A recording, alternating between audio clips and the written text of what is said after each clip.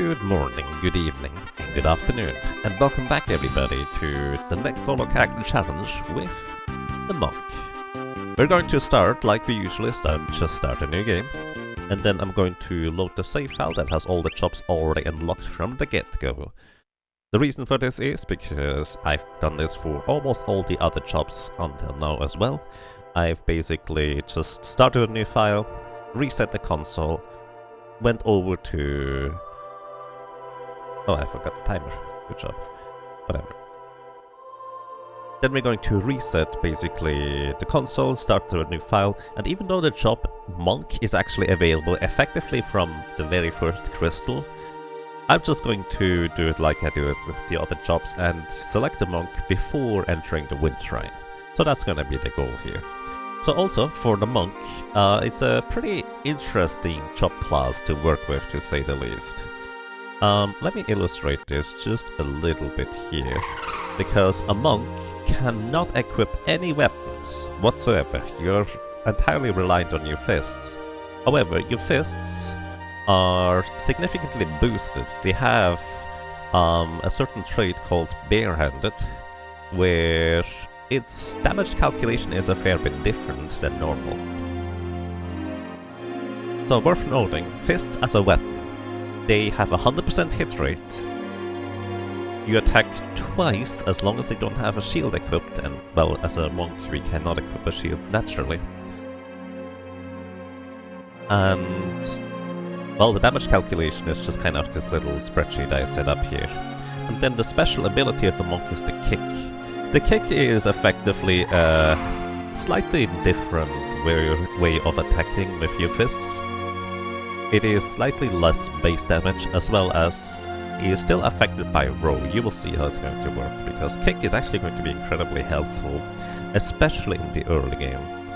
So on top of that, monk actually scales a lot more with levels than other characters. So effectively, there's still the concept of attack multipliers, kind of like with any other job based on strength and whatever your weapon stats uses, etc. However, for the monk, while the multipliers are still present, your attack power actually increases a little bit each level. So basically, at level 1 we have 5 attack power, at level 2 we have 7, at level 3 we have 9. On average, that is, by the way. There's a little bit of variance. And it just kind of keeps increasing further and further and further. So unlike every other job class in the game, you do actually get a little bit of attack power, a little bit of damage every single level. You still get the damage spike increases at the multiples of, well, the multiplier at level 5 and 10 and 15, etc. However, it's really most notably going to be that we just gained a little bit of attack power every level. Alrighty, that's kind of the short introduction to the monk, so if anybody has any questions, feel free to let me know. And welcome everybody. At what point are you unstoppable? So this is not quite like the Final Fantasy 1 monk, where you get insanely overpowered at some point. You do get really strong towards the later levels, to be fair, but it actually takes a fair bit longer and it doesn't quite reach the same level of, well, extreme heights. So yeah, welcome everybody, good morning, good evening, and good afternoon. So for this challenge, people have... Actually, let me show this real quick. For this challenge, people have voted in the...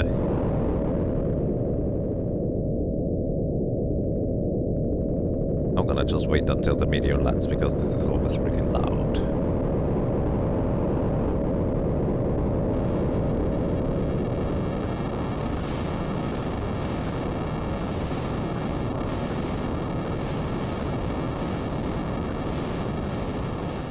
Alrighty.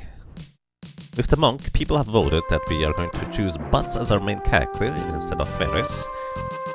We are going to have Wark as the name, and the color for our background is going to be deep purple. So thank you very much for contributing to this, everybody. And let's go and do what I just said we would do. I'm going to load the save file. that has all the jobs unlocked from the beginning. And here we are, going to set the configuration. And we are going to have a fast battles, slow battle speed at 5, fast message speed, command window is set to short. That is basically the difference between window is you have a list of the top is fight, then your first ability, then your second ability, and then item at the bottom. However, short means that fight or attack is at the top, your first ability is on the left, in our case it's going to be kick, and the second ability is on the right, and the items are at the bottom, so basically it's kind of like your D-pad directions, so it's easier to quickly select. It takes a bit more up on screen estate, so it might actually cover some stuff, but it's much more convenient to quickly select what we need to. Cursor set to memory, which means that the game is going to remember which action and ability we selected last, both in combat and outside of combat in the menu. Then we need to figure out what color is deep purple, because that's what the thing requested. Deep purple color. Alrighty, so it's a lot of red, actually not a lot of red, it's more of a dark-ish. I think this is reasonably close to what Google tells me is deep purple. Maybe it's too... I don't know. There's actually conflicting Google images based on what deep purple is supposed to be. But the first few that show up actually have kind of this color, I think. Okay. Going to save, make sure that I don't save over the previous save file. And last move, because we still have a bunch of, well, initial things to do. Wave, Hoppy, welcome to you. Alrighty. And because this is just, by the way, this is the Super Nintendo version, or more specifically, the Super Famicom version, which was not released outside of Japan originally, so I'm playing the fan translation right here. And we cannot actually run. The running, or the ability to run, well, on the overworld, or in dungeons I guess, is only a thing unlocked when you have a thief in your party. And, well, I'm not gonna have a thief in my party. You could argue that, hey, you could just have a thief in your party that is not your main character in order to be able to run. But the problem with this is actually that there's another passive ability the thief has if you do that. And that is that you can never get back attacked. And back attacks, well, pretty annoying. They are kind of part of the strategy too, to, well, kind of circumnavigate. So, I've never done it before with a thief in my party. Work! And I'm not gonna start now. Well, outside of the solo thief challenge, which is, by the way, the last challenge we did. This is the first time you've seen the start of a challenge. Nice. Welcome to you. I hope you're doing well. Also, for that matter, welcome to everybody. I hope you have a most pleasant day so far. Good morning, good evening, and good afternoon.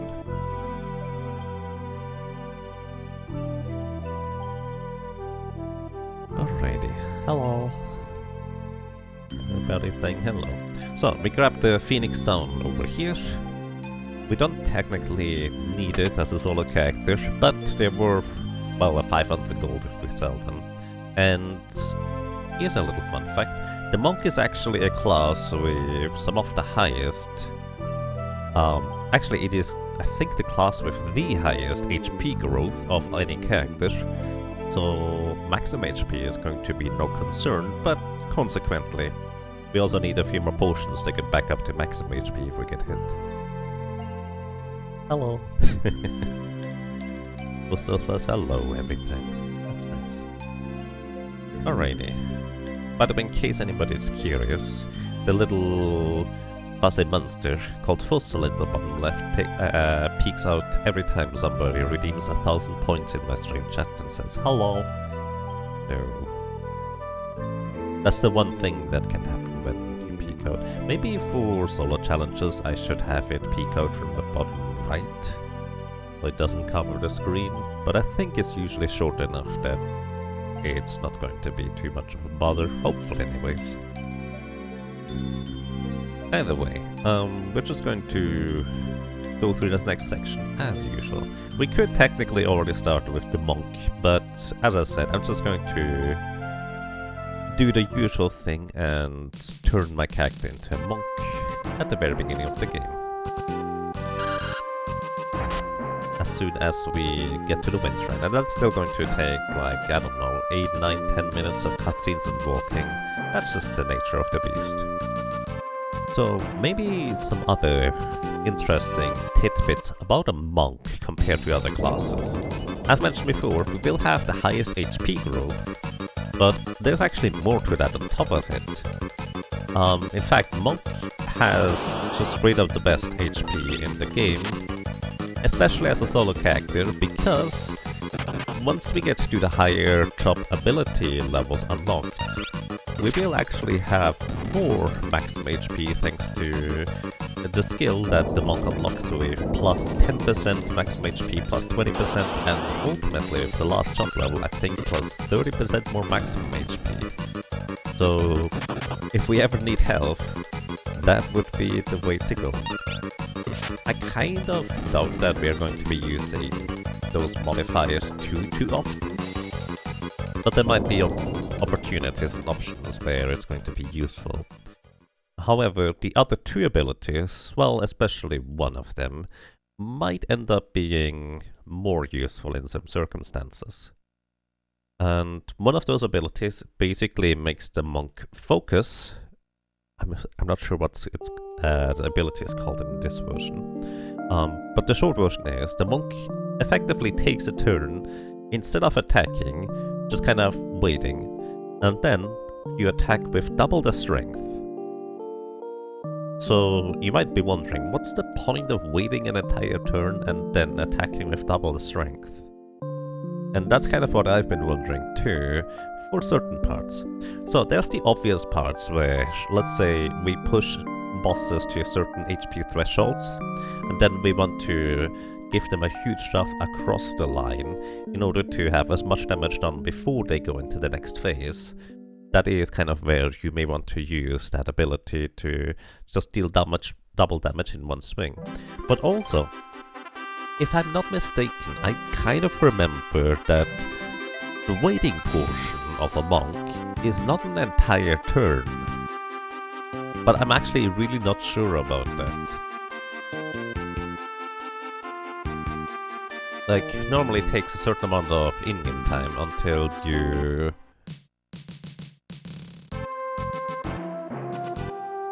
get to act again after attacking. So, yeah. Hello, and welcome.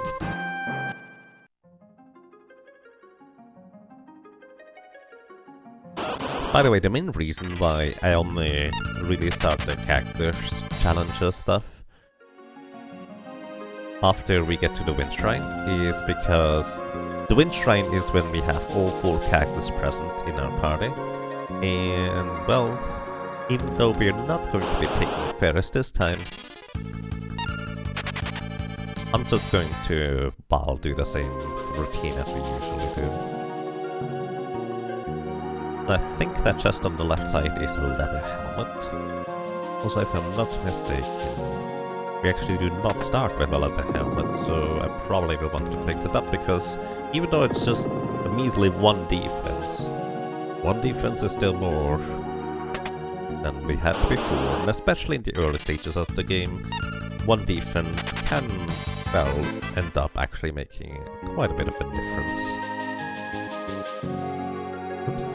Later on it's not quite as notable anymore, where HP pools are significantly higher and attack damage from enemies is so high that 1 or 2 more defense values are not going to make a huge difference anymore in the grand scheme of things.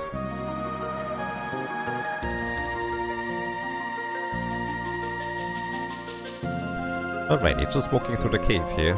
Having met our friends, well, stuff is weird in the world. The wind is no longer blowing. The waters are unquiet or something like that, despite that. Either way, stuff is really weird with the elements. So we are going to visit the elemental crystals. In this case, we are on our way to the wind shrine, where the elemental crystal of the wind is supposed to be residing. And, well, that's also where, normally in the game, when you first arrive in the game, you will get your first set of jobs unlocked. Final Fantasy V allows you to, well, switch your cactus between any of the jobs you have unlocked freely at any point you want. And normally, the entire point of the game, or the job system, is that you unlock certain jobs, then you give that job to a character. Let's say a white mage, which is your healer and cleric abilities. And then after using that white mage in combat for a while, you unlock certain job points and job levels, and you can eventually cast white magic as an ability. What that means is you can then attach that ability to another job, let's say a monk, for example, and then you have a monk that can potentially cast white magic in order to heal and support allies on top of everything else. So that's kind of the gist and the idea of the job system. There's a bunch of passive abilities, there's a lot more mixing and matching you can do, and if you master job class, it will actually enhance the base character, the freelancer. Initially, the freelancer has below average stats across the board, and the only benefit is that you can equip literally every piece of equipment. Which, by the way, that's pretty powerful in itself. But yes, that's kind of the gist on how Final Fantasy V works as a job system. You're here in time to see Bards get swole. Yep, because the monks are the punch machines. Monks cast punch. And that's kind of mostly all they do. Actually, they can cast kick in this game as well. You'll see. And welcome to you as well, the Tested Hunter, and welcome to the beginning of the Final Fantasy V Solo Monk Challenge. Welcome to you as well, Almacia. Good morning. And we are almost there.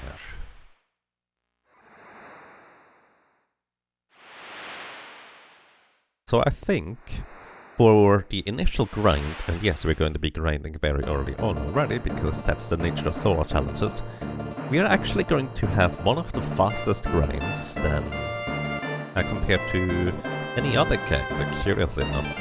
And the reason for this is because the monk starts with a unique ability that you actually cannot even teach to other characters, the kick. So kick is unique because unlike almost every other ability of a job class, you never actually unlock it as an ability to attach to other classes. So the only way you can kick enemies is by being a monk. And, well, I'm going to point out shortly how that exactly works. So worth noting, right now we are level 2 on bots, if I'm not mistaken. Also, thank you for the channel point thingies. I don't know what they do exactly, but apparently it's gonna help. I will need to read up on this. I just only noticed that thingy starting when I started the stream, and, well, I'm focusing on the game now. Either way. So, according to my calculation, against an enemy that has 0 defense, which is almost every enemy early on, at level 2, we will deal exactly 7 damage with punching as a monk, every time we attack. And let me put it this way, 7 damage is not a whole lot. Which, to be fair, we do attack twice with our fists, so I'm actually not sure how this is going to go, but this is going to be a decent test at whether my calculations are going to be correct or not. Also, I think I originally did the calculation with fairies as the main character for some reason. Either way, job, as mentioned before, I'm using a modified save file in order to have all the jobs unlocked from the get-go. It's not as important for the monk, because the monk is one of the first jobs unlocked in the game. However, because I want to keep it consistent among all the solo challenges, well, we have the monk unlocked right here. So, actually no, I did input the correct numbers. So we have 54 strength, which is a lot, 26 agility, which is just a bit below average, but 53 vitality gives us a pretty incredibly high HP growth, so this is gonna be very handy. But here's kind of where I'm going to be pretty concerned, let's put it this way, about being able to defeat the initial few enemies. This might actually be a rougher start than most other characters. We will see. Either way, this could be interesting. Let's see. So am I cheating? Well, I'm using a cheat code in order to unlock all the chops, so technically yes. But in the sense, I'm just doing this to just, well, make the chop class challenge thingy. Welcome everybody, I hope you're doing well. So, I'm going to just go over here very briefly in order to get 5 additional potions, and those are gonna be probably pretty helpful. I'm actually really curious whether my calculation is correct that I'm actually going to do 7 damage. The 7 is not a whole lot. Is the monk's healing ability any good? So, not really unfortunately. As Komaru mentions, it is based on your magic stat, and Monk, alongside Berserker for whatever reason, has 0 magic power as a baseline. +2 because Butts gets +2. So your magic power is incredibly pitiful, unfortunately. So yeah, let's see. I'm really curious whether my calculations are correct. They should be, hopefully, but we'll see. I also gave the sword that Butt starts with to Galef, because Galef doesn't start with a weapon, so he can knock himself out more efficiently. So.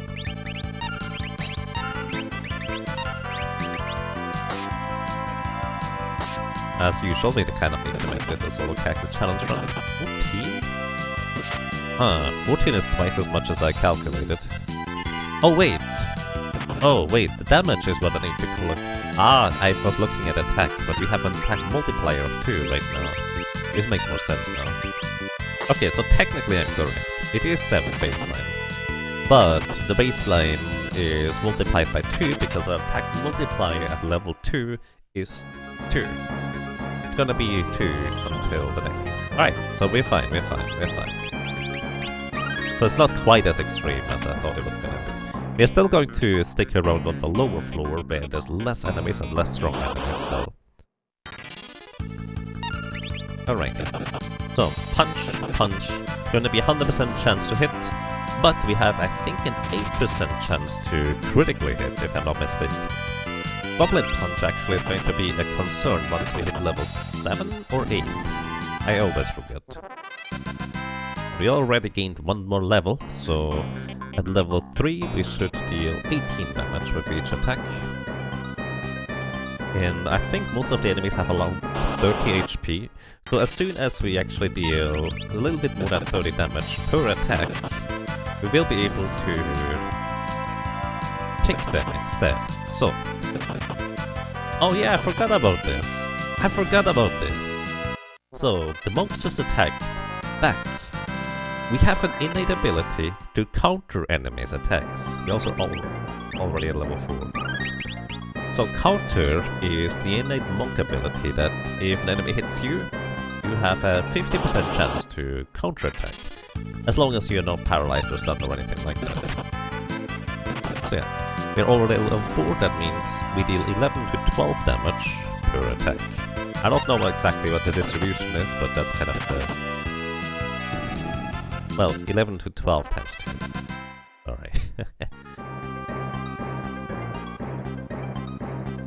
But yeah, the monk's healing ability isn't great, but technically it's better than a potion. So it will have maybe some uses, but not for too long. So yeah, we are already level 5, and we already have way more HP than a lot of other characters. Level 5 means... Oh, actually at level 5 we have an attack multiplier of 3. So kick. The way kick works is it's basically just slightly less base damage than the punch, but it damages all enemies. It has a 100% chance to hit, you cannot critically hit. But the advantage of Kick is you hit all enemies in the front row for full damage. Enemies in the back row only take half damage. So that's kind of the main downside of Kick. So depending on whether an enemy is in the front or the back row, you kind of have different numbers there. But because we one-shot the front enemies anyways, we might as well use Kick. Hey, leather shoes, nice. That's a 1 in 16 drop chance from the black goblins here.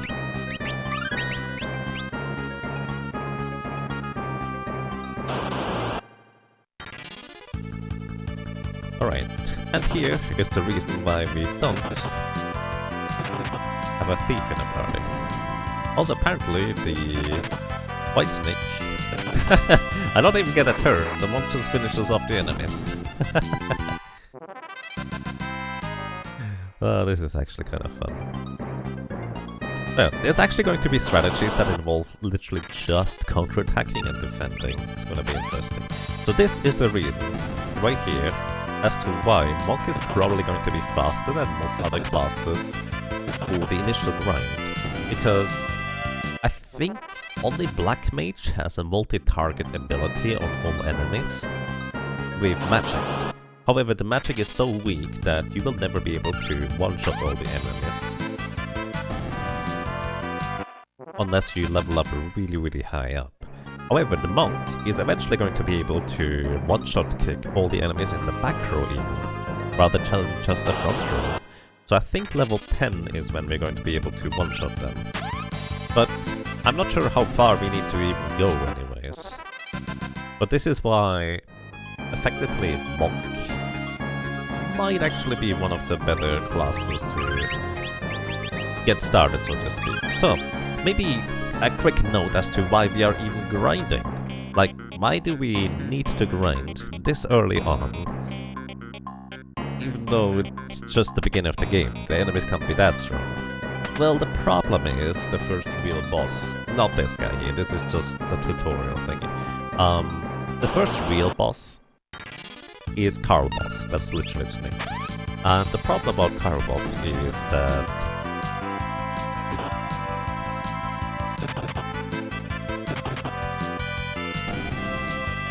he's kind of the tutorial boss for, hey, you need to use characters in order to help and heal other characters.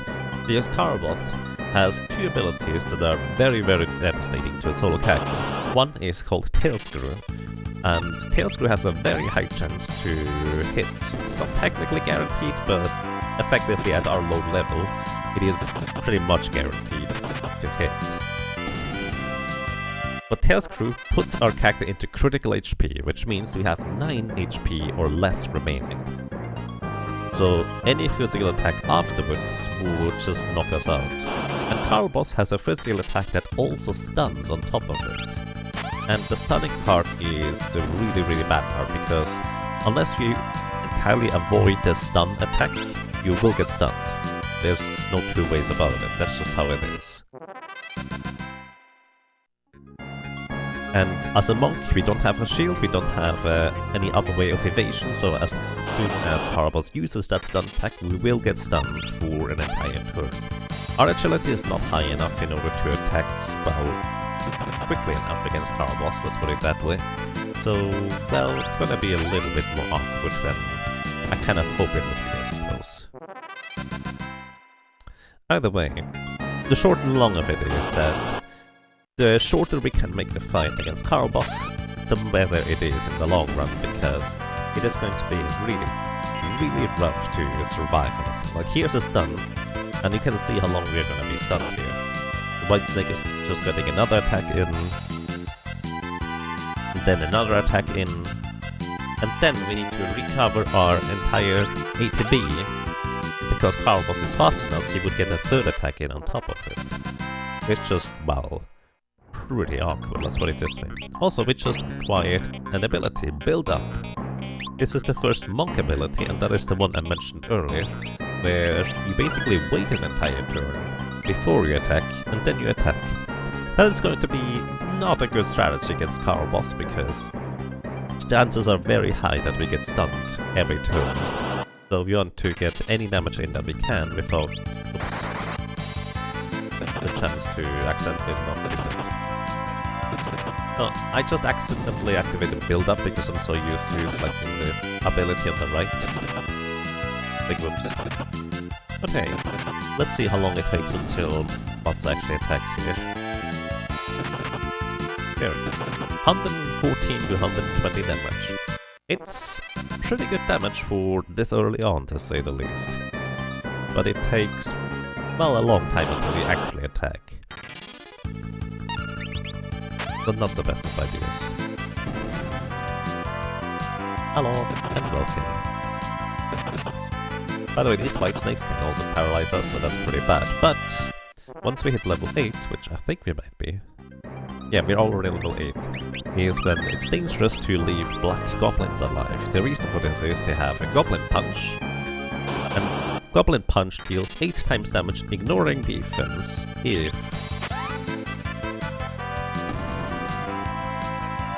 you are the same level as your target. So that is a very specific attack, but Goblin Punch never misses. It deals effectively physical damage, and it also deals full damage to the back row. So the Black Goblins will deal like 150 damage in one swing if we let them. So, well, let's not let them, I suppose. That would be a pretty bad idea. So the biggest risk here is actually getting counterattacked by a group of enemies that includes a white snake that can immediately paralyze us, and the Black Goblin that can subsequently then just finish us off. So let's hope that does that.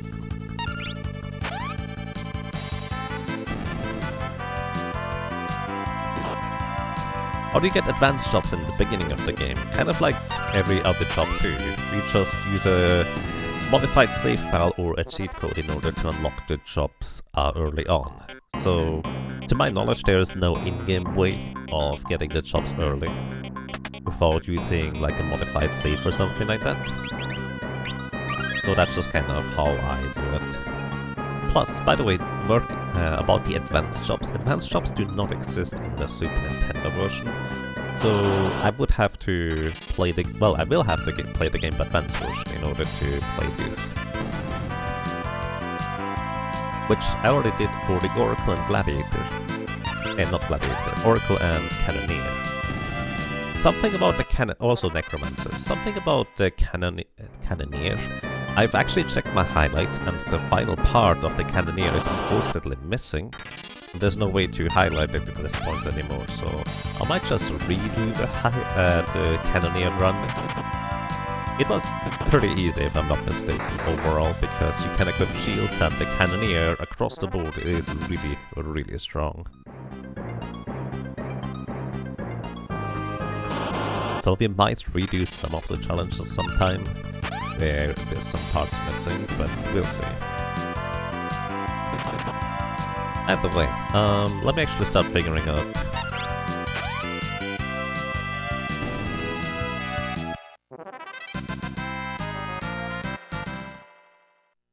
Let me actually figure out. So, Car Boss has 650 HP.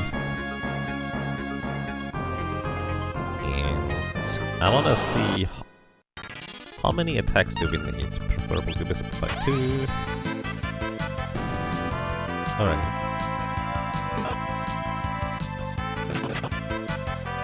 At level 9, we would need to be able to attack 5 times in order to defeat Carl Boss.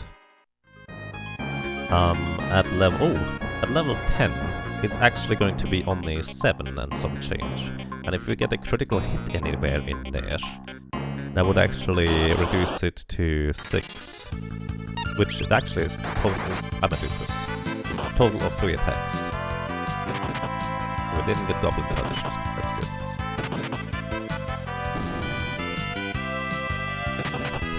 Can't redo Cannoneer, that sounds way too difficult. No, Cannoneer is definitely one of the easier ones. Also, welcome to you, I guess. How are you doing today? Still, I don't even know what my muscle memory is. Probably from the thief using the chicken knife. What level do you think you'll be able to need to beat Atmos? Well, that kind of depends on how we want to tackle Atmos in the first place, honestly. So if you want to defeat Atmos in the true solo character challenge way, you would need a pretty high level for maximum HP in order to defeat him, which a monk might be able to do that much sooner than any other class. Plus, we will need pretty high level for X-Def at the end of World 2 anyways. So it's not too unreasonable to expect that maybe we could just do Atmos the true solo character way, honestly. We'll see, it kind of depends on what we figure out based on numbers.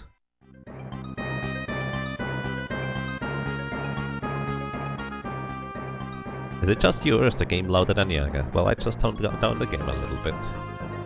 It might be that the title screen is not as loud, so we try to adjust it. Hello and welcome to you, Blood. I hope you're doing well.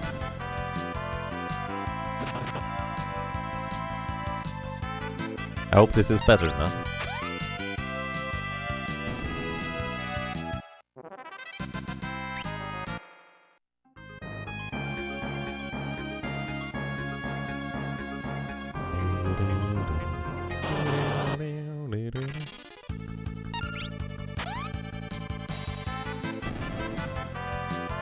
Oh, I think we reached level 10, didn't we? Yeah, we are now level 10 now, which means we actually one-shot all the enemies with just one kick. This is why I mentioned the monk is actually going to be very, very fast. So here's the thing. Level-wise, I think we could easily already take on Carlboss, but you're kind of lacking elixirs here. Elixirs is an item, or an elixir is an item that heals you to full HP and MP. We don't care about MP as a monk, we never use magic, but the HP part would be really, really important, because if we get set to critical HP by Carlboss, the regular potions we have, they are not really helpful in order to defeat him. We need to spend as few turns as possible healing, so we can continue attacking immediately afterwards again. So, we actually need some elixirs in order to defeat Carlboss efficiently. We probably need like 2 or 3. I think we're gonna go for 3, but effectively, elixirs are what we are looking for. No counter-attack, unfortunately. But hey, we deal so much damage with just regular attacks, this is actually kind of crazy. Oh my goodness. Wow. Alright. So especially in the early game, a few levels on the monk make such a huge difference. So yeah, that was just a tutorial boss. Let's actually go ahead and push the story a little bit further forward. So as mentioned before, we kind of... Well, let's put it this way. We don't technically need elixirs, but it is highly recommended that we have some. For reference, at level...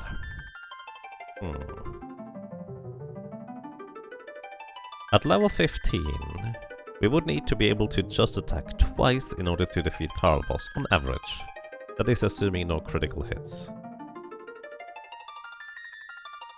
That could actually literally just be Carlboss attacks us with a physical attack, and we counter-attack, and then we just do another regular attack and we win. So if we hit level 15 before getting the 3 elixirs that I want, then we're just gonna move on, I suppose.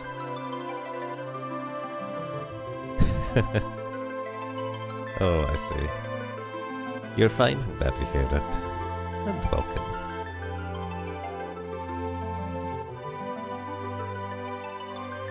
If it's too loud, you are too old. Well, I mean, it kinda depends on what your focus is, I suppose.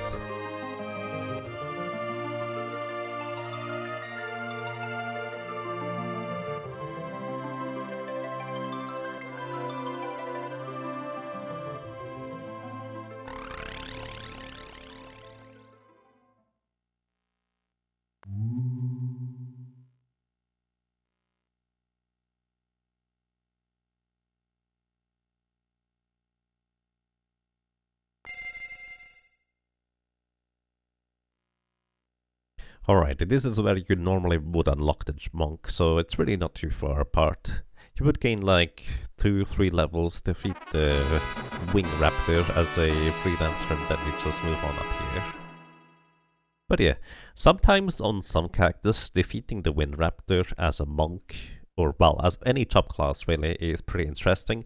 And in this case, I feel like the Wing Raptor was pretty interesting because we just straight up skipped the entire fight more or less by dealing so much damage, so yeah. So, stepping onto this teleporter here actually heals us back to full. Normally I would do this, but I'm just gonna walk back instead, because I want to fight some more enemies.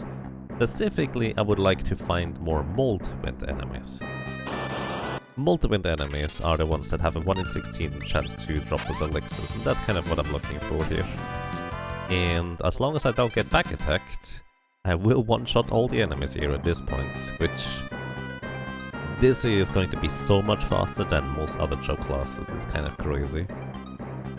Either way, I want to push the story plot a little bit further forward, because I also would like to go ahead and buy a few more potions, because back attacks happen at a rate of 1 in 16 times, and considering that I need 1 in 16 drop rates from specific enemies, well, chances are we're gonna have a few more. And being able to heal myself up via potions would be rather helpful. By the way, that encounter with the 3 Multiwind enemies just now, that is kind of the best case scenario. Because, what was it? I think we calculated it to be like a 22% chance to get at least 1 elixir. Yeah, unfortunately we didn't get any. That's okay. So, we're just going to the city here. We're going to sell a bunch of things, going to the beginner house, grab a few items in order to sell to buy more potions. Grüezi, welcome to Ent Beyond Chaos, and I hope you have a nice day. Good luck to you.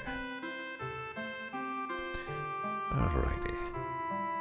So this is the beginner house. We are technically beginning the adventure, so we say yes, we are beginners. I mean, it's not technically wrong, is it? Either way, there's a few items you can get out of here, and especially the ether is worth 750 gold if you sell it. Ether normally recovers your MP, but we actually do have some use for it, but as a monk, not directly. The use for it we have is there's a specific enemy, like a little bird, that... Wait, no, we actually don't have a use for it, because we can't confuse the birds. So every other job class that can at least equip daggers or has some other means of confusing enemies, which is literally every character except for the Oracle, I guess, and the Monk, they can use the ethers in order to recover MP so they can get float from an enemy. Float allows you to, well, float above the ground, avoiding earth-based attacks as well as damage from floor tiles. But normally, most characters can confuse enemies via the use of a certain weapon called the Dancing Dagger. The monk cannot equip any weapons, so we don't get to use the Dancing Dagger.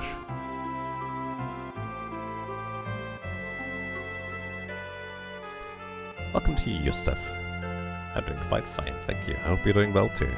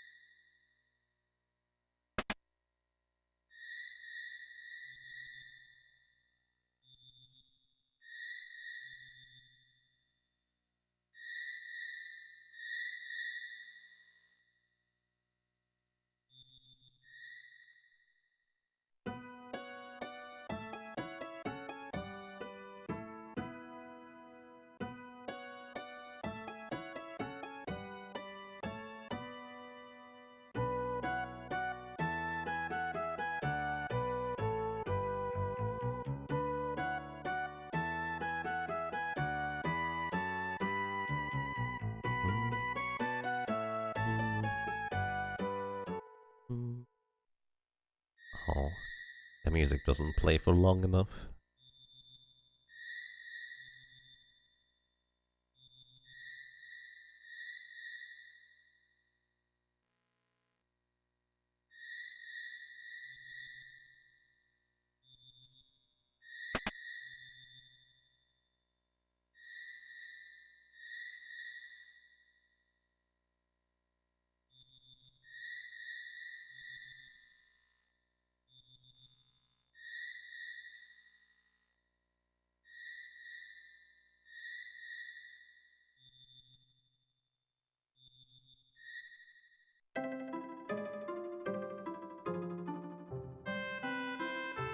I'm glad you like it, Yusuf. And welcome to you. Eloped from the Stardew Valley, and now the great moth embarks on a tough challenge. Cheers. Welcome to you, Torin, baby. I hope you're doing well. Alrighty, there's a little bit more money to be gained from this little barrel here. And this is where we hopefully will be able to stock up on 99 potions. We might actually, let's see, we might actually be able to, oops. Not quite 99, but it's actually a lot of them because the monk was able to fight a lot more enemies than usual. Well, usual I mean, most other characters cannot quite fight for that long without having to go and grab more potions. Selling 2 Phoenix Stones, and we now have 99 potions. Each potion heals 50 HP. 50 HP, even this early in the game, is very, very little, especially on a high HP character like the monk. So, once again, this is the main reason why we want to have elixirs for bosses, where we want to spend as little time as possible actually while healing. There are some bosses where we can afford to use potions or other means to heal instead, but the next one is certainly not one of them. So yeah, as mentioned before, we're just going to get 2 or 3 elixirs, preferably 3, kind of depends on how long it takes. We could certainly actually do it before that, in theory. So for the monk, it's actually not too terribly unreasonable to defeat Carl boss quick enough that we don't even need any elixirs. It's just elixirs that are going to make it on average a lot more reliable. Plus, if we get more than just 1 or 2 for Carl boss itself, it will be quite useful for the boss afterwards too. Potential anyways. We'll see. Hey Newster, welcome to you. Thank you for the good luck, and I hope you're doing well.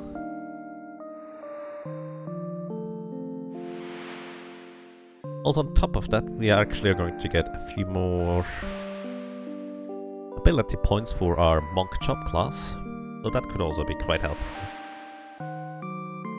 So, there's going to be one more set of cutscenes at the front of the next gate. I'm gonna briefly go over there. And then we go back to the Wind Shrine, as you might expect. You didn't expect this monkey business? I mean, there's monkeys in Stardew Valleys now that enjoy a really hot bath in the top of a volcano. That reminds me, I actually wanted to look up, at this point, everything about Stardew Valley.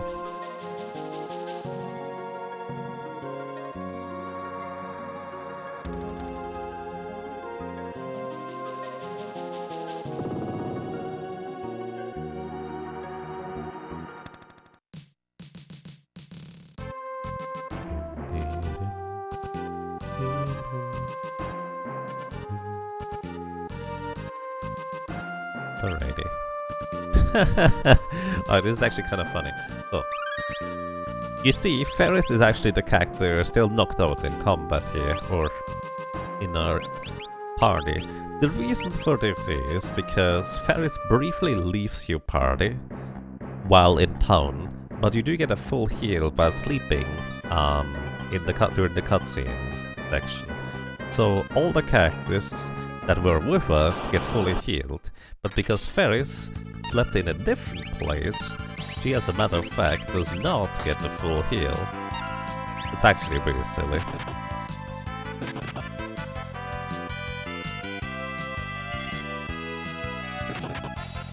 Oh, not quite managed to knock them out. There we go, as usual. Oh, there's the first critical hit. Ouch. Critical hits ignore physical defense as well as deal effectively double damage.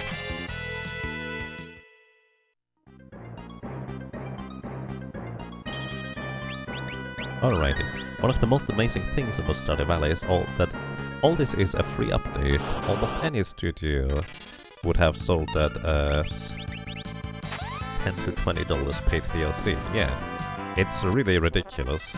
Like, I personally think at some point Concerned Ape should have charged for more content being put out.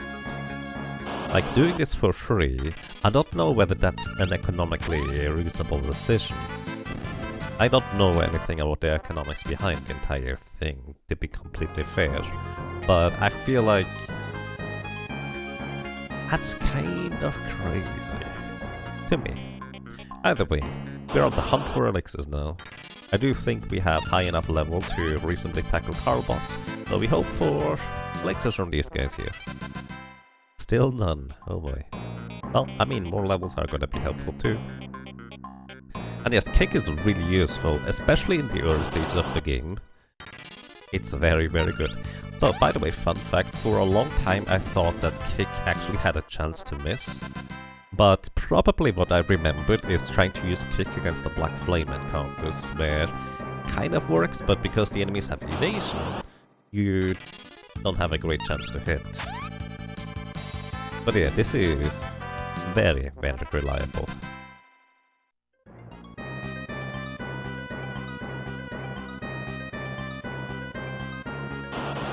Depends on if you want to maximize money earned or just enough so you don't have to worry, I suppose.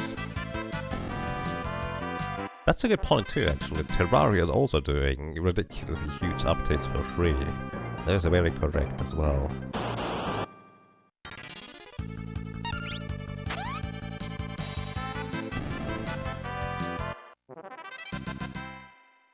Yeah. Either way, let's put it this way, I just hope that developers that put out this much free content do have enough for themselves in the end.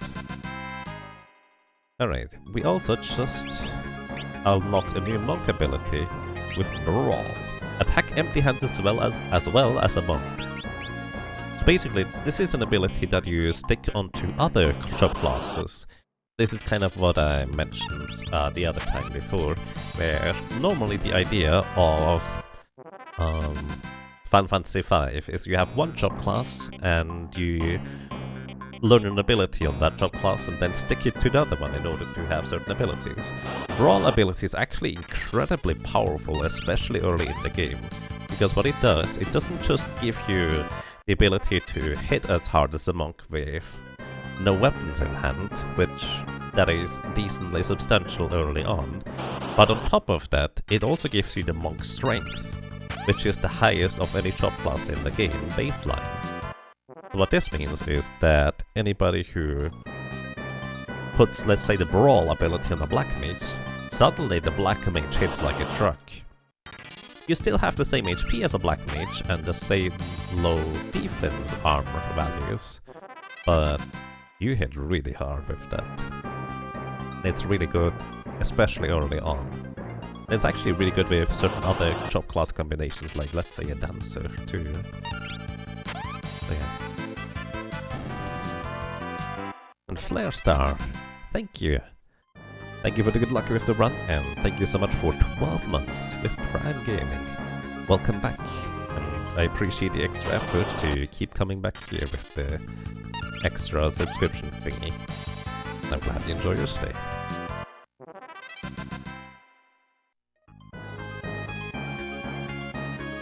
Too much money to spend as a normal person? I don't know whether there is such a thing as too much. But if you live modest enough, then you may have plenty.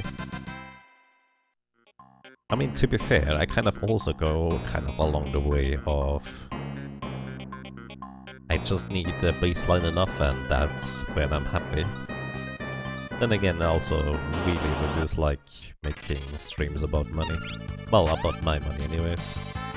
But I'm fascinated about other people.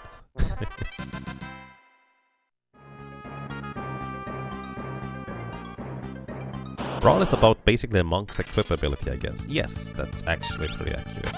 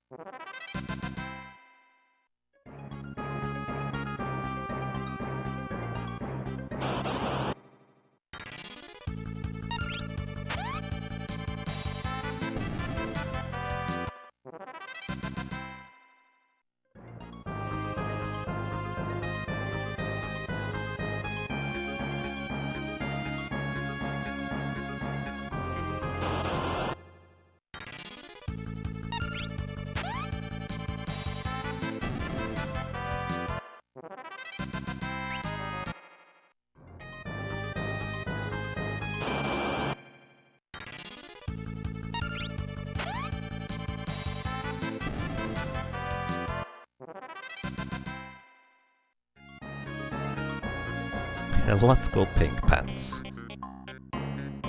I like that. Hey Chrysalizer, welcome. How are you doing today?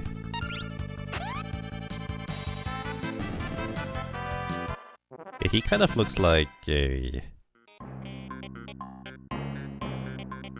I don't know, but the first thing that comes to mind is like Aladdin.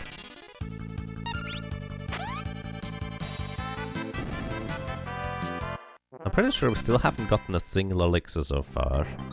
Normally, I'm getting pretty lucky with these. Today? Today not so much, apparently. Huh. On the bright side, I also haven't gotten a back attack in a long time, so... I don't know.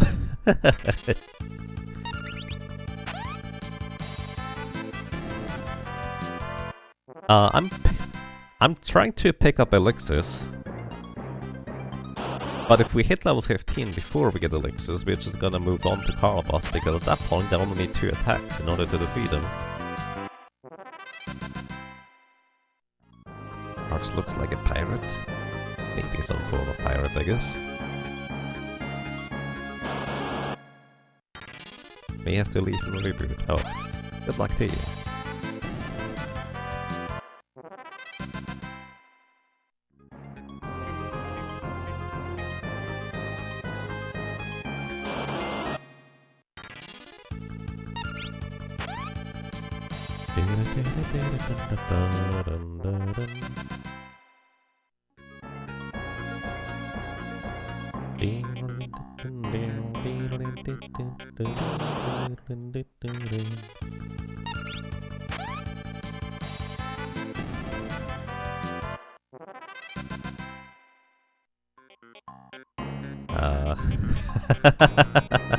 So, Twitch sent out a recap thingy.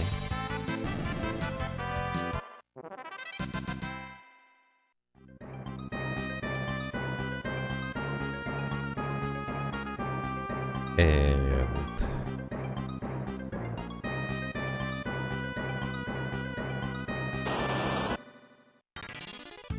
it's kind of funny, the most viewed channel I have on Twitch is my own, apparently.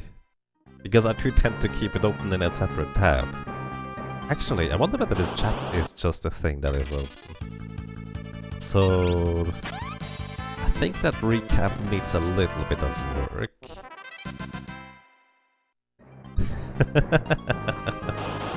Oh boy.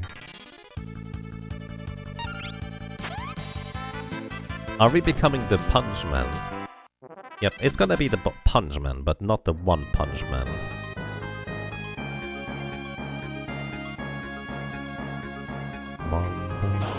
Well, thank you for your channel points. I'm not sure what else you would be doing with them aside from saying hello. And I suppose I don't really know what this boosting thing does, honestly. So if you feel like it, you might as well just throw some stuff in there, I guess.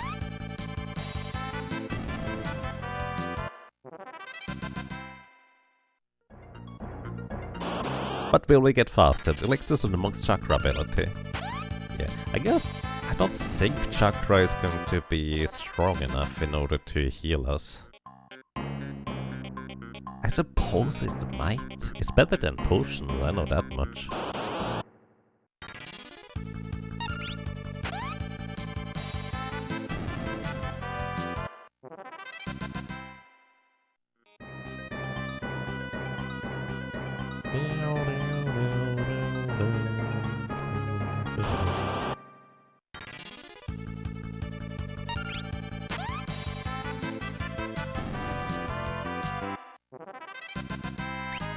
Hey, we got one elixir! Nice. I would like to have a few more. Well, 2 more to be specific. That took way too long. That's a lot of contributions, wow.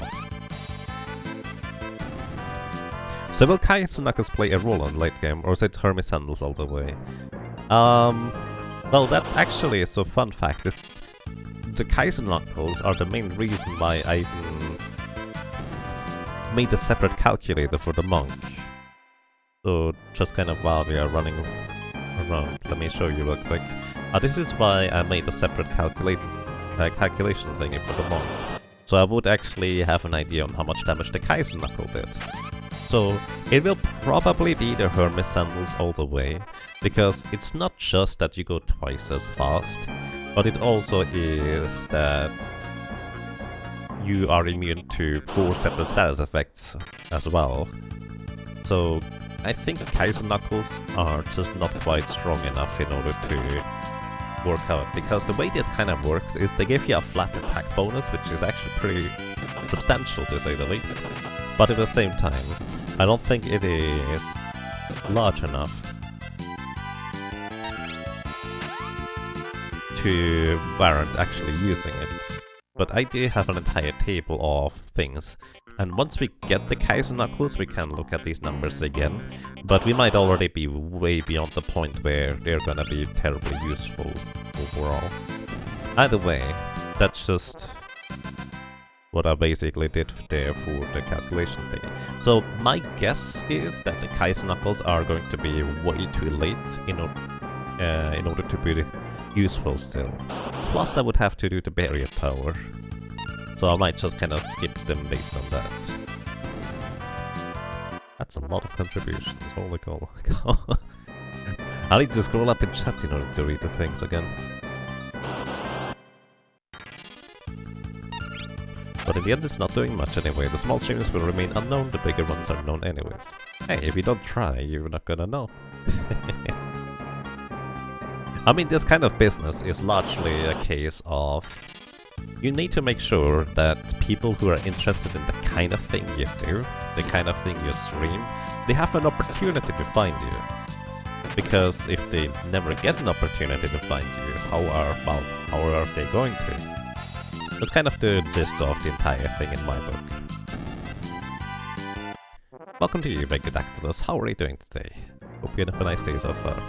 But then, of course, there's also the other case of where somebody is not specifically looking for that thing to watch, but they might still be interested in watching that kind of thing because it's a game they may have played themselves, or it's a type of challenge run that they might be interested in, or just kind of a certain personality.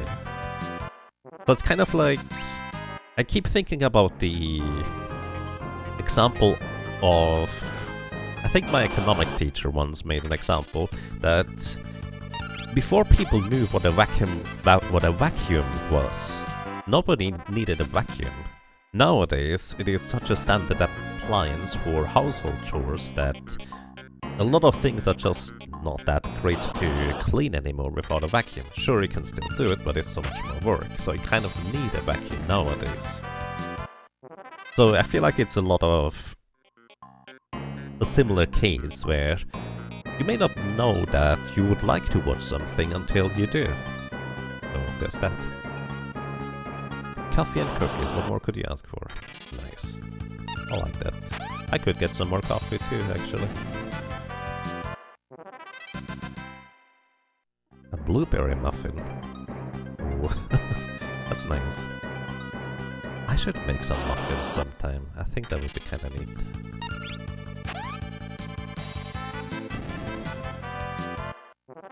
By the way, I've mentioned this a few times before, but the fact that I am getting definitely well below average luck in terms of getting elixirs here, I don't mind.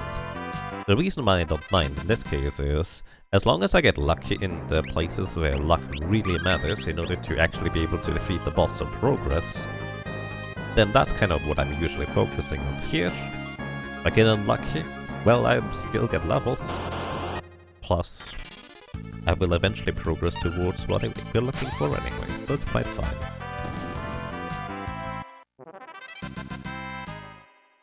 "8 months, 22 solos, you're behind." Or, you're from the future, who knows? Mercer says, "Thank you so much for 8 months of support. Welcome back, and I'm glad you enjoy your stay." I hope you're doing well. That's not how luck works. Oh no, it isn't. I'm just saying that I don't mind getting unlucky here, because it's like, well, I usually get lucky. But if it's not here, that's fine too. I'm fully aware on how luck works, statistics-wise, etc. I'm just trying to emphasize on the fact that I think it's quite alright. Truly, you don't know how you'd clean a carpet without a vacuum. Wood floor, tile, use a broom and mop. A rug, take it out and beat it out. Yeah, exactly. Like literally. Could like fixed carpets floors even exist without having vacuums? Like sure they could exist, but would they be reasonable to maintain, is what I'm asking.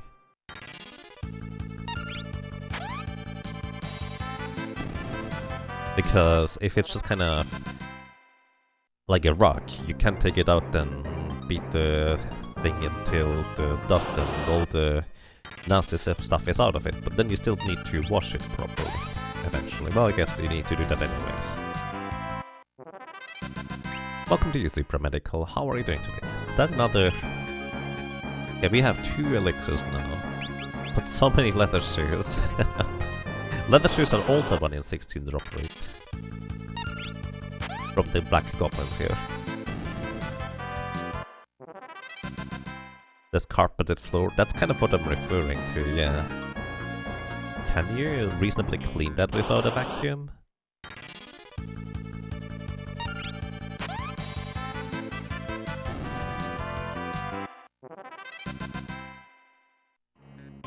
You once watched a TV show where people tried to maintain a house without modern appliances. The amount of work involved in cleaning carpets was pretty intense. You pretty much need a maid. Yeah, vacuum makes that so much easier.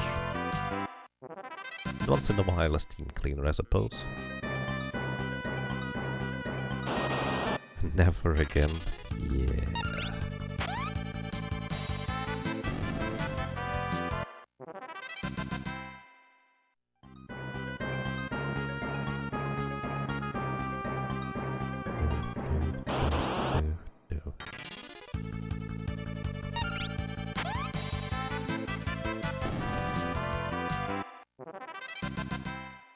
We have so much HP now compared to any other times. This is pretty crazy. We're almost level 15 too. Wow. There's been classes where I would have like 7 elixirs before I reached my full level. And that was like level 13, 14 usually.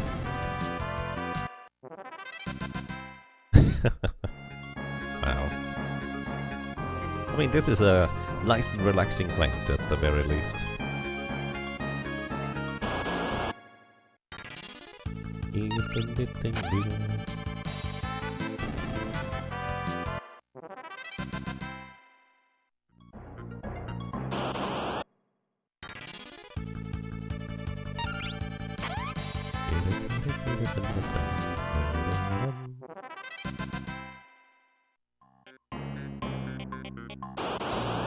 I mean, 2 elixirs would be pretty reasonable.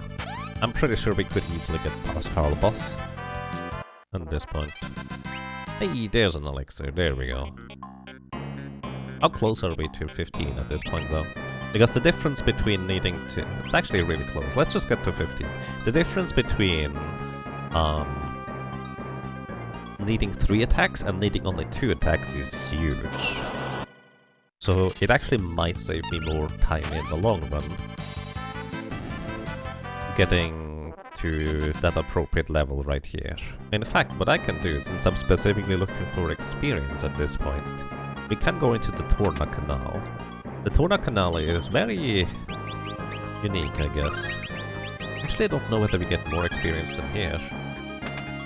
I think each enemy gives like 20 experience, so that's 60 experience per encounter with 3.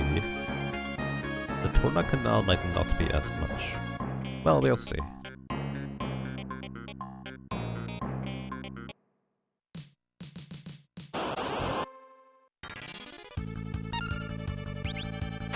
I don't usually get into encounters out here. Interesting. Either way, what I'm saying is, there is enemies in the canal over here, and the interesting thing about them is that they never attack Butts or Galuf, they only ever attack Ferris and Lena. Make of that what you will, but effectively we are perfectly safe just kind of taking these guys down every time, even if they back attack us. We get 42 experience. I guess the Wind Shrine would have still been better, if only for the chance to get elixirs. They are encountered with 3 enemies at a time here too.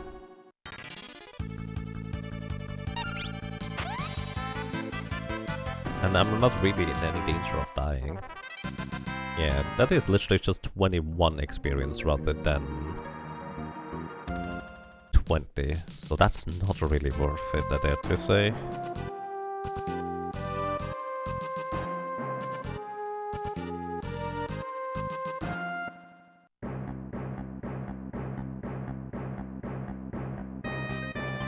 And hey, Philia Bolt, it's weird to imagine how far some of those runs has come. How so, if I may ask? I guess we are on number 22 at this point. Where originally I didn't even plan on doing the other ones, but then I just felt like, you know what? After the White Mage, let's do something easier. How about a Dragoon? And then for some reason I just kept going on after that.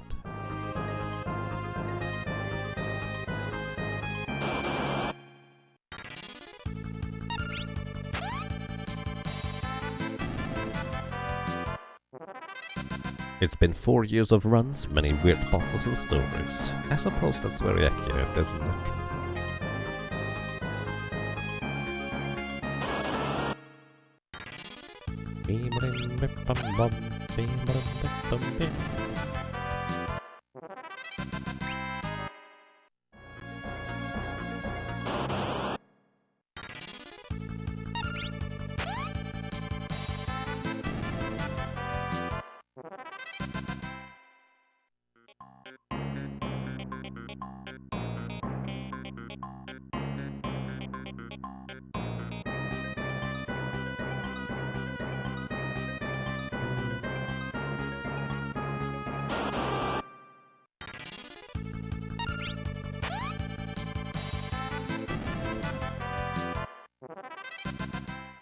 You're still stunned by the fact that Berserker XDev will be a fitting end.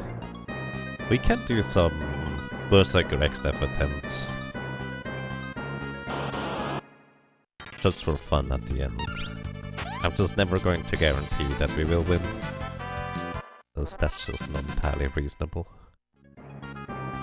It's already been 4 years, apparently.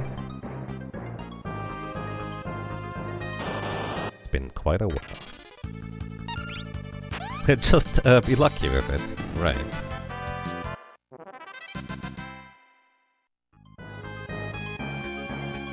I'm actually curious whether it is more likely to win the lottery, or whether it's more likely to defeat XDev, or Neo XDev with a solo Berserker. Yeah, we're almost there. We need 1 experience. Yep, we are almost there, alright? See? If I still was in the canal, we needed 1 less encounter because they gave 1 more experience. We didn't get an elixir anyways. Oh boy. Freelancer, Mime, Samurai, Gladiator, Necro 2.0 left, and maybe Cannoneer again, because that's the last part there is missing. Are any of those expectable to be difficult? I dare to say the most difficult one we have done at this point, with the Thief being complete.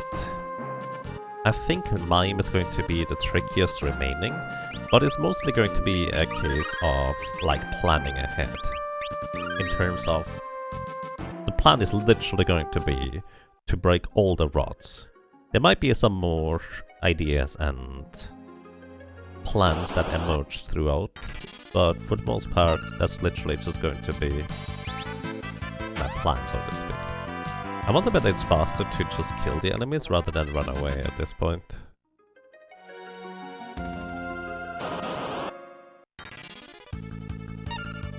Probably not.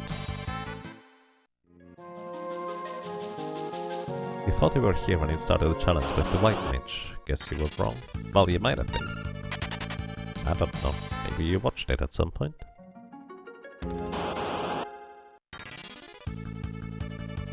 Either way, welcome everybody. After an hour and 15 minutes, well 16 I suppose, we get the first taste of Carbos. Let me put it this way, chances are we're going to die. Chances are pretty high in fact, because as I've mentioned before, Carbos has 3 different things he can do. One is he can do attack just physically. That's kind of what we want. That's what we want every time preferably. Then he has an attack that also deals or inflicts a stun upon us, which is really what we don't want to see, because if we are stunned we can't do anything for about 2.5 turns. And since Carbos is faster than us, he can just re-stun us again before we can do anything at all. So in the first turn, he has a 1 in 3 chance to do a physical attack without a stun and a 2 in 3 chance to stun us. And the third thing he can do is Tail Screw in turns number 2 and 3 with a 1 in 3 chance each time. If we are already stunned, his Tentacle stun attack is actually not going to hit us anymore. So here, we actually have to heal, because this was his 3rd turn. And he only has 3 total turns of AI script, which means next turn he is going to either physically attack with a stun or without. We hope without, but hey, this is just more likely to get us stunned here. And then, this is just kind of how the fight can go. He could use Tail Screw on the 2nd turn and then just physically attack us on the 3rd. That is entirely possible. Are we just gonna get the same thing over and over again? Ah, there's the Tail Screw. So he needs to use Tail Screw again, otherwise we're dead. Alrighty, we're dead. Welcome to Carbos. This is the classic combo where he just stuns us, then puts us to critical HP, and we lose. We only need to be able to attack twice. In fact, if Carbos just uses 1 physical attack while we are not stunned and can counterattack, we just need 2 of those. Can't win if you don't play. Yep. And this is going to be pretty much the main difficulty here. And worth noting, the monk actually has the potential to one-shot Carbos, in theory, if we get 2 critical strikes. But, well, 1 critical strike is what, 8% chance? It's very unlikely, so we're not even going to try and bet on that.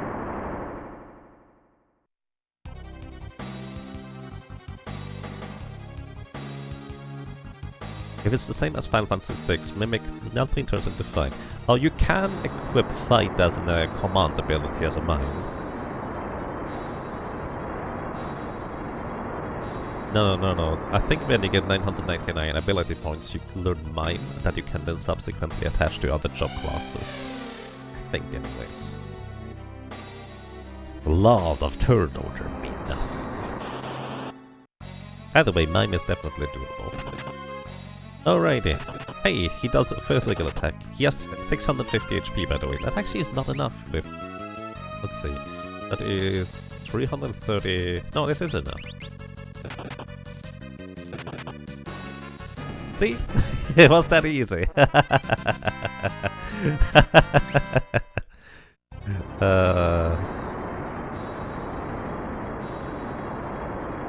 Yep, this is how that can go.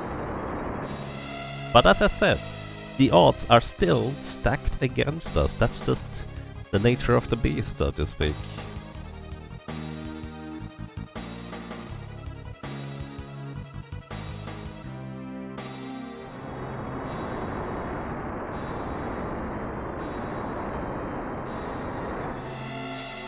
But because we have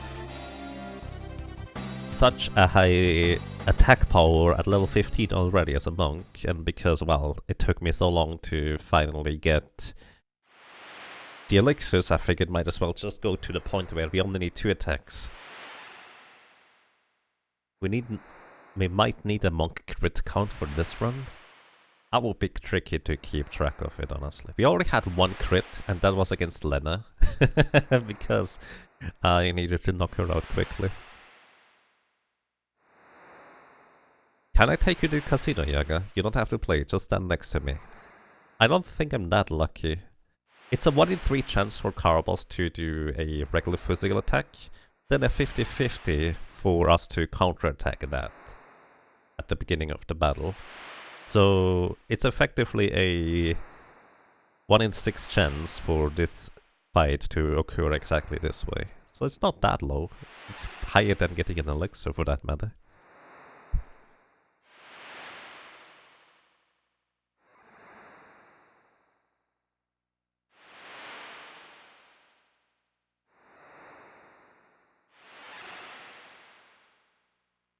But yeah, as mentioned before, I'm usually lucky. At least that's how I feel like it.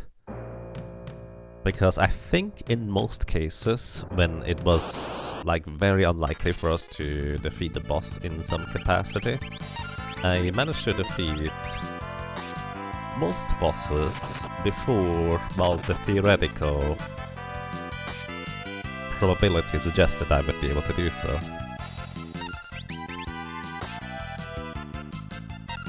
Pretty sure Fairies would not have knocked herself out here, so we're just gonna knock her out. That skeleton must be really confused. But hey, skeletons have like 90 HP. Either way, a kick is going to guaranteed finish them off. However, enemies in this area here are strong enough that if they are in the back row and only take half damage from the kick, they will likely not get knocked out by a single kick. So there's that.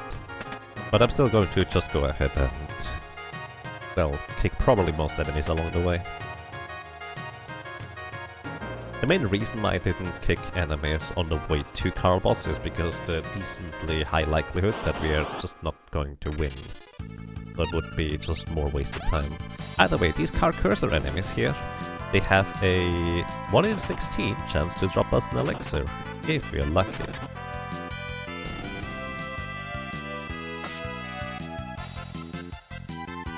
So we play roulette and only bet red or black is what you're saying? Yeah, I mean, what you can do is you can increase your odds of winning a little bit by always increasing the bet you do if you lose on betting on black and white by a certain amount. And if you start low enough, you will always regain what you lost, at the very least. Alright, so yeah. Main downside here is enemies are just in the back row, so it's a bit tricky to hit them. Well, hard enough anyways. We deal a lot of damage though. We easily will be able to take down the next boss, probably even without using an elixir. Speaking of elixirs, these under the Rusk enemies also have a 1 in 16 drop chance for an elixir. They have like 130-ish HP, something like that.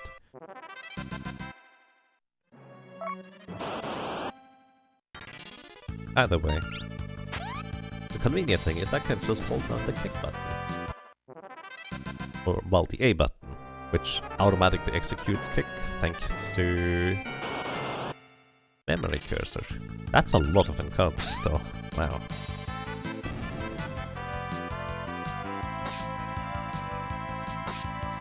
I actually prefer if we don't counterattack, because I'm pretty sure this is faster than the punch animation every time.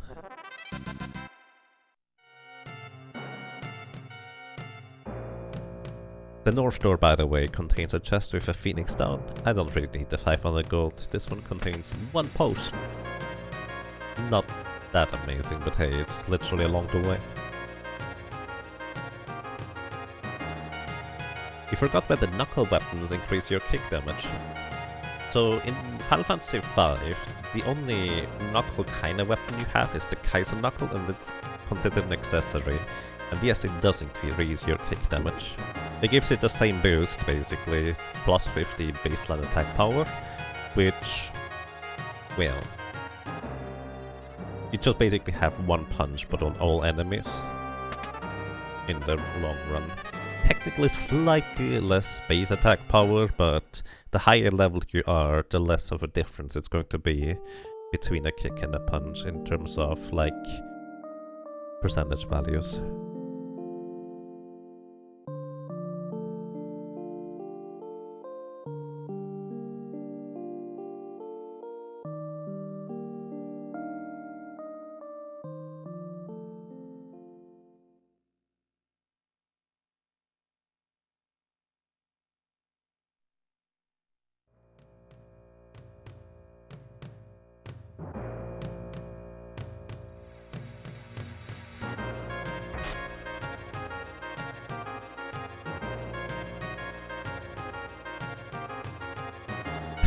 And Ferris just jumps into bed with wet clothes.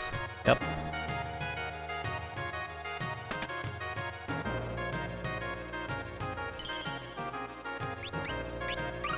Alrighty. Welcome to the ghost ship. We actually weren't safe until we saved here, technically speaking, if you will.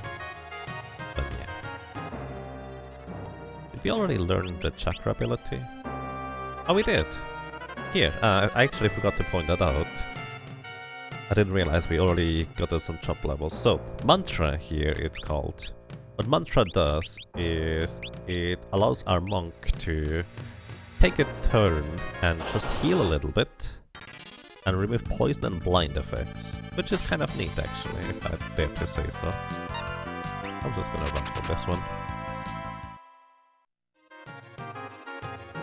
Because if we get back attacked, we're all in the back row, which, well, characters deal only half damage to themselves if they're in the back row. Actually quarter damage, because they're attacking from the back row into the back row. At least I think that's how it works. Anyway, it's pretty silly. Hit yourself.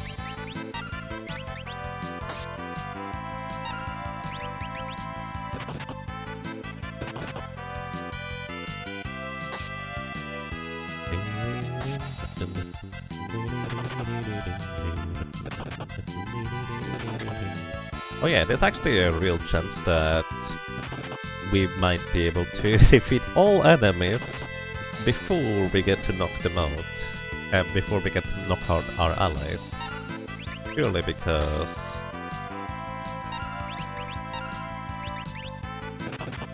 the enemies might just all attack butts and he counterattacks, and well, everybody gets experience. It's not a KO criteria, let's put it that way. The goal of the solo challenge run is not to keep everybody at the lowest possible level. I just like doing that for style points, but it's never required. At least not in my book. You make up your own rules if you want to do solo challenge. Because let's be honest, these solo challenge rules are often just relatively arbitrary. Especially if you look at cases like Atmos, where in a lot of solo runs I've decided that it's just more reasonable to kill off my allies one by one, and that's literally all they contribute to it, rather than being dead at the beginning of combat. Because otherwise, a lot of solo characters would have to level up a ridiculous amount in order to defeat Atmos at that point.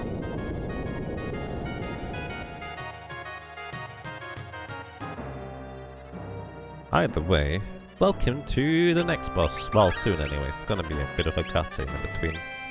This is gonna be Siren. Siren has 900 HP total. She has 2 different forms. She uses 3 attacks and then switches forms, uses 3 attacks and switches back form. So the way this fight works is she starts in the humanoid form with 0 physical defense but a substantial amount of magic defense. And... well... she will cast 3 spells. These 3 spells range from sleep, haste, slow, damage spells, healing spells. Basically she's just a proper mage, all across the board. What we don't want to say is we do not want to get slowed as a monk, because slow and haste are the most powerful status effects in the entire game. While Siren can haste herself, she actually loses the haste status when she switches forms to the undead form, so it's not that big of a deal. However, slow would mean that we only get to act half as much, which, again, that is a huge detriment. Like, it's pretty ridiculous. Everything else will probably be quite fine. Then in her undead form, she has actually substantial physical defense. And I'm going to be really curious how well we can punch through her physical defense, because as a monk, with this level, we actually do have pretty good attack power, so I'm gonna be kind of curious about this. And she has, at that point, she's weak to fire spells or element, as well as having, well, no magic defense anymore in her second form. Also, she's undead, so you can even throw healing spells at her or potions in order to deal damage to her. So yeah. Oof. Low right off the bat. Yeah. That is 350 damage. We only need to attack her 3 times with this amount of attack power. Sleep. We resisted sleep, that's lucky. Alrighty. That's another 350, so we need to attack her once more. But undead, once again, she does have more physical defense, but she will only attack physically. Either physical regular attack, or... wow, that's actually enough. Either physical regular attack, or she actually can use something that is called a bear hug, which simultaneously poisons as well as deals damage to us. It's a pretty substantially high damage attack. However, because the monk has so much vitality and HP growth compared to basically any other character, it almost doesn't matter. We just kind of destroyed that poor lady, huh?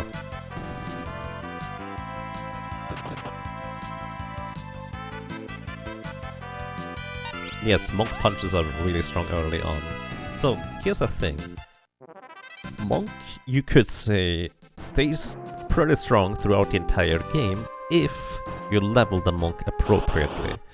But usually the way most playthroughs end up working is that you don't level that much across the board, you just, well, don't.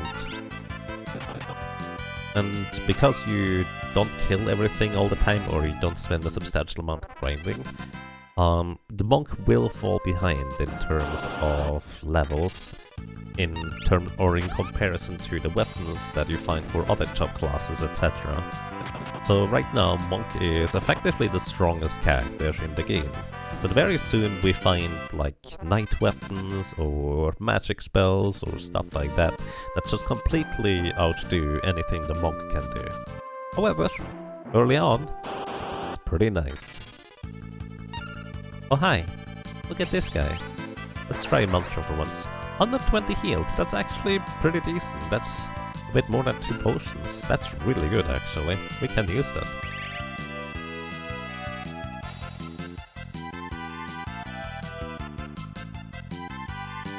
What am I doing here? Well, the Galora. Galoras are inherently peaceful.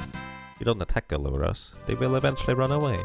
You can defeat them, it doesn't give you anything more aside from 1 ability point, so you might as well let them run away. That's the nice thing to do. Either way, the reason why I'm coming over here is because I think I get a slightly higher defense thing here. Yeah, we can use the copper plate I'm not sure what it's supposed to be. Either way, it's like 3 defense more... Wait, no, it's 3 defense total. That way around. So we have a little bit more physical defense, and since we are going to get hit... Oh, it's a bit more defense. Nice. Peaceful Galoras. Hop.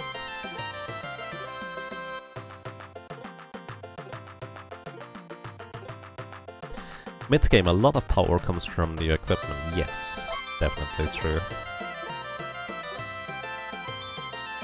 Fun fact, this is probably one of my least favorite songs in the entire game, just because it's so shrill the entire time. It's not bad, and I appreciate the musical, well, mastery, I guess, of the game. Also, you can play pianos if you want to. I already missed one, but I don't plan on playing all of them, it was just, might as well.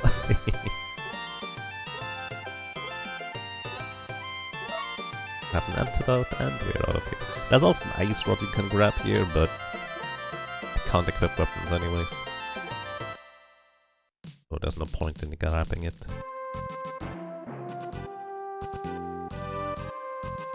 Yes, Mantra is indeed based on magic times level.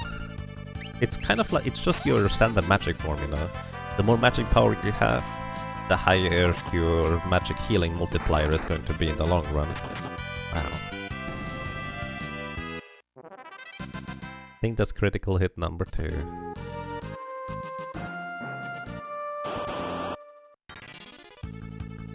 It's actually very unusual for me to just fight everything, but because I might as well. It's almost as fast as running, and we do want to just kind of keep the monk level decently high.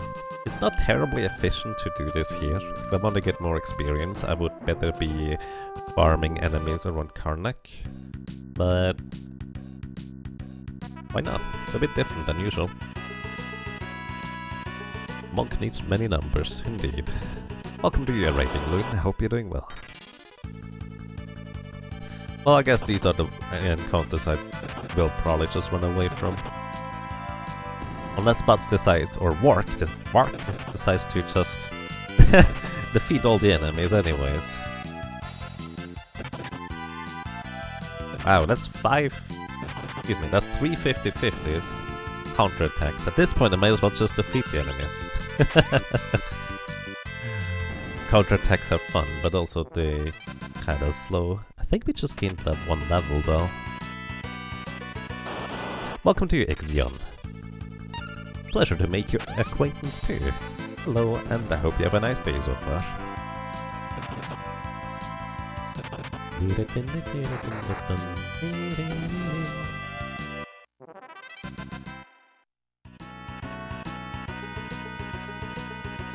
Let's see, Mantra is heals 30 plus 0 to 30 divided by 8, so that is 30 to 24, 1, 2, 3. So it's 30 to 33 minus magic defense. Wait, magic defense?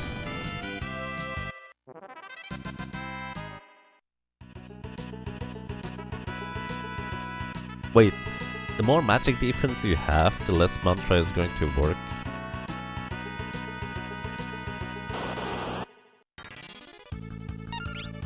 You found me through your search of Star Ocean 1 experience. Oh dear. Yeah, my run is not anything great. The main reason why I was actually originally really excited to try and get a speedrun going for Star Ocean was because I liked basically Team Wolf's other game a lot with Tales of Fantasia, and I thought that was amazing. Unfortunately, well, the game ended up not being that well suited to me for a run in the long run.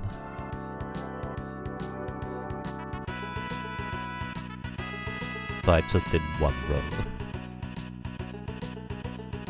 Oh, thank you.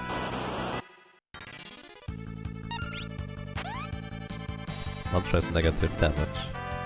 Can you have so much magic defense that you heal for 0 with Mantra? Is that possible?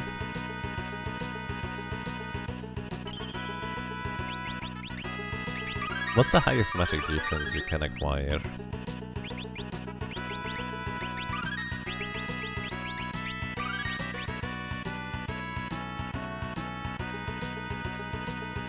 Every town in Star Ocean 1 has the same track.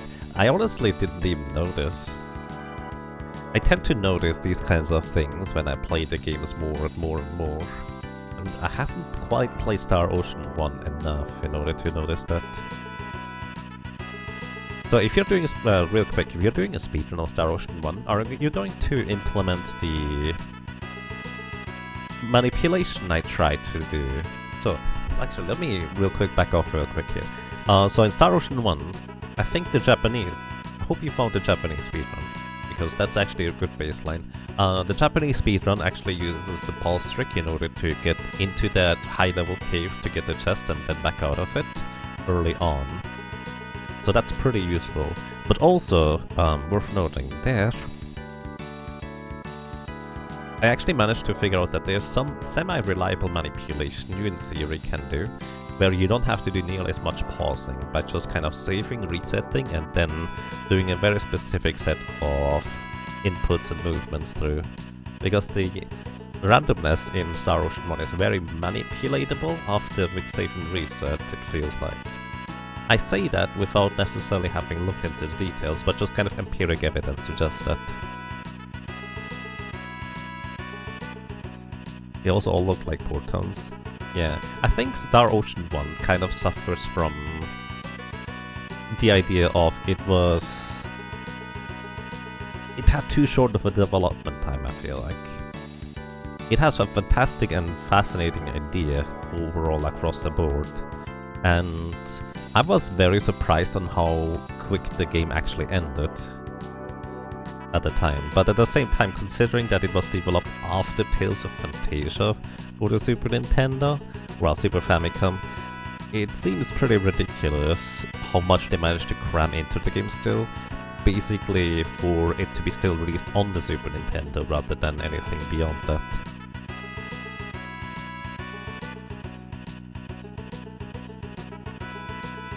So the port, the vibe feels intended. I suppose it's not bad about that, that's true. Either way, let's finally continue Final Fantasy V. Sorry about that. I like Star Ocean 1. It's a fascinating game. Even if it has a bunch of strange quirks. It has so many intriguing systems in it though. Either way, let's see. Welcome to Magiza and Forza. I forgot to switch my ability. That's okay. So, the way this works is Magiza here has 650 HP. And if she drops below 300 or 350 HP, remember, let me actually just see, what did I write down here? Oh yeah, once Magiza drops below 300 HP, as in after you deal 350 damage to her, she will actually call forth her husband, Forza. So, what we can do is we can hit her once. That's too much damage. We need less than 170 damage here in the second strike. Ah, that's bad. Because now she's gonna call Forza. So we could actually skip this entire fight with Forza here. If we basically just waited a little bit. So what I could have done, or more specifically what I should have done, is I should have activated the ability. By the way, Forza has 850 HP. What I should have done is I should have activated the ability to build up, and then I would have been able to one-shot Magiza effectively. And here, what I'm gonna do is Forza exclusively attacks with physical attacks. So I'm just gonna keep using Mantra in order to heal, and use the ability to counterattack to knock him out. He will not be able to knock me out because he doesn't deal enough damage for the most part, and well, my physical attacks are just strong enough to knock him out. So this is a very easy fight, but if I were to equip build up, I actually would have been able to entirely skip the Forza encounter on top of it by, well, having way too much damage. monk is ridiculous right now.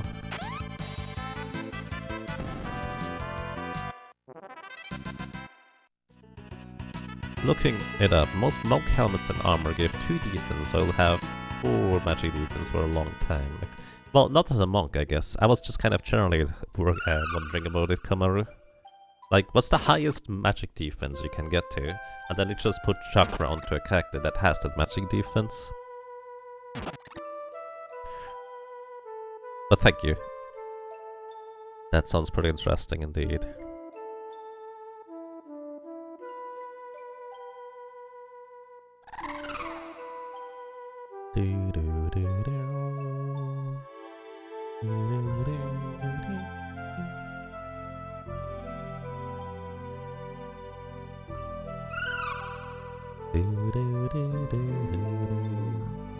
It is the largest Nintendo card memory-wise.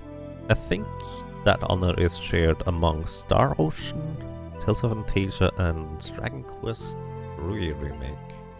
I'm not mistaken, for being the largest Super Nintendo cartridges. Like 8 megabyte each, or what was it? 42 megabit? That must be 6 megabyte. Wait, no, that's wrong.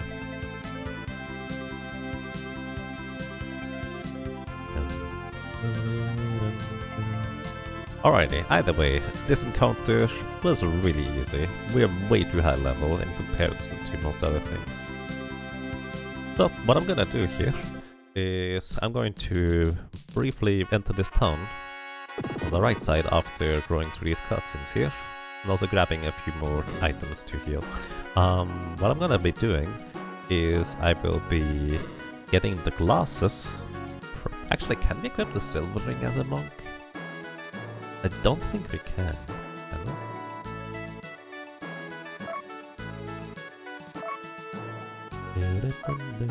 Oh, I thought there was an elixir here. I was wrong. Probably in Tycoon Castle.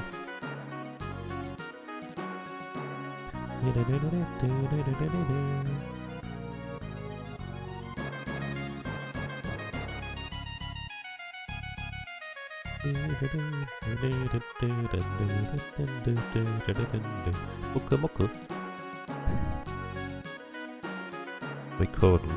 Suikoden is one of these series that I hear a lot of people absolutely loving. And it's kind of like Chrono Cross to me, one of these games that I would probably want to eventually play, but I just never really get around to it. Plus, it's pretty expensive.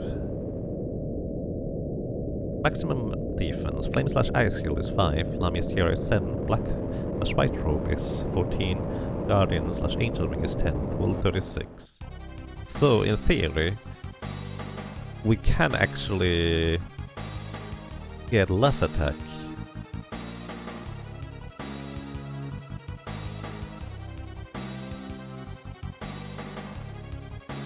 Alright, I hope I remember this actually. Thank you, Kamaru. I hope I remember this because I'm curious whether we can basically just have mantra heal for 0, because I think that would be kind of funny. But of course we would need to be freelancer for that in the end.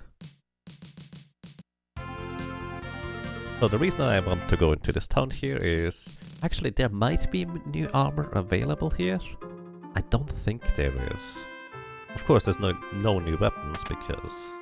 we're a monk. We literally can't equip... Oh yeah, the training suit! I forgot about this. I forgot about this entirely. So, the training suit is actually very notable because it's a bit more defense, which is great, but more importantly it gives +1 strength. And that 1 strength actually can make a difference between needing 1 more level or not needing 1 more level in order to get the next attack multiplier. So you can actually initiate a damage increase or a spike damage increase a little bit early. But here we just steal this poor guy's glasses because the glasses have the same defense as leather shoes as an accessory, but they make us immune to getting blinded. I'm not sure why we are even allowed to steal this guy's glasses. Welcome to you, Mazo. The suffering from solo? I don't know, I enjoy it. I don't think it's much suffering. Because even the grinding parts can be pretty enjoyable when you just clicking or turning off your brain and just run around and do stuff for a while. It can be actually quite relaxing. Hello, welcome to you, Greffrey.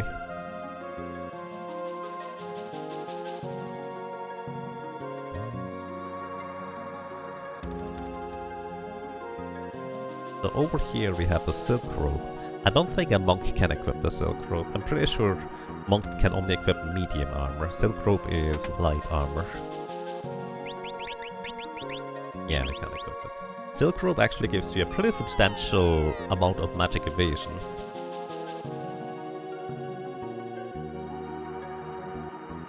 So if there's an enemy that has a spell that has a chance to hit, it can actually be really, really helpful. You love turning off your brain? It's pretty nice once in a while. Let's actually see real quick. Oh, these Wyverns and Battle have actually a fair bit of health, so that's why I'm using actually my physical attacks rather than, or my, well, strikes rather than using a kick. I don't know whether it's entirely necessary, but hey, here we are. Like I must be playing a Suicune at some point. Well, probably. As I said, the main problem about Suicune and similar games really is that they are really expensive to get.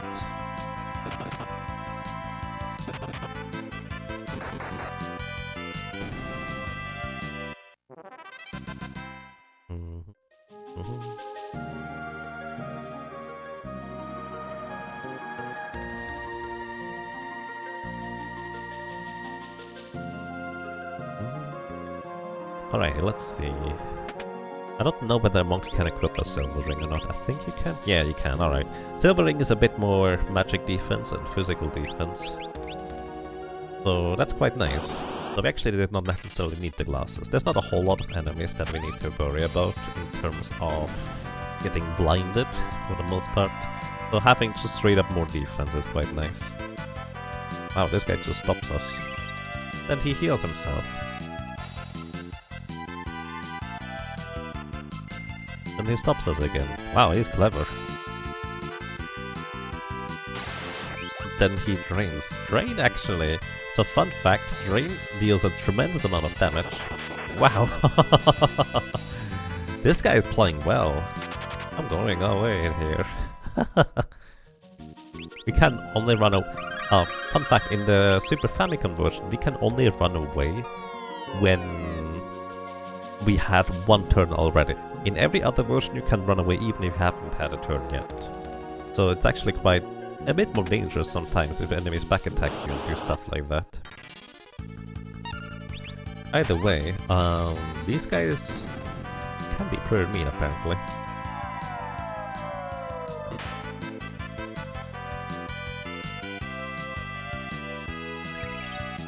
Either way, Drain is actually so strong because it's a relatively like mid-game black mage spell and has pretty high base attack power, so it deals a lot more damage than anything else enemies do at this point. So Magisa could have also used Drain, but well, we knocked her out too quick for that. Either way, next boss here is going to be Galura. And welcome to Galura. Galura has actually a bit of physical defense, so our damage is going to be a bit reduced compared to other enemies. But also, Galura has 1200 HP. After Galura drops below 800 HP, as in after we deal 400 damage total, Galura will start counterattacking. The counterattacks consist of a physical attack and then another physical attack, or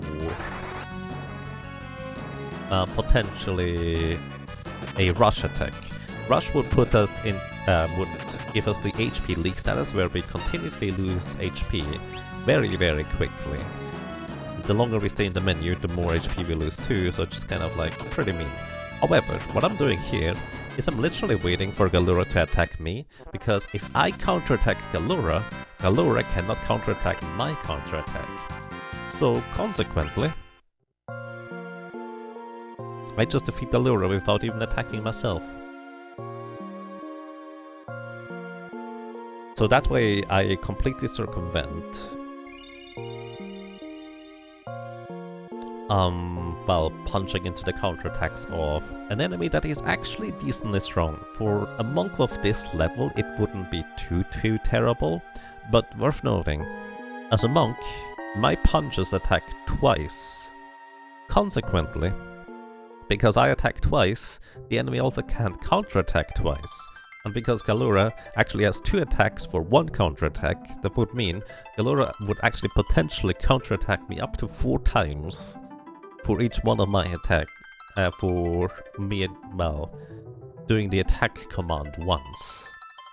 So yeah, can actually rack up a lot of damage very quickly there if you're not careful. This is why I just used the ability to completely circumvent Galura's counterattack via counterattacking myself.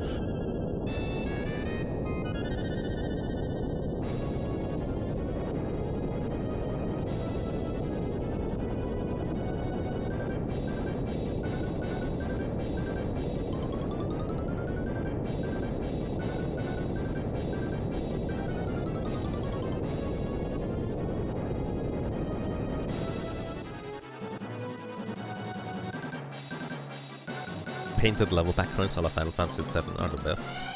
My favorite art style for this kind of thing is Legend of Mana. In my book, Legend of Mana has the most beautiful art style in any game, like it's my absolute favorite.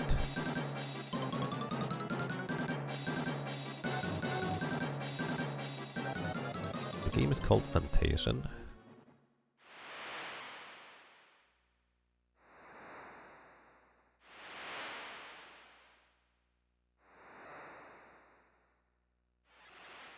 Legend of Mana has both the best art style and best music, in my personal opinion.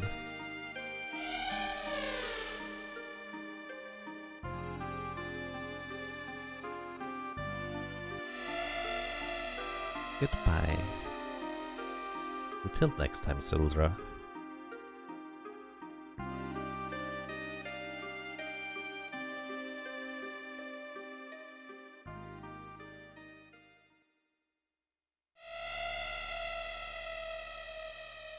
Mobile games are not inherently bad. They are just strictly disadvantaged, or at a strong disadvantage compared to other mediums of platforms, the way I like to play. It's basically just aimed at a completely different audience than what I am personally. I like to think mobile games are not inherently bad, but obviously most of the mobile games are just inherently compromised because of the microtransaction stuff being in there.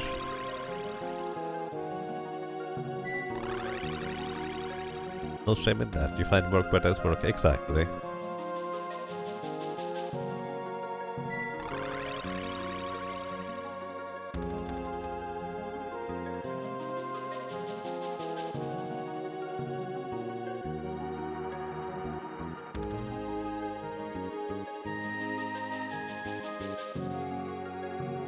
Yeah, the main problem I have with mobile games is I hate touchscreens.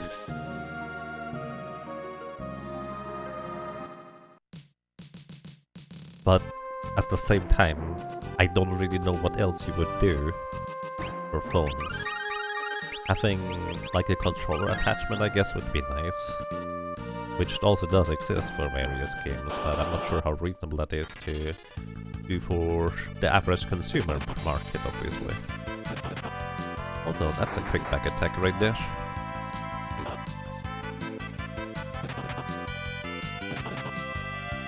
Some mobile games have controller support, yeah, some do.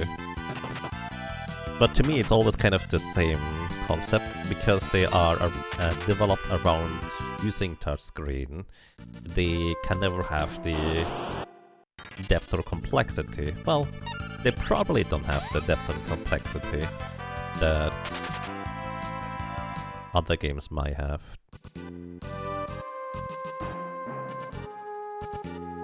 Beat Final Fantasy 5 about a year ago, found Lena's forehead so funny. Oh, the mobile version? I see. Oh, I thought I was going to one-shot all of these, apparently not. The wild necks have about, I think, 96 HP or so, just under 100. And normally they are a really good place to grind. But because I don't one-shot all of them, it actually makes it a bit more awkward than I hoped it would be.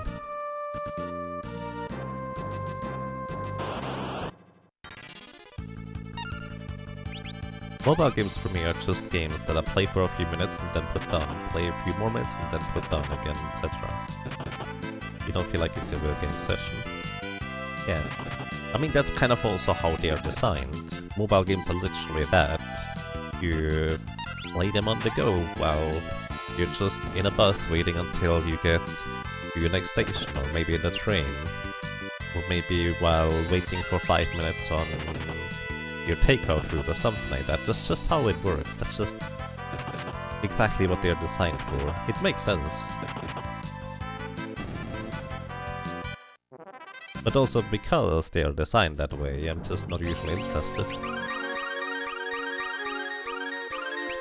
That and because I'm really not a fan of a lot of the practices that mobile game markets introduce and creep more and more into the regular game market too, with the microtransactions and such garbage. Let's not be too negative, because again, can be a lot of really good games despite that.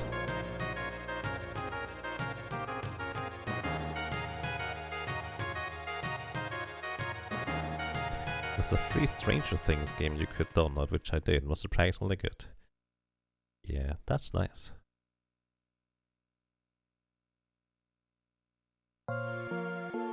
As I said, I think there's quite a lot of really decent mobile games across the board. And especially the ones that were designed without microtransaction in mind, they can just be really, really good. Let me be honest, even those that have microtransactions can be really good. It's just that, to me personally, I always kind of see those places where it's kind of that rift between developers wanting to make a good game and economics and sellers suggesting what probably sells the best and makes the most money. Like, there's often a lot of heart and soul put into these games, to say the least. But if you, well, have a publisher that is more economically driven, then that's just kind of making it a bit more difficult.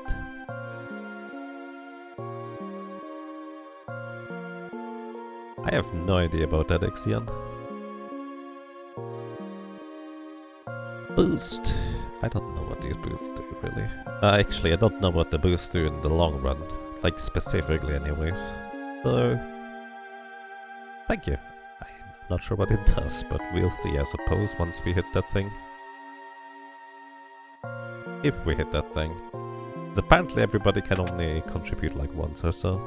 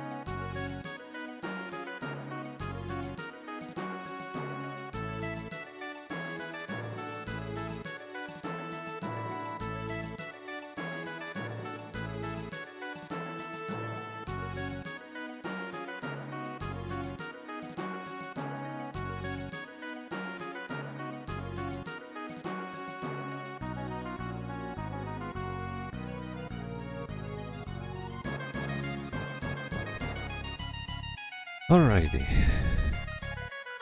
By the way, I did end up buying a mithril sword because Ferris in our party here, she is level 3 and she always needs like 2 or 3 hits to knock herself out. So I'm going to give Ferris the mithril sword, and I'm going to get 2 mithril daggers for Galeth and Lena, which basically means they're gonna be able to knock themselves out much more efficiently and easily. So there's that.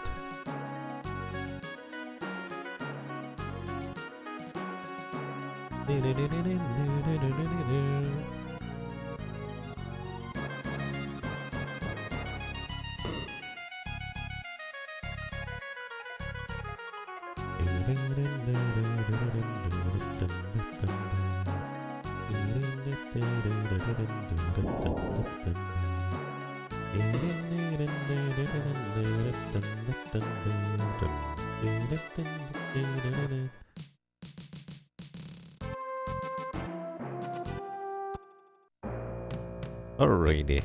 Normally this is also where I would want to go and buy sleep, but I don't need sleep if we don't have Ferris as a main character. Sleep would be used in order to deal with Antlion at the beginning of World 3, because that's where Ferris would be briefly missing. Okay, let's just sell stuff I can't equip anyways. We have 5 leather shoes.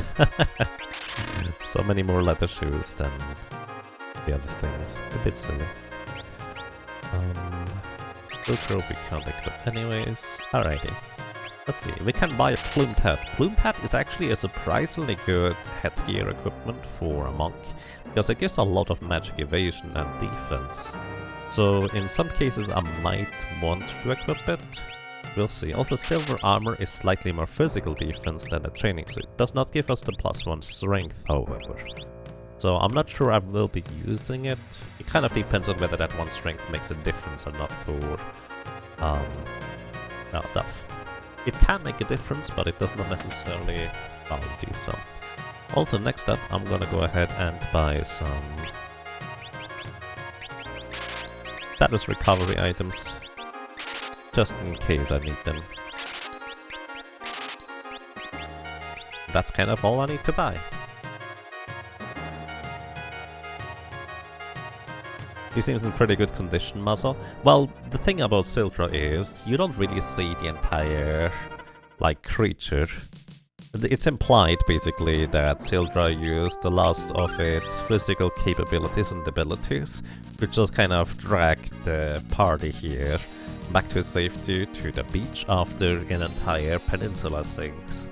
That will probably cause a ridiculous amount of drag and cost a lot of energy to escape from.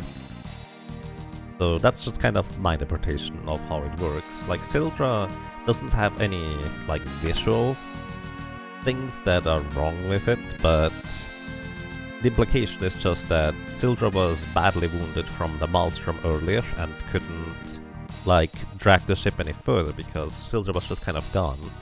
And Sildra seems to have just recovered barely enough in order to, well, get our party away from the sinking peninsula right there.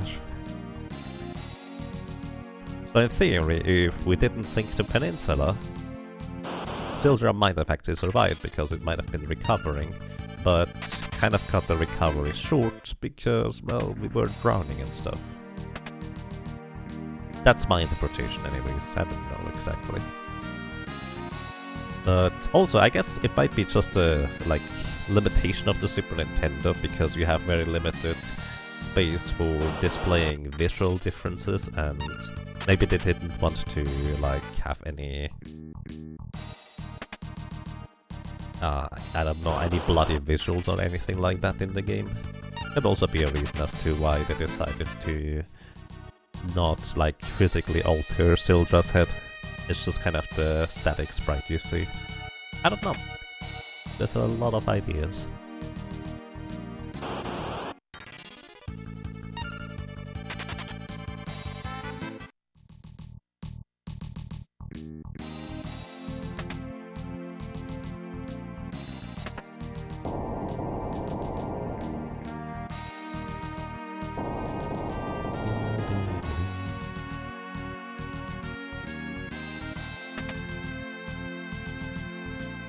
Night Razar, welcome. How are you? Hope you're doing well.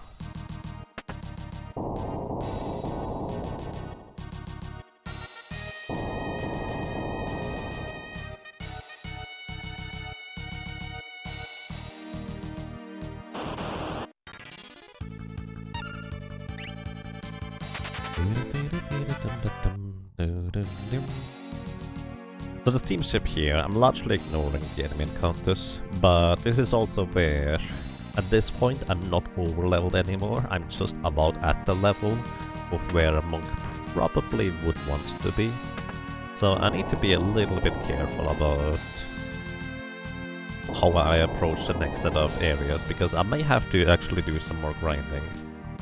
Normally my goal for this next boss here is over 450-ish maximum HP, but because the monk has so much, well, maximum HP to begin with, that goal is very easily reached.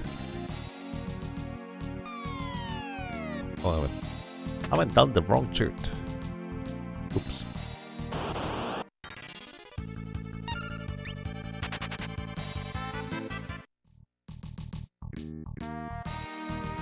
Don't respect Japan's work culture.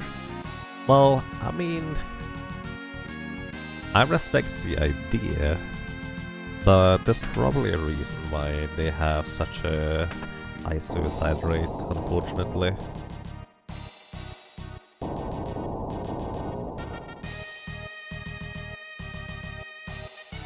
But yeah, either way, I suggest we keep it a bit more positive than that. I would appreciate that, because it's like, I feel like a lot of people are coming here just to relax. At least for now. But yeah. Then again, right now I feel like I'm not in the mental capability to properly assess and discuss these kinds of things. It's like, I'm a bit tired, to be honest. Like, just kinda didn't get enough sleep. So here we are. Let's see. Alrighty, I think a monk can actually equip a green beret, right? Yeah, alrighty. Green beret gives you +1 agility and +1 strength, aside from a little bit more defense. However, it does not give as much magic evasion as a plumed hat does. Plumed hat gives 5% magic evasion. Magic evasion is not displayed here on the stats screen, unfortunately, but what it basically does is, if an enemy has an ability to chance to hit, it is basically a baseline chance to hit of the ability, and then your level versus the enemy level. And after that succeeds, or doesn't succeed, you have your magic evasion come into play. And 5 magic evasion means that you have a 5% chance to resist the attack anyways, even if everything else would say that it hits. And alongside other accessories and stuff, you can actually have pretty solid magic evasion to resist a surprising amount of enemy spells and attacks. That's the full moon. Didn't I have... Wait, what's that chest on there? Oh, I already got it. I was thinking, wasn't there another elixir that I usually miss? But no, that's just a full moon. Full moon is a boomerang type weapon that can only be equipped by ninjas, mimes, and thieves. It's pretty decently strong overall, but, well, we can't equip it.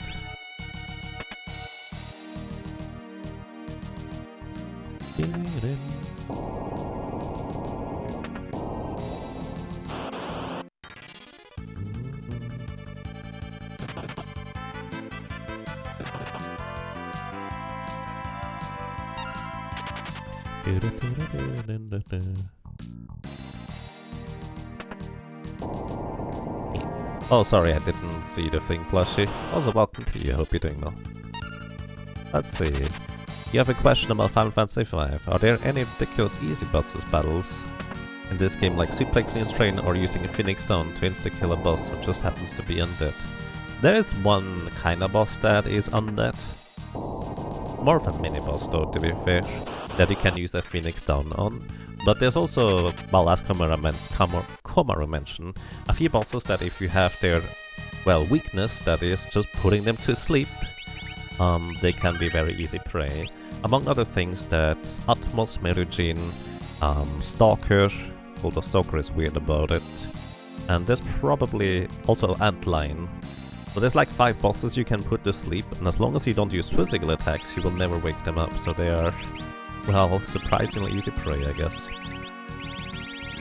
Either way, Next up, we have the next boss, which is kind of where the bosses start ramping up pretty tremendously in comparison to where they were before.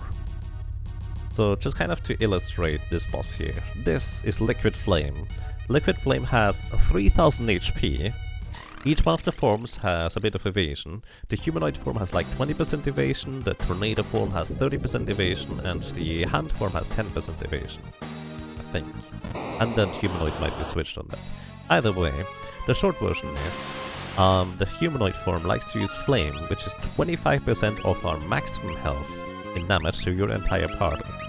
Percentage-based attacks are pretty dangerous for us because, well, 4 of them and we're dead, but also with more maximum HP it's kinda difficult to heal us back up from that. So, we deal 390 damage and it's gonna go into the hand form. So here's the problem about the hand form normally. The hand form, it actually doesn't have that many dangerous attacks across the board, curious enough. The most dangerous things the hand form itself can do is fingertips, which is an attack kind of like Carbos that just stuns us and we can't do anything. However, the funny thing about it is that it doesn't always use fingertips, and unlike Carbos, it doesn't actually have anything else particularly dangerous. You might see where this is going.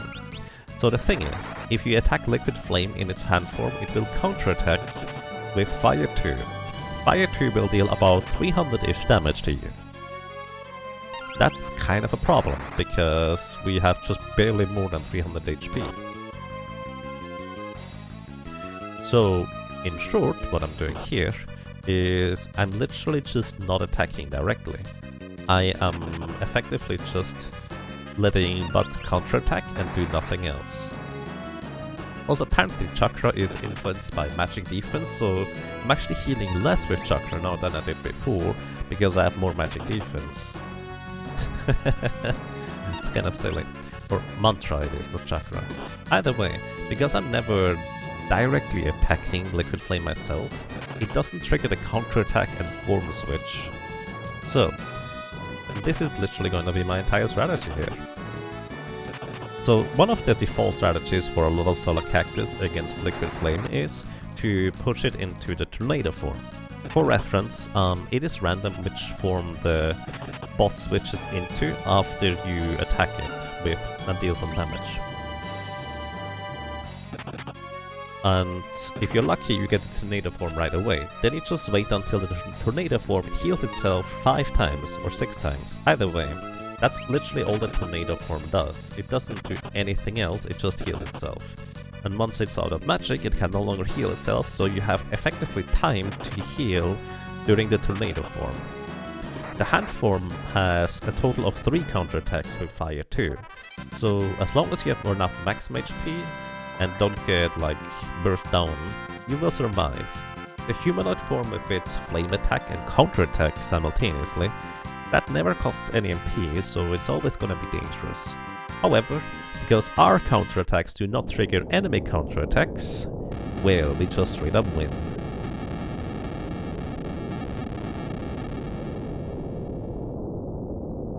What does the panda man name mean? It's not a panda. I have no idea what a panda actually is referring to. Look, it's like a panda? Maybe it's a reference to some mythological creature that might just kind of be weirdly translated, or I just don't know about it.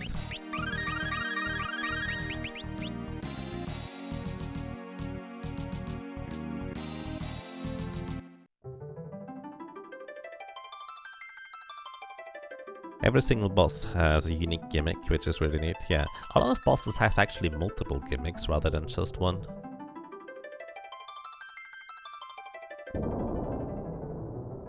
Which is kind of my favorite thing, because a lot of bosses you can tackle in many different ways, and some ways are usually stronger than others, but at least if you do like a Forge of Fiesta, or you may just not know about it, usually you'll be able to take care of some enemies in some interesting and useful ways.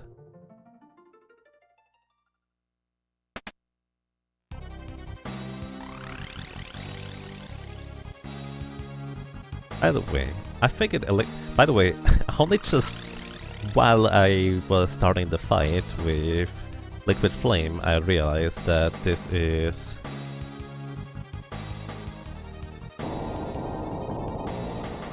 how it ends up working. Potentially anyways. Like the way I did the fight just now, because I didn't even think about this beforehand, honestly, on how to tackle Liquid Flame. I figured I'm just gonna do the standard thing, I'm gonna push it into its tornado form, and that's how I will be working through it. But just being able to take advantage of no counter is, well, it's a unique way to only the monk can do, so that's great. Welcome to US Nostalgia, and welcome to US Specialiste, and welcome to anybody else who might have joined us. I hope you have a most pleasant day so far. Alrighty.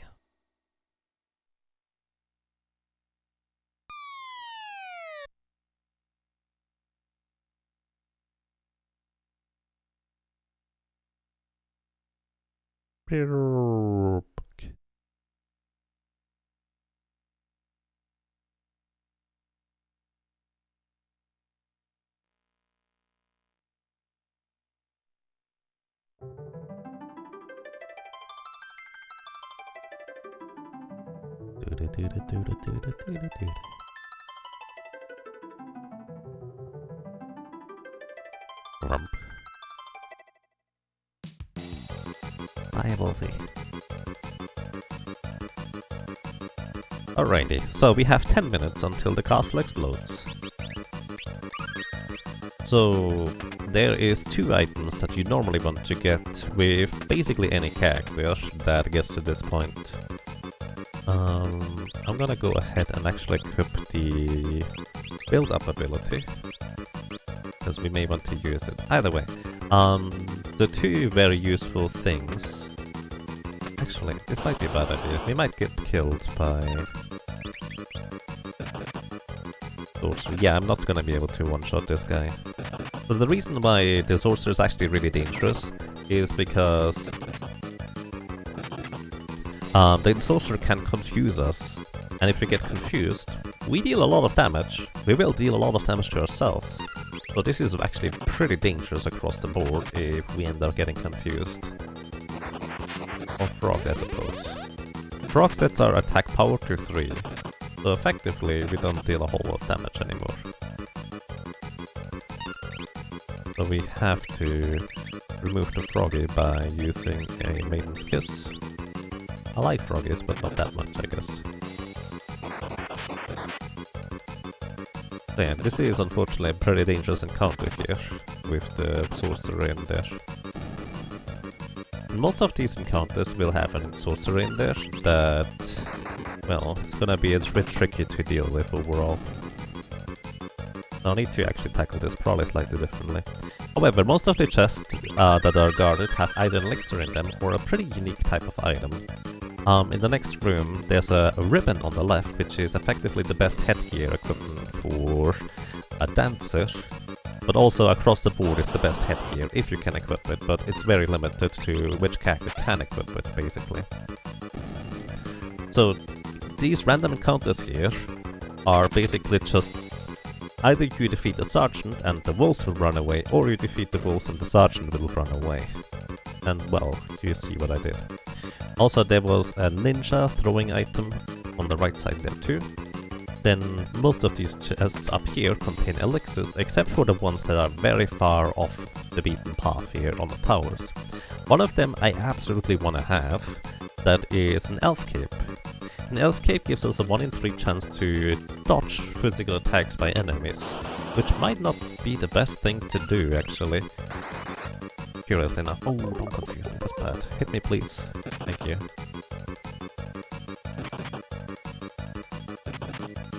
Either way, where was I?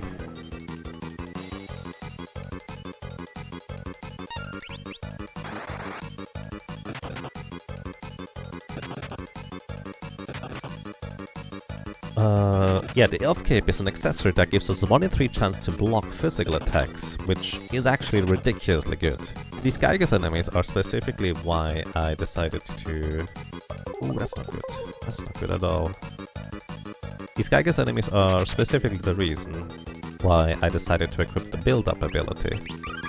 I need to deal with the sources first. They are really dangerous here.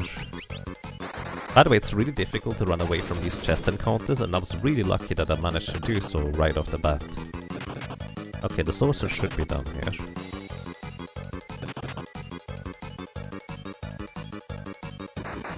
Boom, yeah, 304, 164 damage. Elbow is a physical attack, we can counterattack it. So the Gygas enemies actually do counterattack my attacks. But they are a bit dangerous in that regard too. So, well, let's hope that he doesn't cast more arrow to us. Alright, we should be fine now. By the way, yeah, these Gygas enemies have like 650 HP, quite a lot actually overall, and their attacks hit pretty hard. So thanks to having enough maximum HP, it's not too bad. But this is the Elf Cape. The Elf Cape is usually the default, well, accessory to equip for pretty much any solo character, because having a 1 in 3 chance to just straight up dodge any physical attacks also gives you a little bit of magic power, and agility is really crazy good. However, curiously enough, for a monk, this might not be the best way to go about it. So this chest should contain just a single Gygas enemy, and I can one-shot them with a build-up. Well, one round them, I guess it's 2 shots technically. And this chest here will give us another elixir.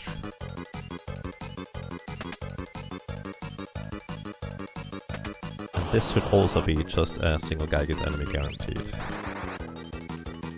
Depending on which chest you open, you get different encounters. And some of them are a little bit variable. For example, the encounters on the towers outside, they can actually be just a single Gygas encounter, but they don't have to be. So normally you would want to also get the chest on the right side of the tower, because that is an incredibly good dagger weapon, that is the Guardian Dagger, which gives you a 1 in 4 chance to block attacks. And it is by far the strongest weapon a lot of classes can equip at this point in the game. But we can't equip it as a monk, so I'm gonna skip out on it. It would technically be useful in case I decide later to do the barrier tower anyways, for low level characters to do stuff. But it's never going to be required or necessary per se. Did I just... Oh, I did. That's not good. Oh no. Oh no, this is not good. Alright, so here we have a That's not smart. This might kill me. Alright, we get lucky. His first attack was a regular physical attack. He has a lot of physical defense, and I hope for critical hits here. Ignore that physical defense. This is Iron Claw. He has about 900 HP. Okay, another physical attack, that's good. He has about 900 HP, and he has a Death Claw ability. A very high probability chance of attack that both paralyzes me and...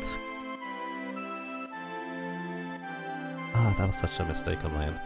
That both paralyzes me and puts me into critical HP. So it's basically the worst part about being a solo character in one neat package, where I just, well, made a mistake.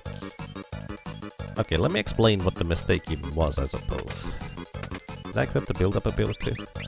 I didn't. So the mistake I just did right now was... I do not want to defeat all the wolves, because the sergeant is only going to turn into Iron Claw after I defeat all the wolves. So what I should do instead is I should just straight up kill the sergeant first, which also the sergeant has less HP and defense than Iron Claw. Now the main problem about this actually is going to be that if Butts decides to counterattack the wolves, because they will attack him, he might actually just kill all the wolves before the sergeant transforms. That could be a fair bit of a problem, let's put it this way. Plus, the sergeant is in the back row, so there's that too. Alrighty. Let's just get the elf cape again.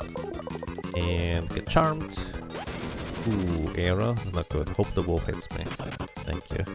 Because if I hit myself, I will deal like 400 damage to myself. Oh my goodness.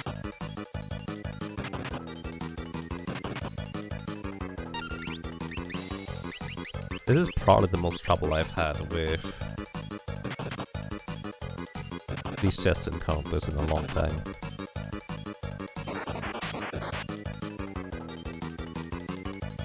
Because getting charmed is such a dangerous status effect. On all solo cactus, but especially a solo monk, because he deals so much more damage than most other classes with physical attacks. I'm trying to run away here to heal.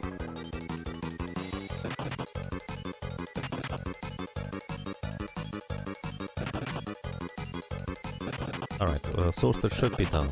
But the Gygas can technically kill me right here. Right there. Alright. Yeah.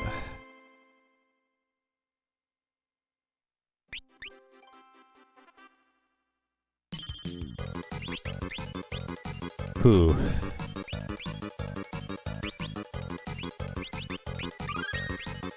That's less than ideal.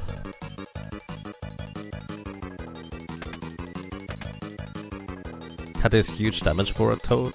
It kind of is actually. But that's mainly thanks to the monk's brawl ability still applying, despite being or having only 3 attack power.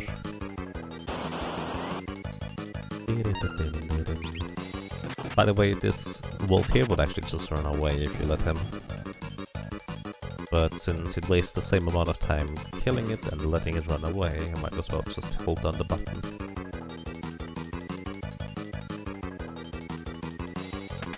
If I get lucky, we could actually encounter just a single Gygas enemy instead of the Sorcerer plus Gygas. I thought I would be able to cycle the Sorcerer enemy with a build-up, but apparently I was wrong on that, so I should just do a straight-up attack instead 3 times. Maybe if we just go for... Oh! Hey, we get lucky!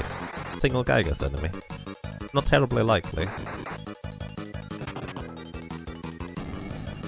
So you remember the Berserker couldn't quite make it past X-Def, though it got close. Well, it wasn't that close in hindsight, but I suppose closer than I expected. Either way, sorry, I keep getting distracted. Were there any others so far that were just deemed impossible at any level? No, it's just a Berserker. Anything else can be done. We have done all the other more difficult ones at this point, with the Thief, Geomancer and White Mage probably being the top of the characters that are probably really difficult across the board. Also, I don't like getting back attacked from chests. I don't know how that works. No, Cannoneer is not difficult. Cannoneer is pretty easy. In fact, Cannoneer is one of the most crazy powerful classes of all of them, I would say. So it's definitely not in that category. Berserk is not difficult. I mean, you don't have to do any physical ability or inputs in order to complete the Berserker. It's not technically difficult in the traditional sense of video game difficult as much as it's just patience difficulty, which I suppose is some form of difficulty. Necromancer was actually pretty tricky until we finally unlocked some of the first spells in World 2. After that it was mostly quite fine. Alright, we are still inside, so I can still kick here, this is fine.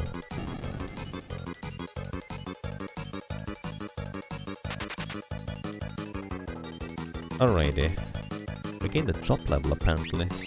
Wait, no, we gained a level. Huh. Alright, level 18. Nice. Okay, so now, attempt number 2 against the Sergeant here. Kinda like mentioned before, I'm just gonna go straight for the Sergeant here, and I hope that Butts dodges the attacks. When he dodges attacks, he does not actually get a chance to counterattack. Other than that, he might counterattack the wolves. The entire idea is for me to just defeat the Sergeant. And honestly, I think there's no point in me using build-up against the Sergeant. I should just use regular attacks instead.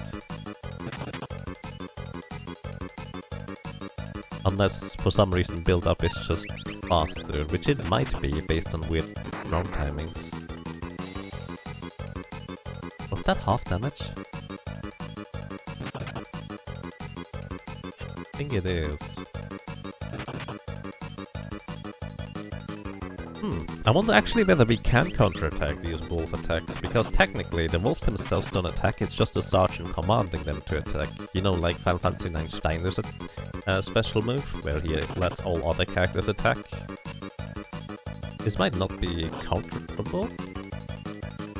It looks like it doesn't counter, so that's convenient.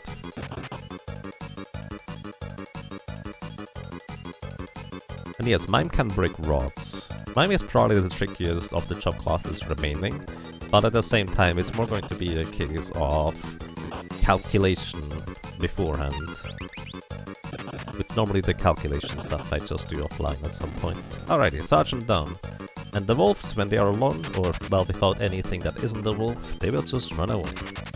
So this is how you easily get past Deathclaw. Deathclaw, by the way, in some turns has a 2 in 3 chance to do his Deathclaw ability. Or Ironclaw it's called. There's enemies later that are called straight up Deathclaw, so that's kind of what I keep thinking about.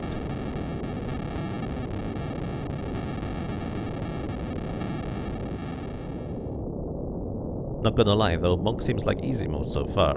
Monk is definitely not difficult in the beginning. In fact, the Monk might be one of the strongest classes to take down Carl boss really quickly and reliably. So that's pretty awesome.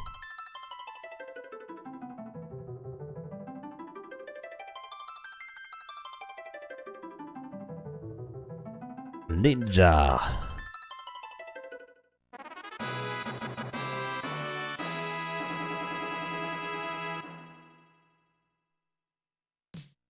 Alrighty, let's see. Medusa Forza 0, Galura 0, Liquid Flame 0, Ironclaw 1! And 1 random death. Alright. Stop updating my death count.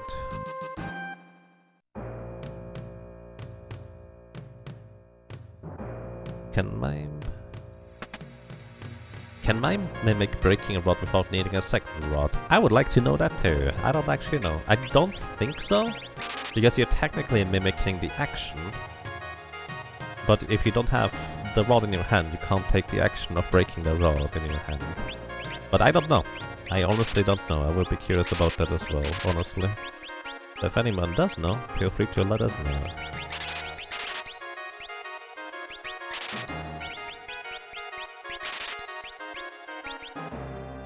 Okay, did I buy potions? I did buy potions. Good. Contributions. Thank you. I don't really know what they do, to be completely honest, but I do appreciate the channel points invested into the mystery box, let's put it that way. It's supposed to help, but I don't really know which form that help might take on.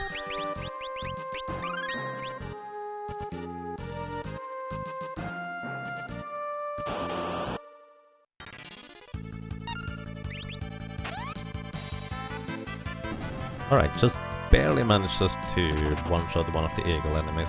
By the way, eagle enemies have the chance to put the aging status effect onto my character, which is really bad, especially for a monk, because normally, if you get your stats reduced, actually, you don't get your level reduced.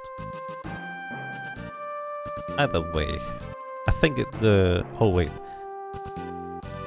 The aging status effect is as unpleasant on the monk as any other character. However, getting you level halved as a monk is probably worse than most other classes, I guess. That would imply unlimited rod breakage.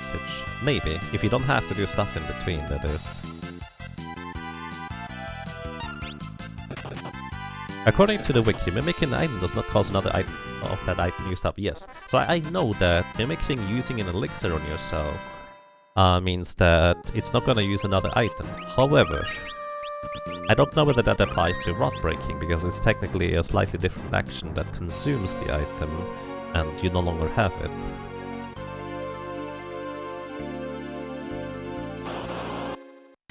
want me to break the game. Funnily enough, the biggest game-breaking thing we did was actually with the Bard, curiously enough, because we found a glitch that wasn't documented until now to my knowledge. Boost. Oh, I'm running away. I don't want to get aging status here. So now I'm wondering, can we actually take on Biblos already? I probably should actually take a moment and think about this for a second, because the upcoming 2 boss fights with Biblos and Ifrit, they are some of the more tough ones, especially for a character that cannot take advantage of their elemental or status effect weakness. So I think level 18 is not gonna be enough. Boost. Thank you. What was the new Bard glitch? Basically, what nobody seemed to have documented, at least not to my knowledge so far, is when you have a Bard singing the stat boost songs, and then that Bard gets confused or put to sleep, and then that Bard gets knocked out of their sleep or confusion with a physical attack, they will actually continue singing throughout the entire thing, and then you gain control over them. You can do whatever you want, except, well, start another stat boosting song, that is. And they will actually continue singing their stat boosting song while doing other actions, even hiding off screen the entire time.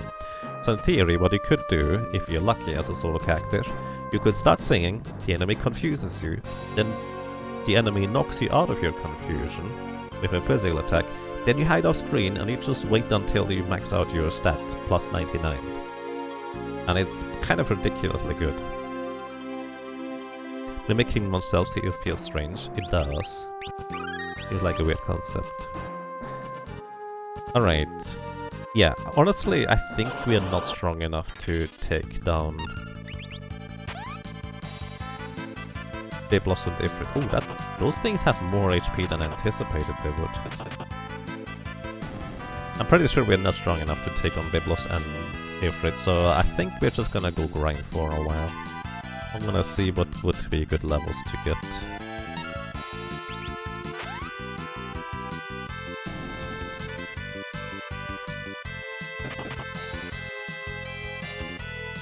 By the way, these Silent Bees, we've gotten really lucky because I think they have a 1 in 3 chance to use the Needle ability, which either silences you or puts the blind status on your character. Blind status does actually work in Final Fantasy V, and it is incredibly debilitating if you need to use physical attacks to hit enemies. Because 75% of your attacks will straight up miss if you're blinded. Karnak Dog levels? Maybe. So here's the thing, I can't one-shot the entire group of enemies. Not yet anyways. So maybe it's better to just go on the field here against other enemies instead.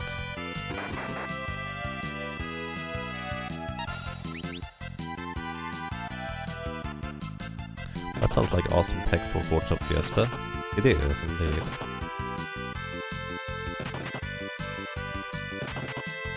White Mage started slow, but was very powerful at the end. Yeah. Honestly, getting to your Morning Star, that's kind of the entirety of the game. More specifically, once you get past Atmos as a solo White Mage, you win. Because if you get past Atmos as a solo White Mage, you have done so much work in grinding.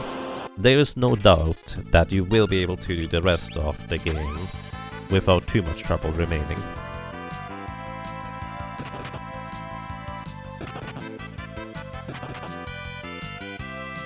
No, don't aging status affect me. Alright, I'm just gonna demonstrate how ridiculously bad aging status effect is. So the short version is aging status reduces your stats towards 0.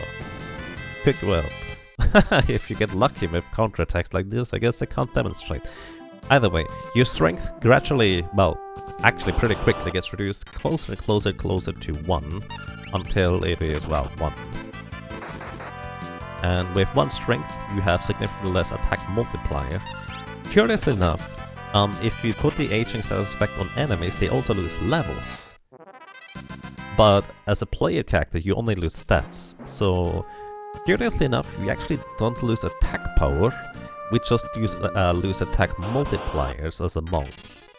However, if we encounter an enemy that uses an ability that halves our level, that is where it gets significantly more, well, debilitating. Because halving the level normally on a character already cuts their damage effectively in half, but on a monk it's going to be like a fraction of the damage, like quarter probably, after you get your level half compared to what it was before. It's gonna be so much more extreme. Oh boy, I just noticed. Ladies and gentlemen, everybody, make sure to hide your wallet, hide your sandwich, hide your food, hide your shoes, because the romp parade has arrived. Everybody, well, anything that is just bite-sized, smells like food, or just even remotely looks like food or fancy, well, rabbits are probably going to just romp it all away. Rum, rum, rum. By the way, rabbits are from Secret of Mana. We just happen to have one as a chat pet, I guess? Something like that. In case you're curious, zoos have 850 HP. So one crit is just not quite enough. Hello. Welcome. Also, by the way, if I missed anything in chat after the romp parade or before for that matter, feel free to repeat it if you'd like to ask any questions or anything like that. Hide. Bit late. You smell like food today. Tasty plushie. Wait, no. Delicious plushie, I think, would be the correct phrase.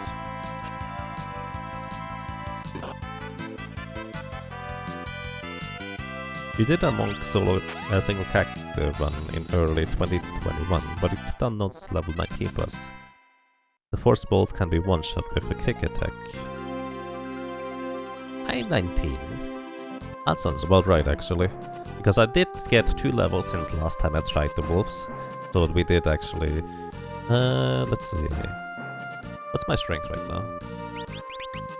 Green Berets, 55. Actually, I need to +1 in that case. I could also go for a training suit.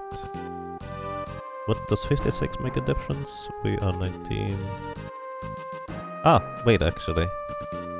It doesn't matter what I equip or not. At level 19 I get an additional attack multiplier. So yes, this actually makes the most sense that you can one-shot wolves now. In early 2020. Oh, okay. I figured, wow, you were busy this year already. Yep, you can one-shot them now. So each wolf pack gives you 625 gil, that's actually a lot of money for this early on, and 350 experience. And since you're guaranteed wolf packs over here, this is a really efficient place to grind money. So, what I may want to do is I may want to grind out 100,000 gold. I'm not joking about that number, because at some point I will want to afford a flame ring for later in the game, and I kind of almost maybe need an angel ring in order to get past Soul Cannon. That's actually likely not entirely accurate now I think about it. Okay, real quick, let me back off for a second. Soul Cannon is a boss that comes up later, who has 2 launchers on its back, and these launchers always use their attack in order to cut your HP in half, as well as put the aging status effect on you. If you have an angel ring, you are immune to the aging status effect, which would be really good for that. Cutting your HP in half, not that big of a deal, you can just heal back up. But getting the aging status effect means you would deal a lot less damage. However, there's another way of getting past Soul Cannon. The other way of getting past Soul Cannon is by getting lucky. So specifically, if you, let's say, can one-shot the launchers on the back and you are faster than them, you'll need to deal with one of the launcher's attacks in order to be able to get past Soul Cannon. And while they have a really high chance of actually hitting you, if you have enough magic evasion, you will be able to potentially avoid that launcher attack entirely by just getting lucky. Specifically, I think as a monk, we can equip the Elf Cape for 5 magic evasion and the Plumed Hat for 5 magic evasion. And that's as good as it gets for a monk, unfortunately. So we would have a 10% chance to resist launcher attack if we one-shot them. For reference, they have 800 HP. Well, technically 10,800, but really it doesn't matter.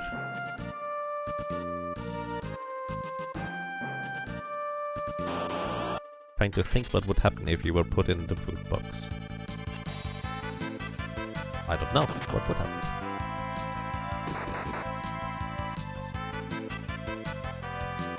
You think your party of monks were level 18 before you got past Biblos, but it was a year ago since you did it that playthrough. I see.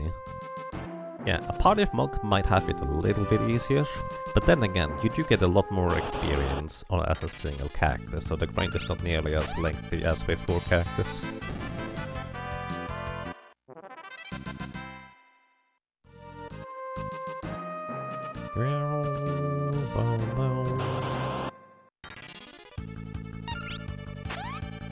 So, let's see, what is our next attack multiplier at this point?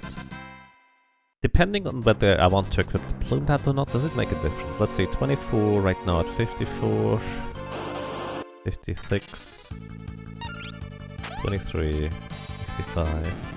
Alright, if I equip both the training suit as well as the green beret, I would have the next attack power threshold at level 24. No, at 23. 23 I get an additional attack multiplier. But basically 24 is probably going to be my goal. That way I can also equip the plumed hat and or the regular armor if desirable instead.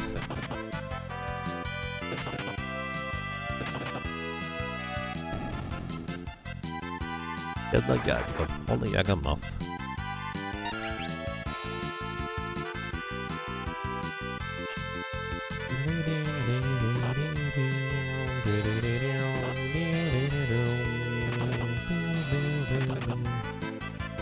Is the Blue Mage job already done? Yes, that was one of the earlier ones we did. Blue Mage is really intriguing. I liked it a lot. Welcome to your Napshot. Thank you for the good luck and I hope you have a nice day so far.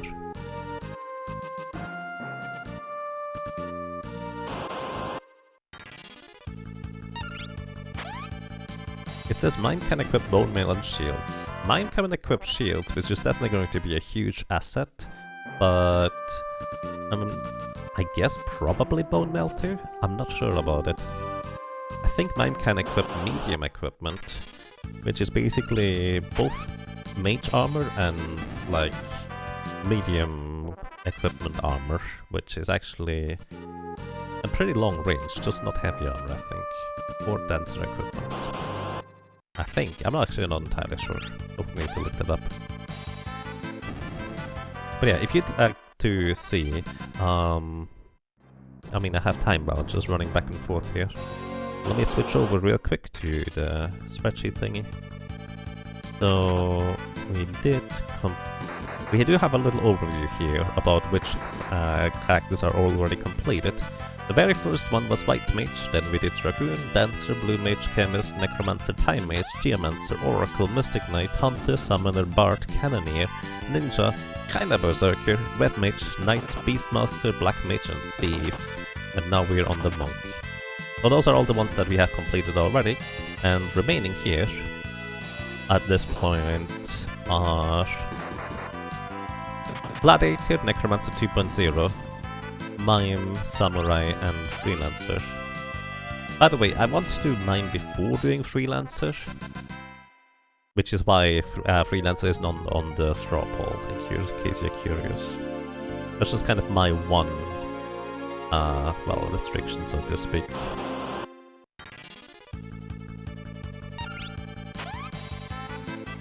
Mime has a lot of holes in terms of weapon equips, yeah. The best weapons are probably going to be daggers, maybe boomerangs for a Mime. But there might actually be a lot of interesting equipment that I'm not even thinking of that a Mime can equip.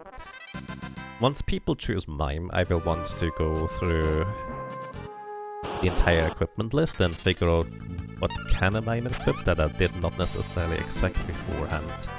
Kind of less I do usually for preparation for stuff. So I think level 24 is gonna be my goal, or alternatively, if I have 100,000 gold, whatever comes first. Probably level 24. Actually, you know what? It probably makes... So I need at least 50,000 gold, no matter what. We can arguably skip... Can we skip the flame ring? No, not really. Skipping the flame ring would be a terrible idea, because the crystals would be probably doable, but because of the random nature of counterattacks, it could actually be really bad. Oh no, we're not gonna skip the flame ring. So we need at least 50,000 gold. So if I reach level 24 before 50,000 gold, I'm just gonna continue here.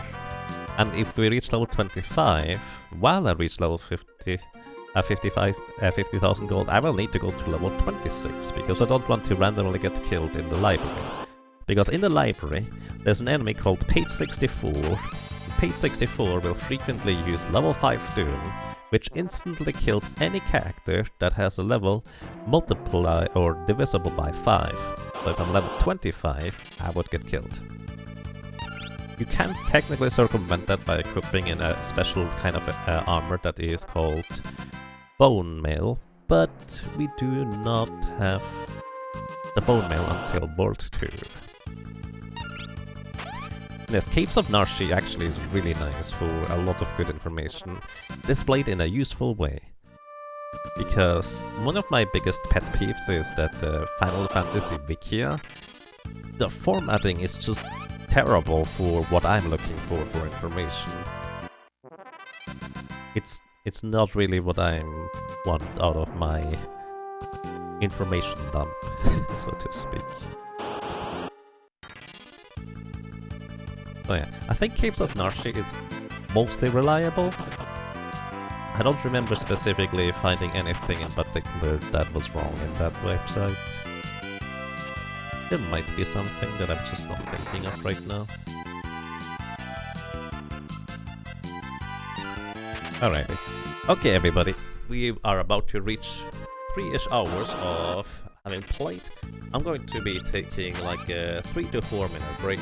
Just get up, stretch, walk around, and refill my water jug. And I maybe recommend you do the same.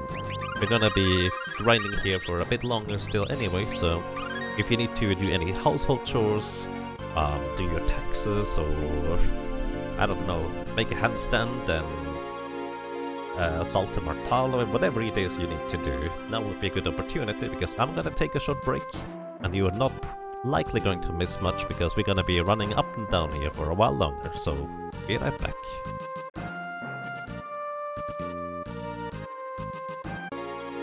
Alrighty, I'm back. Sorry, that took a little bit longer than I anticipated it would. But I have coffee, I have cookies, my mother knows now how to write emails, and I mean, we're just gonna continue grinding. Welcome everybody, how are you doing? Cookies? Yep. Hello. I love that little guy. Kidding me? What? Manawats, thank you. Has it been really that long? Holy cow. Thank you so much for 45 months of support. Welcome back. With Pride Gaming. And I'm glad you enjoy your stay. I still remember you coming into the stream, Manawats, where your first idea was just what? Every time in Secret of Mana we ran past what's in Secret of Mana. What's is awesome, I guess. Emails? Yeah. I told my mother to write me an email because she is afraid of technology, even though she's perfectly capable of doing that stuff.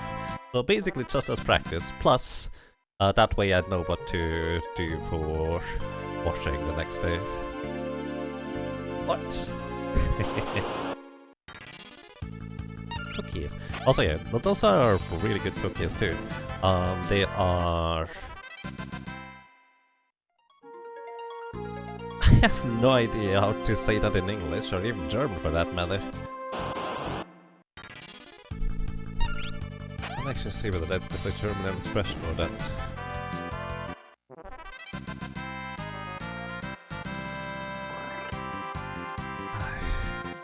It's like the type of cookies you make when you put some dough in between two hot irons and just kind of stamp on them for like a few seconds, and then you have tasty cookies. And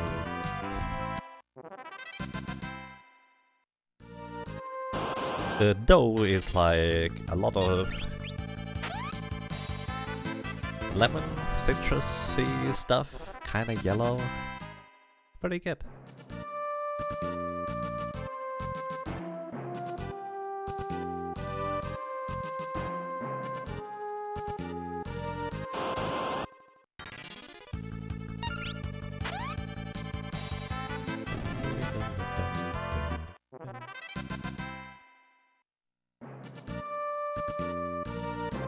Steam cooked?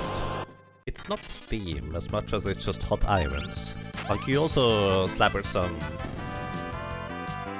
oil? I think it's oil onto the iron, and before you put the dough on there. Like you roll the dough into little balls, then put them into the center of the pressing irons, then you clap the thing together, wait a few seconds, and then... Are they thin cookies? Yes, I suppose. Thin cookies? Let's see. Thin cookies.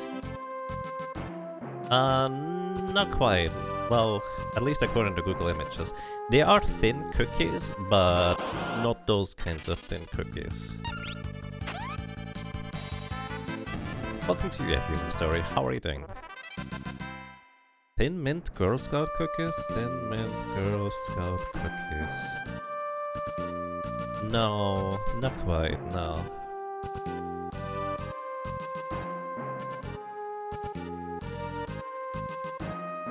You don't think Girl Scouts are a thing in Switzerland? We do have the concept of scouts.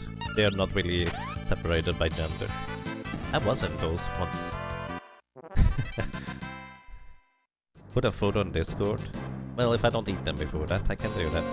Also, you may have to remind me. Because I don't know where my phone is, so I would need to find that first. Oh, thin. Yeah, they are thin, that's fair. Yeah, they are indeed quite thin. Thin mints are crack cookies in America. Yeah, I think I kind of heard stories about that. Also, I feel like we are level 23, huh?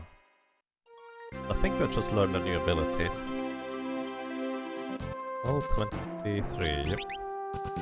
We just learned HP 10%, maximum HP increased by 10%.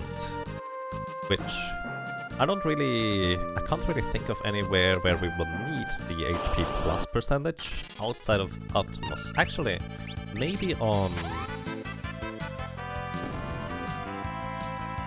Maybe on the bombs it could be useful. No photos since you will eat them? Nah, there's way too many cookies for me to eat them all, so don't worry. And there will be photos as long as I remember. They're really tasty. But I'm not gonna eat that many. Too many.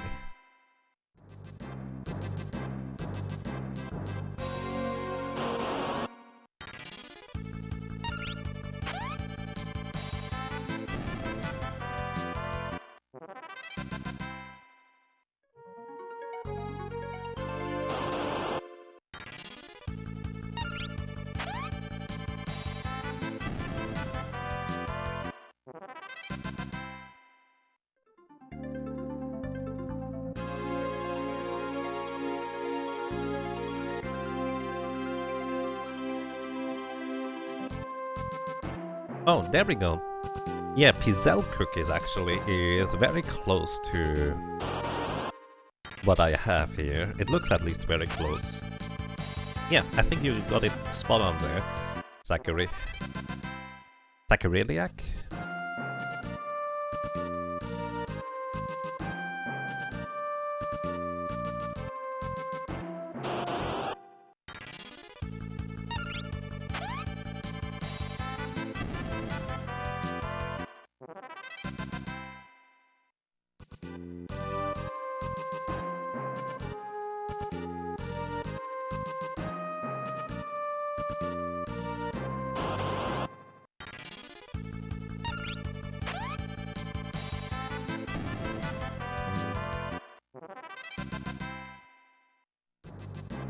That's spot on how to say it. Ah, alrighty, thank you.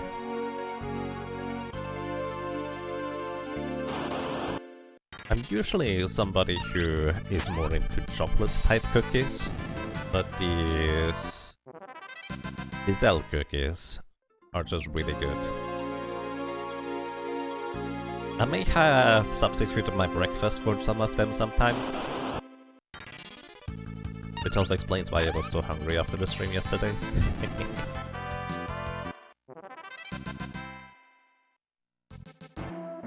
Don't necessarily recommend. No, at least not all the time.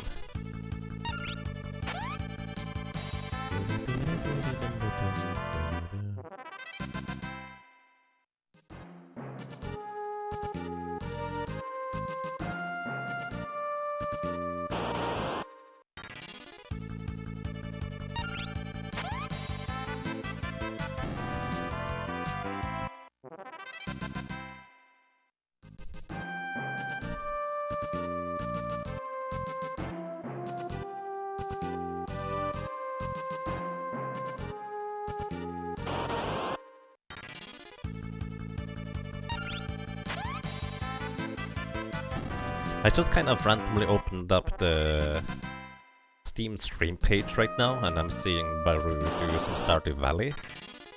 Why do I want to play Stardew Valley again already? This is silly. Then again, what I would like to do is just kind of completely reorganize my farm. But not necessarily on stream, so I have as much time as I can. Just kind of to focus on it. Maybe I'll do that. Is there a way to copy a save file? Or, well, copy and rename it, I suppose, in Stardew Valley? Because that would be very convenient. Hello, welcome to Elysium. I hope you have a nice day so far. Stardew Valley is an addictive game. Yeah. Very true. Okay, how much money do we have so far? Hey, we are actually above 50,000. I did not even notice. How much? We've just kind of been talking about cookies and such. Did not even notice. You can copy it. Alright, because I may want to preserve the current state of the duck and fish farm. You can totally copy your /redeem save files. Alright. Get it in there.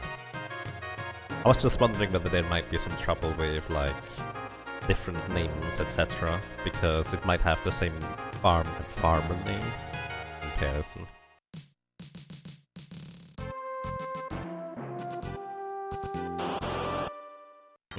Alrighty, fair enough. Thank you for the answers. Alrighty everybody, we have reached level 24, where we reach an additional attack multiplier, which means our attack power is multiplied by 1 more than before, which I think is now the attack multiplier of 7? Yeah, 7.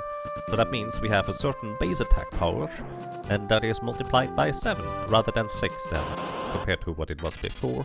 We have more maximum HP than before, and we are not level 25 yet, which is a good thing, because at level 25 is when we would get one-shot by some of the enemies inside the library. But we're basically making our way over to the next big bad evil dude, that is known as Ifrit. And Ifrit might actually cost us most of our elixirs. We'll see. I'm not entirely sure how that's going to go. If he does, we actually may have to go back and farm a bunch of elixirs.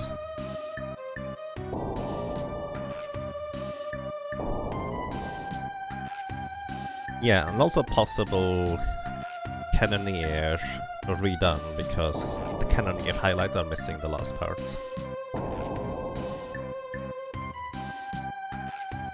It's actually 1, 2, 3, 4... 4 jobs left to do, I guess? Well, not including Monk. After Monk. 4 jobs left to do. And maybe we make it 6 with redoing Cannoneer as well as Necromancer 2.0 maybe? Also hey, page 64. Goodbye.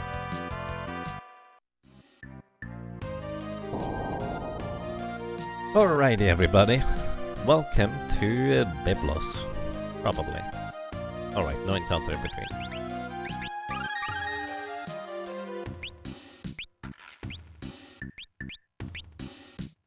I'm actually going to reset the capture real quick. Give me a second. Because I think the sound was lagging behind just a little bit, which throws me off in the menus. Alrighty. Training suit would give me 1 strength, but it doesn't make a difference actually at this point. In terms of how much damage I deal, so it's not going to be useful. What I could equip, however, is the Plumed Hat. The Plumed Hat has slightly less physical defense, but it gives me more magic defense. And well, it doesn't. It gives me more magic evasion, but evasion is not going to be an issue, so never mind. This is the equipment we go with. Alrighty. Ifrit also has 3000 HP. He does have, what, like 20% evasion? Something like that. Let me actually check. Oh, I only wrote down magic evasion. Oh, never mind. Alrighty, and there's a big problem about Ifrit. And that is, Ifrit is pretty fast and has an attack that can simultaneously stun us. However, we can get lucky and get preemptive strike, so this is one of 2 bosses where we can get preemptive strike or back attacks even. And preemptive strike is a 2 in 16 chance if I'm not mistaken, so 1 in 8. So that's pretty lucky. Either way, let's see how much damage we do, I guess. Pretty good, we need 5 successful attacks in order to hit him. Or well, 5 total, 10 hits. Okay. Fire 2 or his flame ability is going to be what he always does in turn 1. Turn 2 is when he can use his other attack. Alright, 2 successful attacks. I will need to heal after this one here, because if he uses flame again I would get knocked out, and this is where we use our elixirs. We want to spend as few turns as possible healing during combat, and there's the high kick. The high kick is what paralyzes us, and that is what makes this fight so dangerous effectively. If we're lucky, we can actually dodge it with a 1 in 3 chance of the Elf Cape.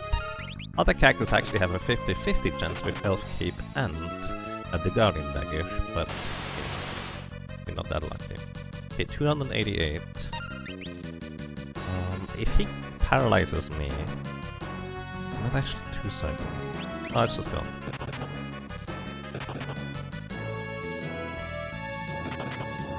Hit him, aww. So, if I hit both attacks, I will defeat him. Let's try. Or I could even use... Ah, I didn't. No. Ah, alright. So close. I wanted to save that elixir. It was more likely to hit him than not hit him. What stat does Mantra get based on? Magic power, and it's negatively influenced by magic defense, curiously enough. So the more magic defense you have, the less Mantra heals. But the more magic power you have, the more the heal gets multiplied by, well, magic power. Yeah, I got greedy.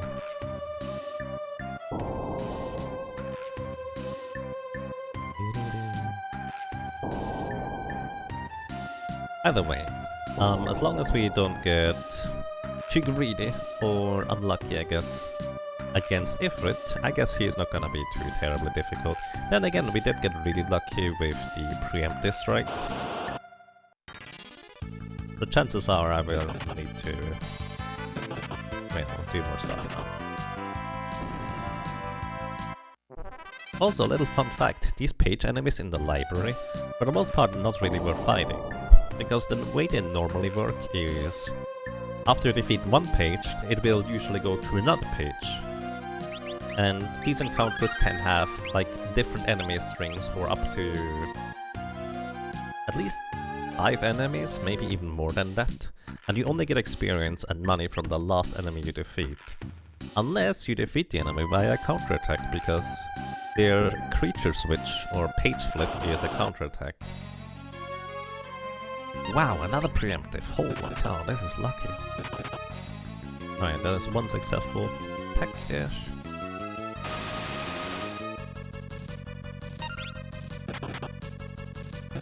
2 successful attacks. Hello. Yay, thank you for the contribution. And we got lucky dodging the thing. And he dodged that stuff as well. That's 2.5 successful attacks. He could high kick me next turn. Ah, whatever, let's just go. The 1 in 3 chance for him to use a high kick, and even if he does, we have a 1 in 3 chance to block it. We blocked it. Okay, what I'm gonna do is I'm gonna wait until he uses his next attack here. Then I will use an elixir to heal. That way we should be mostly fine. Because I will need to heal after his next move anyways.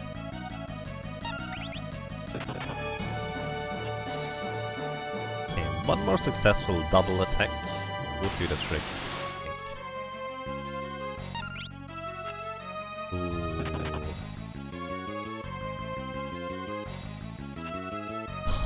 Wow, we've gotten so lucky with dodging all the high kicks. Then again, we've gotten unlucky that he keeps using high kicks. So it's a give and take. Yay. Boost.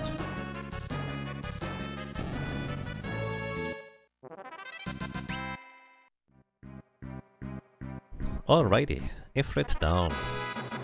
Very nice.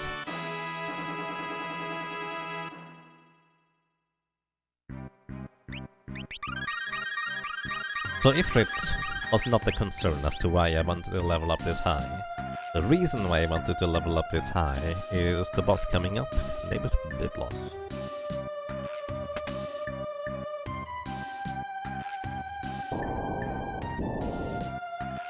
So if I want equips exclamation mark summon to get magic power to heal more, yes, actually it would.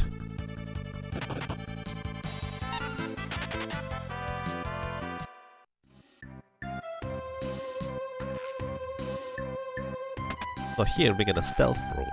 The stealth rope is actually, well, more physical defense and also gives us a little bit of agility, which means we will act slightly faster in battle.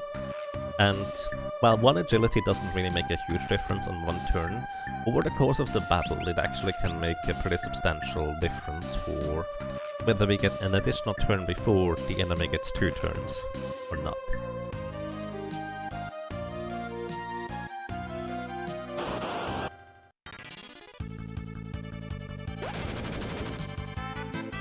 Why would you want Ifrit if you do not have a summoner? Well, that's an excellent question. I mean, you can't use Ifrit if you don't have a summoner, but progress-wise it is required to get Ifrit, otherwise you cannot proceed in the game.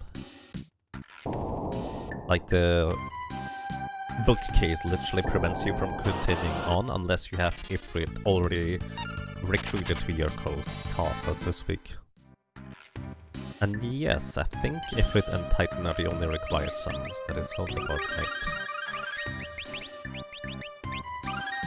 And those are 2 pretty good ones overall, so not bad I would say. Also, before I go over here, this is where I'm going to actually use my build-up ability. Elf Cape, because I do want to dodge attacks. Green Beret, Stealth, let's go. Alright, so welcome to Biblos. First of all, Biflos has a 1 in 3 chance to counter any physical attacks with casting armor, which halves all physical damage in half. So since we attack twice with our fists each time, it would mean that he has 2 times the 1 in 3 chance to cast armor. Magic Hammer halves our MP, doesn't matter, it's kind of convenient, it's one of the best things he can do. But the reason why, there's a few reasons why Biflos is such a menace to defeat. One is he halves physical damage he takes with armor. Usually he casts that pretty early. Then once he drops below 800 HP, he will potentially counterattack with Drain rather than armor, which means we will take about 220-ish damage and he will heal for the same. So unless we manage to deal more than 220 damage per attack, chances are he will just heal up more than we deal damage, so that's kind of a huge problem. So we actually want to have less attacks on our end in order to provoke less drastic counterattacks. He also has a decent amount of physical defense, so our attacks are not gonna be as strong. He has evasion, so we could also potentially miss. So yeah, he did not counterattack with armor, that's lucky. And also on top of that, he has some nasty abilities like Slow, which is insanely debilitating, as well as halving our level, which is, well, equally bad. Right, so far we've gotten lucky. We have 1/3 of his HP and damage done. And we get super lucky with his ability choice here right now. Keep missing though. I think that's almost half his HP gone. Nice counter. And a crit, holy cow. Wait, we could get lucky here. Wait, how much was that? I didn't even keep count. It was like 600, 600, 600, 1,800 plus just about 1,000. If we hit both build-up attacks, we could kill him here. Unless he halves our level. Ah, shoot. He still didn't counterattack. Ooh, he might be too fast now. He might get 2 attacks in before I get to do anything. Right. Magic Hammer. This is going stupid well. Wind Slash, we're fine. Holy cow, he's avoiding all the bad stuff, but he is also avoiding my attacks. Counter-attack, please. Ah, come on, butts. Ooh, oh boy. Sonic Wave would halve our level, which would mean we would deal like 150 damage per attack. With build-up. Alright! Are you serious? Always lucky.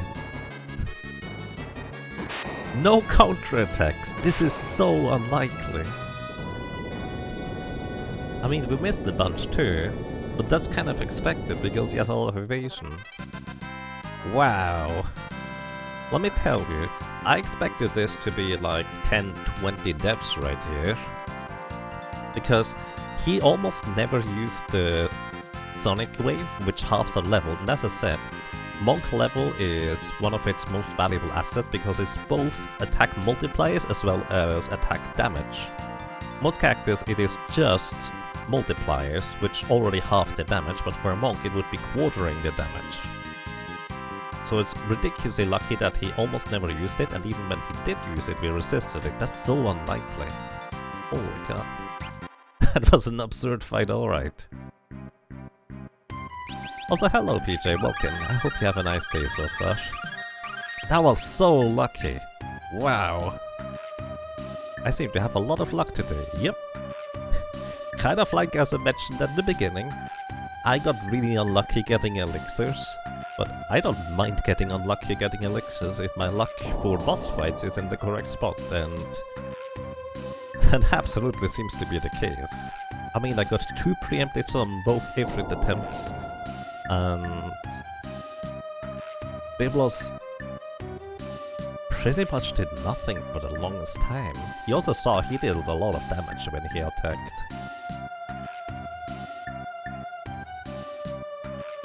In case you're wondering, I was considering just waiting for the counterattacks, for us to counterattack Biblos whenever Biblos attacks us with physical attacks.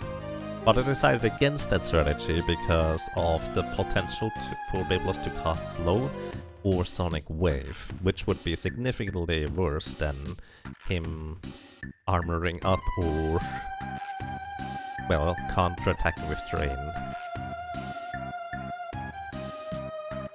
Well, that went really well. Wow.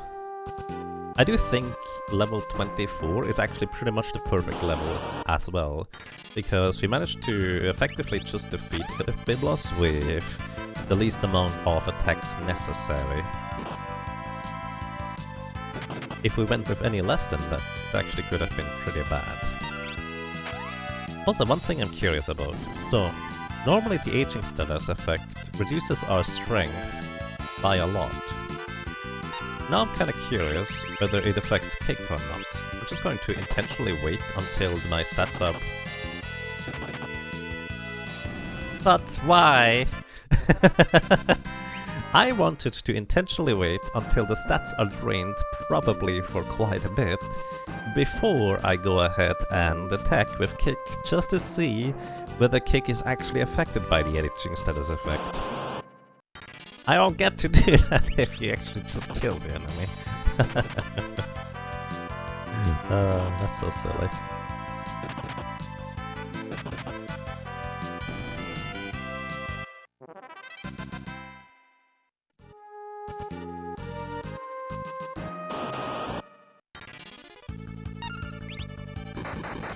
Oh, but...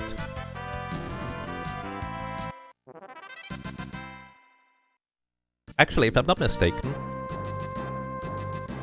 on a semi-separate note, I do believe Solar Monk was Solar's first solo adventure into Final Fantasy V. And he ended up having like 2 build-up critical hits to effectively one cycle Biblos, which is even more lucky, but I think he also had a lot more trouble trying to defeat Biblos before that.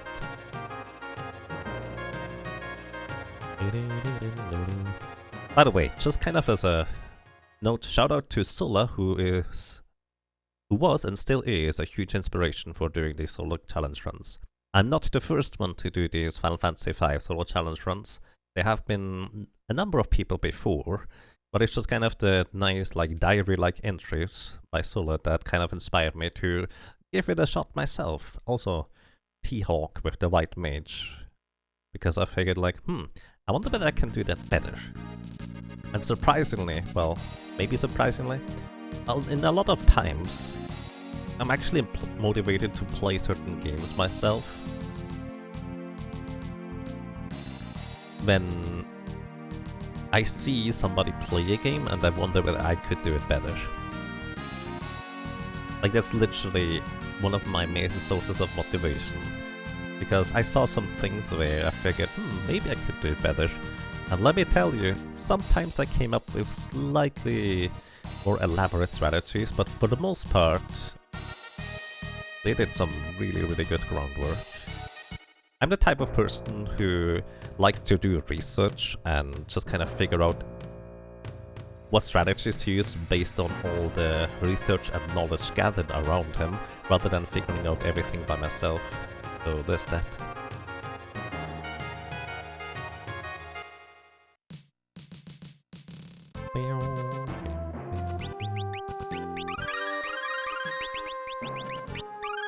Alrighty. We're getting a boat already. I'm on a boat!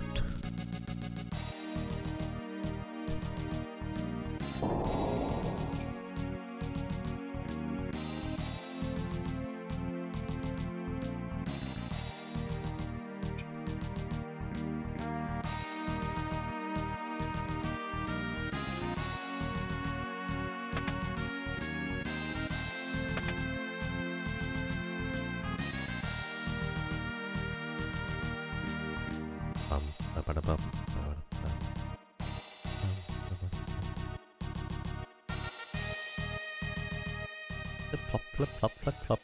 Flip flop. think flip-flop is a funny word or phrase. Sentence. Term.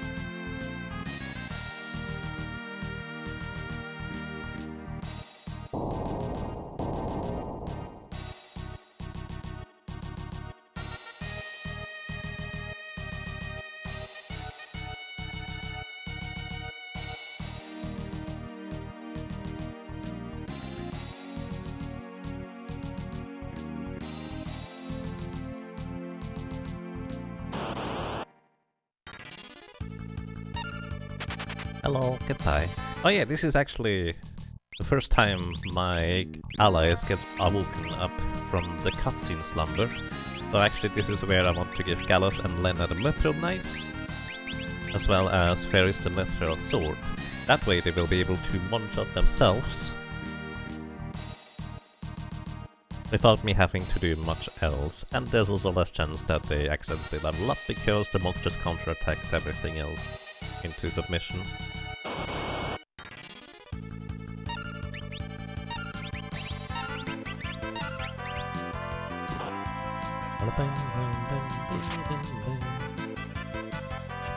The reason why Ferris gets a mithril sword is because the mithril sword has slightly more attack power, and Ferris is level 3, so she has more maximum HP, and the daggers are not quite enough to one-shot. And yes, you did happen to miss Biblos and Ifrit. They went shockingly well, especially Biblos.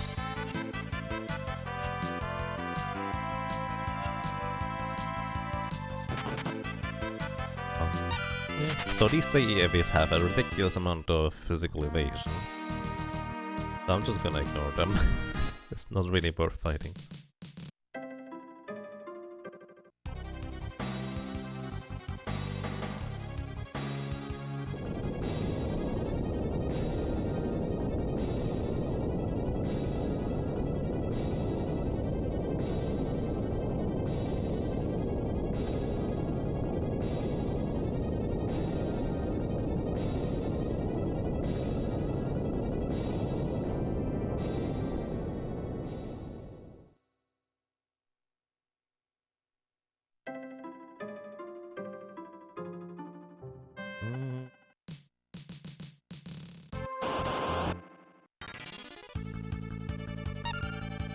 So here we have Black Flame encounters.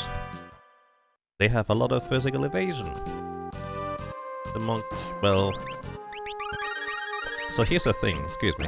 I always thought that monk had a particularly bad chance to hit with punches, which is also why I always thought, for the longest time I thought that fists actually have an innate chance to miss.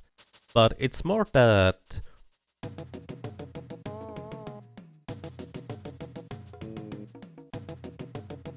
It's less that fists have an innate chance to miss, it's more that the most common weapon, the dagger, halves enemy evasion, so you have a higher chance to hit instead. So that's just kind of more that way around.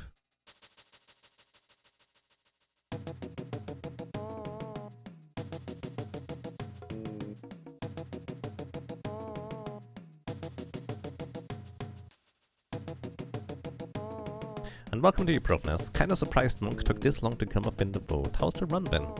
Pretty lucky so far across the board. Well, minus the elixir grind at the beginning.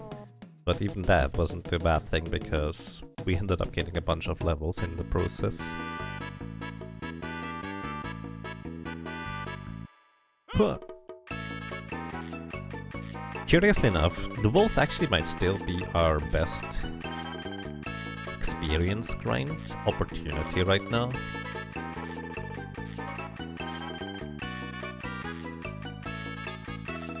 Yeah, I'm pretty sure the wolves are still our best experience grind, actually, thinking about it.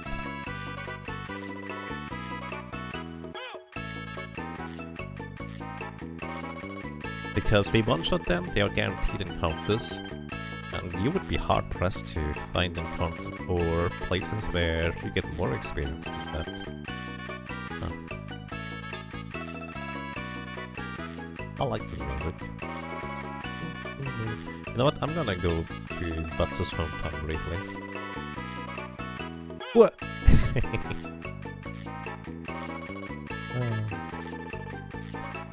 Because I want to stock up on consumable items, and they are only half price there. In Quebec you call them gugoons. Gugoon? I'm not sure what you're referring to, but alright. Gugoon.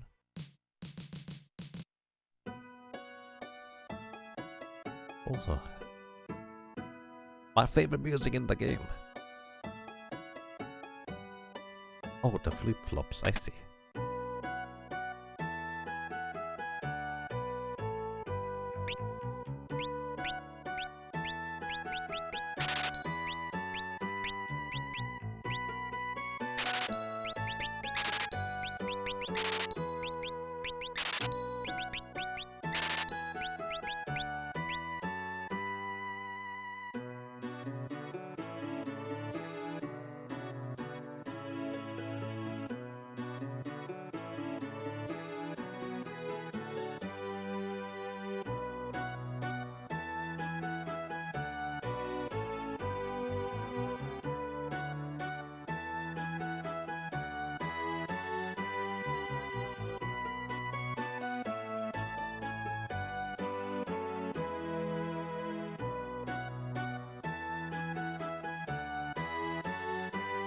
And yeah, he doesn't sell Phoenix Downs, which I think is probably for balance reasons, because if you could just stack up on 500 gold Phoenix Downs, you probably would do that here.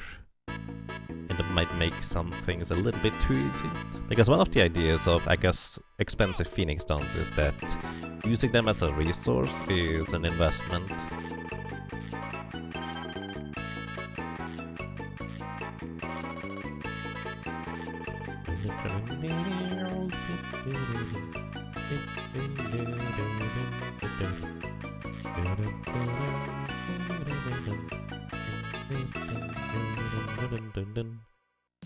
I'm kind of wondering whether I should...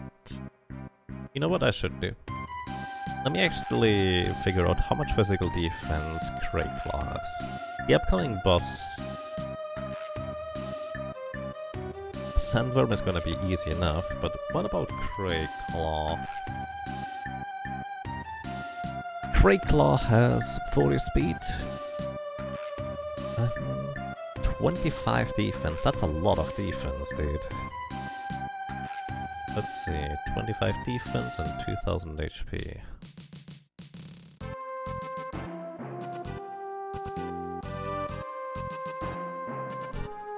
So at level 24, we need a total of 5 successful attacks. That does not include critical hits. That actually sounds pretty reasonable. Much more reasonable than the thief, anyways. And yes, I just used the birdie for that short stretch so I wouldn't get into encounters.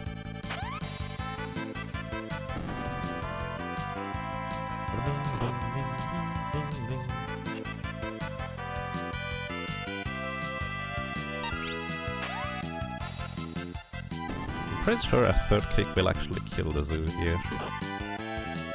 And again, the counterattack will too.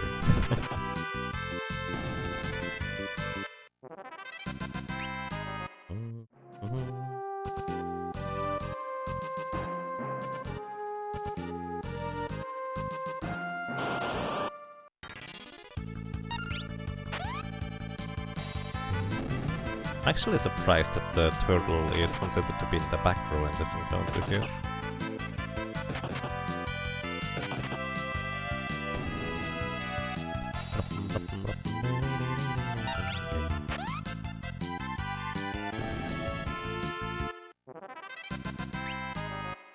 Also, I think I'm reasonably close to level 25 here. Yeah, 220 experience. Might as well get level 25 right here before we move on to the next boss. And the desert coming up there is gonna be pretty early on, the next boss called Sandworm. And we will be able to deal with Sandworm without too much trouble, I think.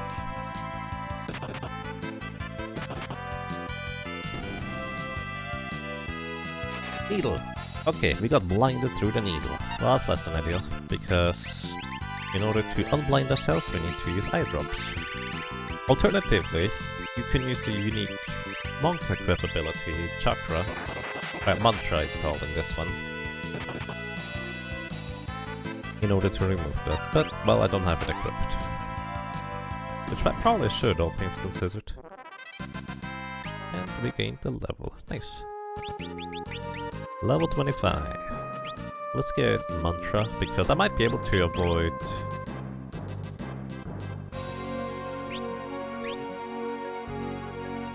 using an elixir if I heal by a mantra instead. I actually don't want magic defense, huh? Because it reduces the healing I do with mantra. Really weird.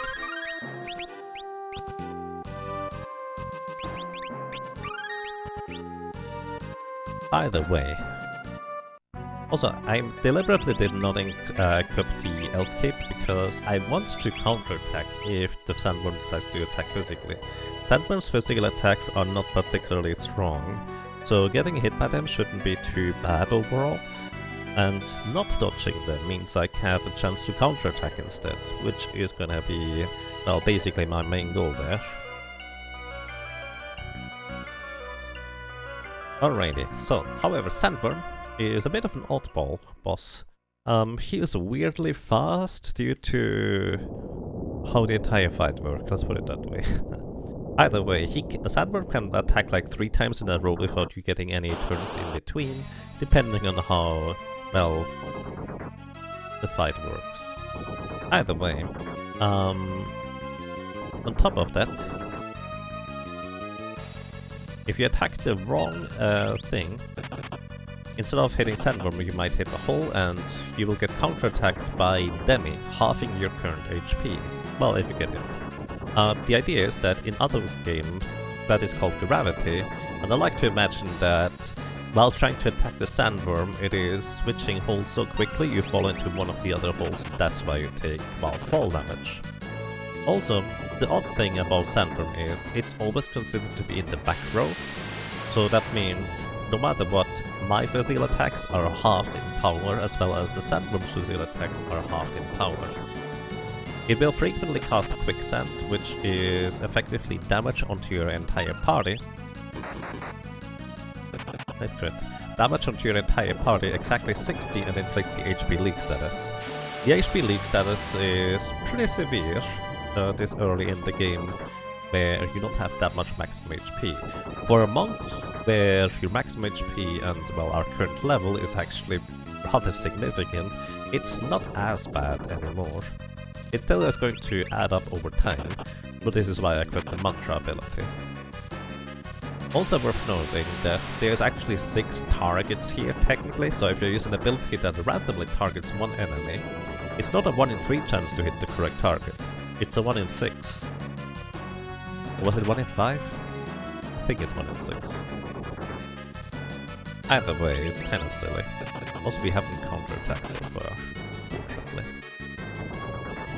And yes, if you do dodge an attack, you cannot counter it. You have to get hit by an enemy in order to counter the attack.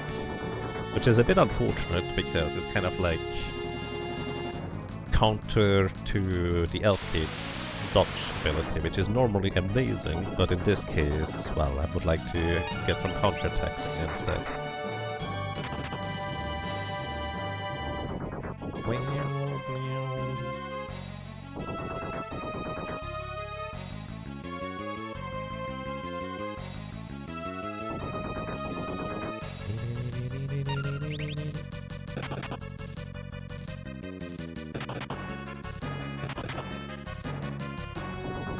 I haven't gotten a single counter so far. I wonder whether you can counter the Sandworm's attack. Because it might be a special type of attack that you just cannot counter. There are attacks like that.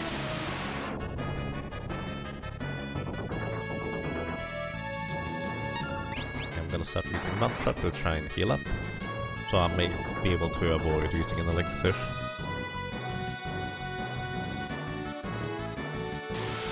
Not if it keeps using quicksand, I guess.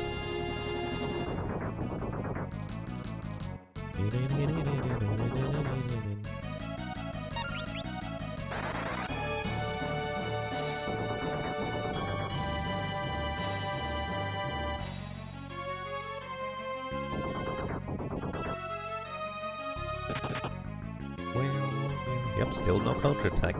At this point, it is reasonably safe to assume that I guess the physical attack from the Sandworm does not actually trigger a counterattack. Intriguing. Yep, I'm pretty sure about this now. Okay, I'm just gonna use an elixir here to heal instead, because otherwise this is gonna get real sketchy soon. Because of how, well, frequently the Sandworm possibly can attack anyways. You might get in 3 attacks before I get to act, and that's potential like 300 damage. Yep, okay, I should have used the Elf Cape, huh? Because you can dodge the attack, but I suppose because of how the fight works. That's not how it goes. Oh! Oh, I should really have kept track of how much damage I dealt, huh? Normally I do that for a lot of encounters, especially for cactus that are, well, not as strong, let's put it that way. But, whoops. Yeah, first try, I suppose. Did use an elixir though, for not a particularly good reason, to be fair.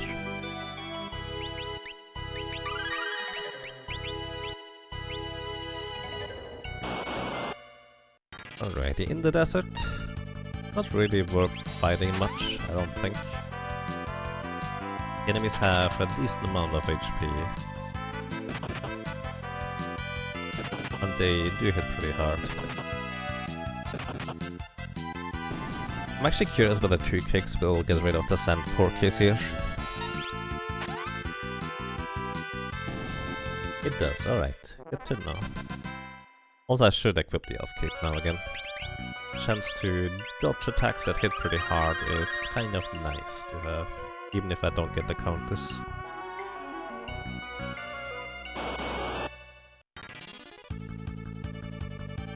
Attack from the back.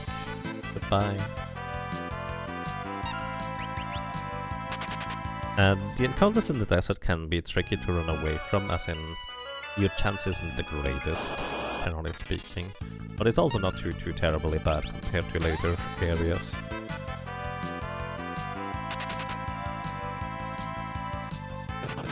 Kind of curious if the holes are covered as enemies under the hood. If it's logically possible to kill them, even if it takes some kind of logic exploit to get the damage through. I don't think it's possible to kill them. Like, you can't trigger instant death on the holes if you use, like, the monk's ability, the death scythe, or the death sickle ability from the berserker. You can technically trigger the death effect, but they are kind of specially protected like that. Oh hey, look, a Dorm Chimera. Dorm Chimeras have 1000 HP exactly. I guess 2 attacks will do or defeat them, but they love to cast Aqua Rake. Oh wow! Oh no! That was a lot more physical damage than I anticipated it would be. I did not save before the sandworm, after the sandworm. Oh no! Well, I can do this method now, I suppose. Look at the bright side, I'm gonna save an elixir now. Probably. I knew I should have saved.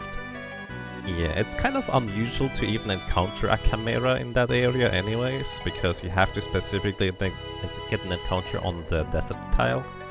So... well, rip.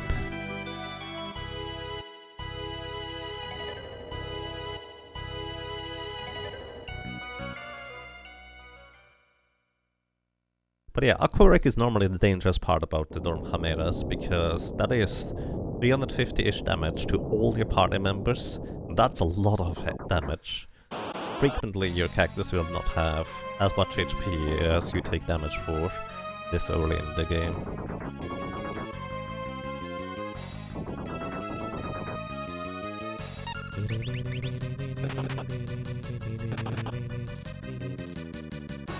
That's like 340 damage, but it's less than 10 attacks.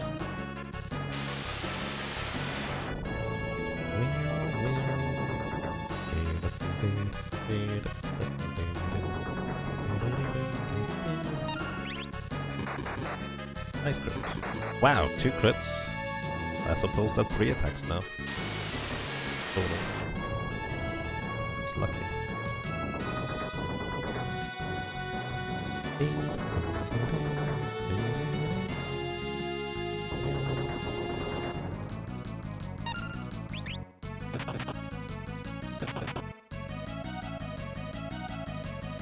By the way, in the short version of how this encounter works, there is a separate ATB for the sandworm switching holes.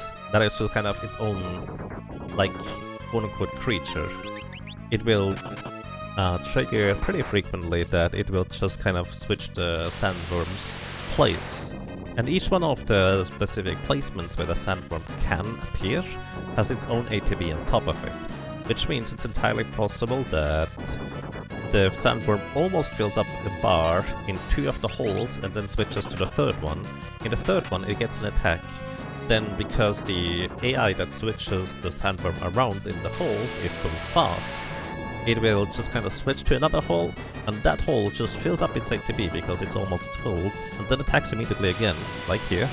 And then it switches to the next hole, which, well, the sandworm has its ATB full there again, possibly, and then attacks again. This is how we can effectively attack, like, possibly 3 times before we get to do anything in between. So yeah, that's how I understand how the sandworm works. Might not be exactly this way, but I think it's a close enough approximation that usually it will work out to, well, be correct. Which is also why the sandworm takes a second there to recognize that, oh, I'm dead. And then it disappears, because it's just kind of counting down a separate HP counter for all the 3 possible sandworm locations. Then it kills off all the creatures.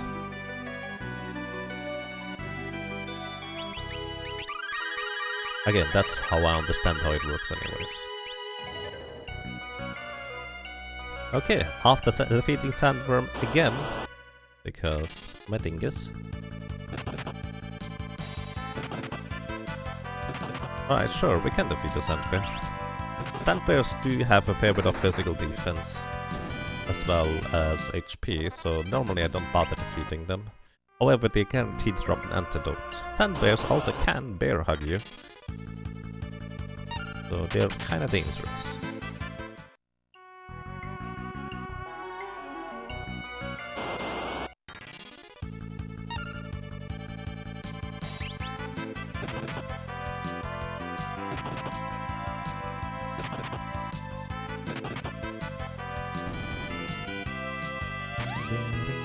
Whack a worm!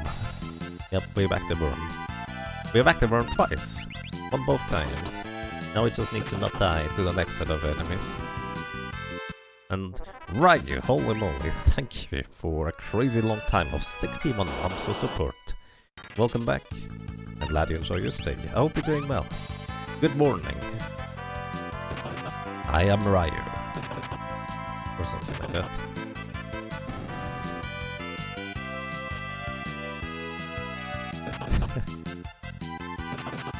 It's always worth remembering that it isn't the true Jägerstyle method and a pretty impressive Jäger Derp moment.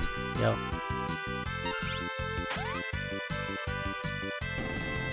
You know what I've been thinking? We should actually use the Jäger Neat emote instead of Jäger Derp, because I feel like that would be a much more fitting emote for that specific occasion.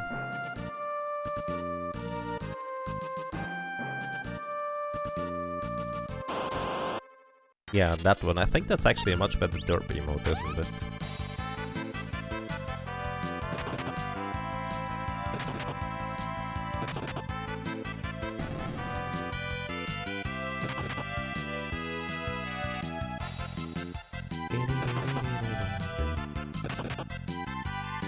I think these bombs have a chance to explode in their second turn. I'm actually not entirely sure how they work. Either way, they have 440 HP, and the exploder does damage equivalent to however much HP you have remaining, also killing the user of exploder. So they can be dangerous if you don't have enough maximum HP left over. Beep. Welcome, Beep. Hope you're doing well.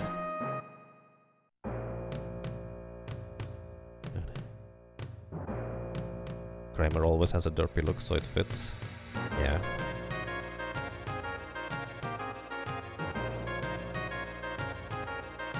Wait, I'm a doofus. I need to go in front of the staircase so we see the blue guy running away. Then we go to the left. Hello, Ryu. Ryu, random question. Have you ever played La Mulana? Or La Mulana 2? I'm not entirely sure it's the type of game you would enjoy, but I feel like it would be worth looking into because I think it's a fantastic game. No, you're Dragon. Hook Dragon.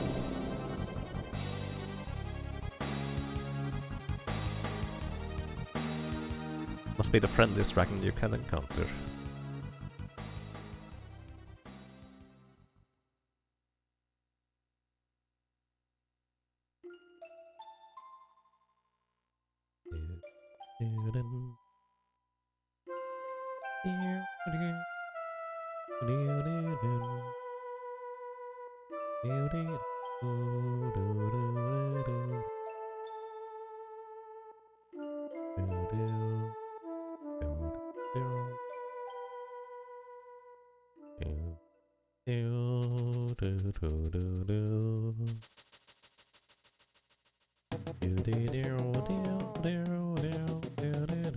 Oops.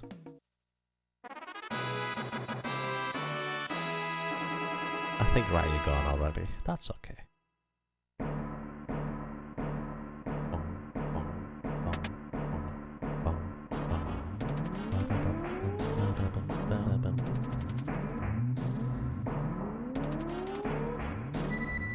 Yeah, as somebody mentioned earlier, Monk is kind of flying through the early game here. And that's not even a pun on the flying kick idea. That's just Monk is actually pretty good at the early stages. I think this is kind of probably approximately the point where we start seeing a bit more of the harsher reality, where the further we go, the less strong the monk is going to be once we probably hit like the early stages of the World 2. Starting around here though. Don't monks have more trouble in World 2 as their damage plateaus? Yeah. Here's the thing, generally speaking, monks' damage doesn't really plateau, it kind of is just a steady rise all the time.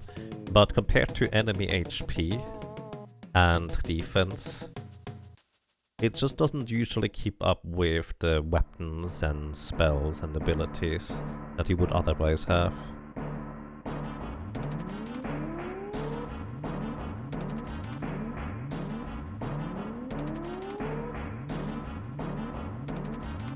Oh, I see. Yeah, I wanted to know whether you ever have played La Mulana, potentially.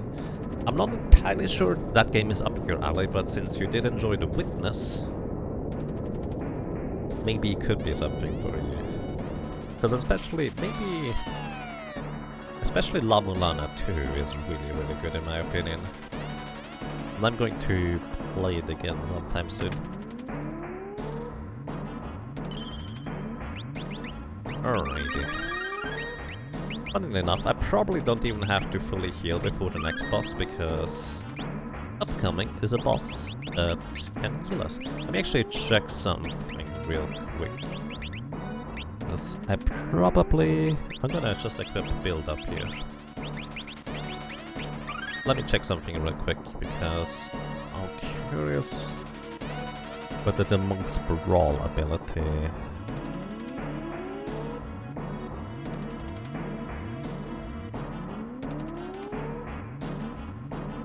No, it's just dependent on... Wait, no, not brawl. Build up. Build...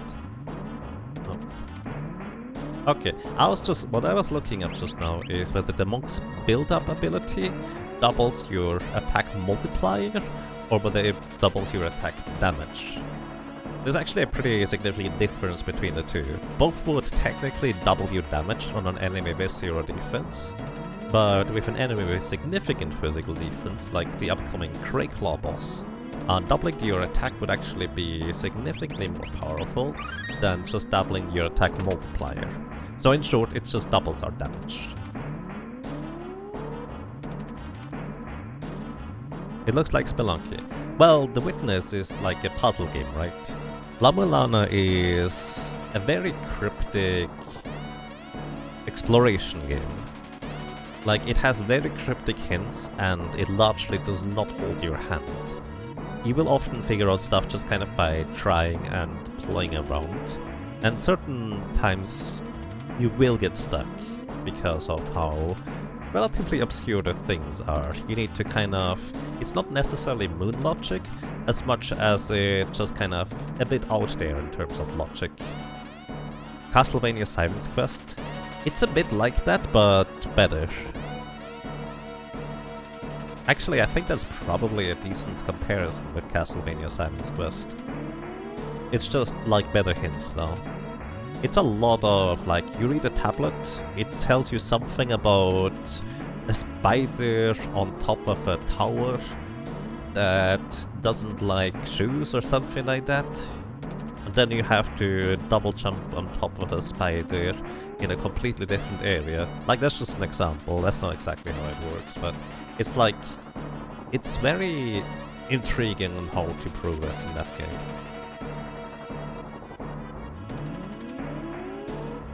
Yeah, La Mulana is a bit of a Metroidvania, just also with a lot of knowledge-based progression, so to speak.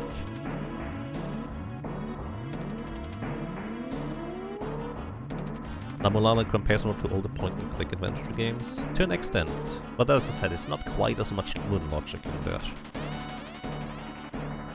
Yeah, it might not be entirely up your alley, Ryu, but I think it's pretty great.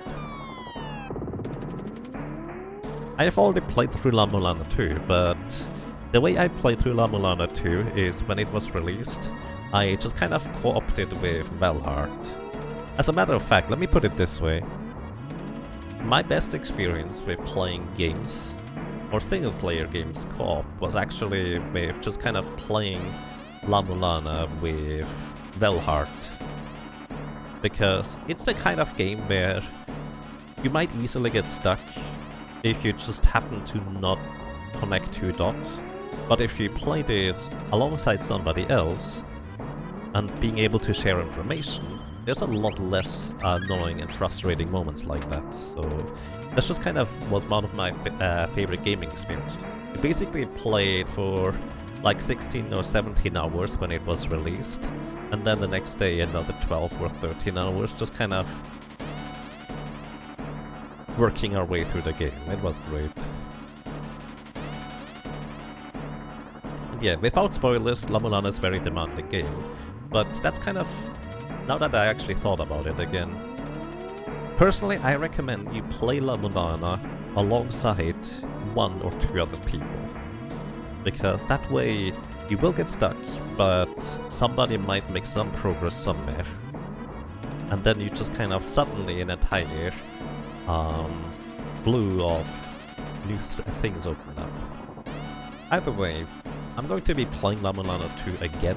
As I said, it's not going to be blind anymore, alongside Velhart, but it's been long enough that we probably forgot a lot of things at this point. Alrighty, either way, back to Final Fantasy V. We have arrived at the next boss that is named Crayclaw. Crayclaw has a lot of physical defense, so, well, it's going to be a bit tricky to try and hit that thing. And it's a lot like Carl Boss as well. Carl Boss paralyzed us with its paralyzing attack and then put us into the critical HP with Tail Screw and then killed us. Well, Crayclaw is likely going to be very similar. However, Crayclaw has only 2000 HP, so that's less than previous bosses, but a lot of physical defense, so it might be a bit trickier to defeat this guy quick enough. I think we need like 3 or 4 attacks. And hey, we resisted Tail Screw, that's a good start. Wow, a crit! That's super lucky. That's literally half its HP and damage right there. Alright, Tail Screw. Let me explain something real quick. Crayclaw in the first and second turn has a 2 in 3 chance to use Tail Screw, putting it to critical HP. In the third turn, it has a 1 in 3 chance to do a physical attack, a 1 in 3 chance to do a physical attack with a stun, and a 1 in 3 chance to use Tail Screw again. So, I actually only want to heal before every third turn, which is right now. Mucus actually slows us. That is really, really, really bad, because if we get hit by Tail Screw, we are dead. And we're dead. Because Mucus doesn't just slow us, it also inflicts HP leak status. And consequently, if we get hit by HP leak status while we are getting put to critical HP, well, our HP counter goes from 9 down to 0 in an instant. Often, even if you wait for the turn, you will not get an opportunity to heal yourself. I was actually wrong about the physical attack. I forgot there was a Mucus in the third turn. So, yeah, very unhealthy. So this is gonna be another case of, well, let's just try to get lucky. Yeah. As I said, Ryan, if you can find somebody you want to like invest like 20-30 hours to just play alongside co-op, it doesn't even have to be on stream, although I would like to watch it. I think La Mulana is a really good game to play co-op, even though it's not technically inherently a co-op game. It's just, in my opinion, kind of built for information sharing. Either way, welcome to Crayclaw. This might take a few attempts.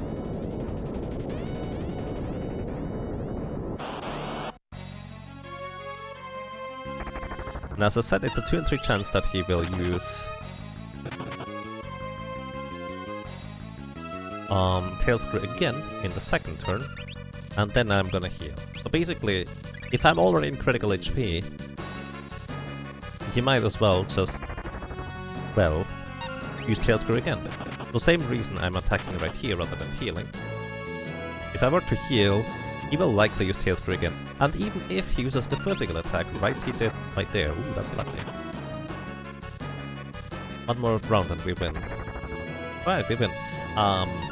even if he does attack, we have a 1 in 3 chance to block the attacks thanks to the Elf Cape. So we needed a bit of luck, but not too much. 1 HP is sufficient.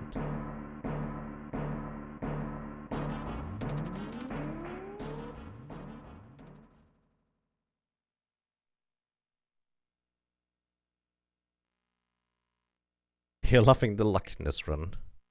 Well, I mean, to be fair, at least for the Grey Claw battle, I just play the odds. The chance of me succeeding is directly linked to how likely it is for Grey Claw to choose certain abilities, and even if he chooses the other ability, I still have a chance to dodge. So that is my best opportunity to just defeat him. Although, to be fair, I think a critical hit there, still decently lucky.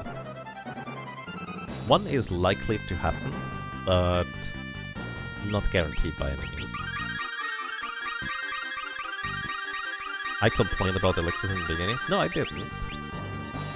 I was just pointing out that, hey, I'm getting a bit unlucky here. And I literally said that, hey, I'm pretty happy with getting unlucky in this scenario, as long as I get lucky on bosses. Did they save now? Probably should.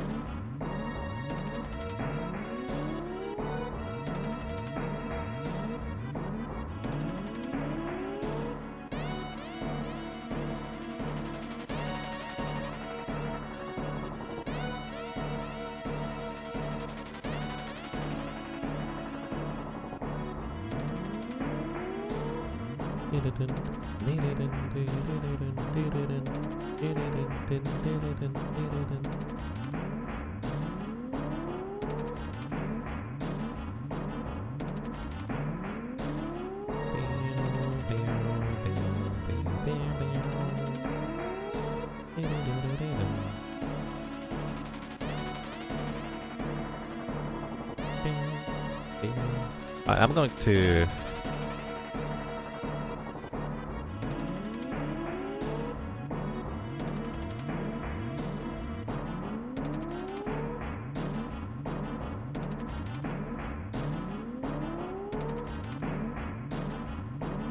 I'm going to do something real quick, everybody, on the Twitch side of things.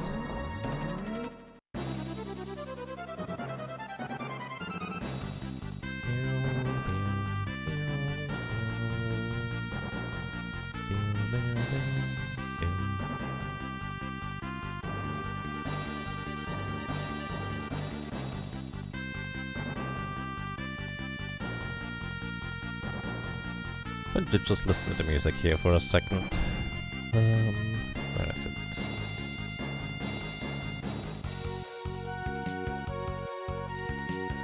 I'm going to rename the Grimer emote.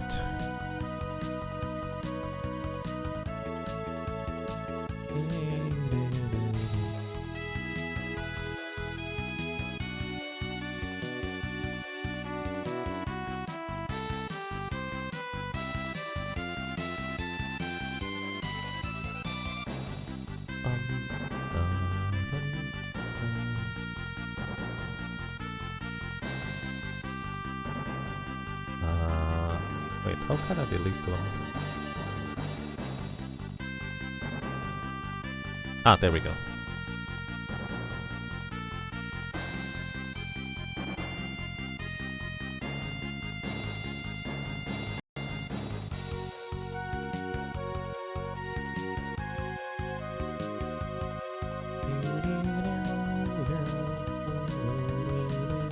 By the way, shout out to Baron Haynes for pretty awesome emotes, I have to say.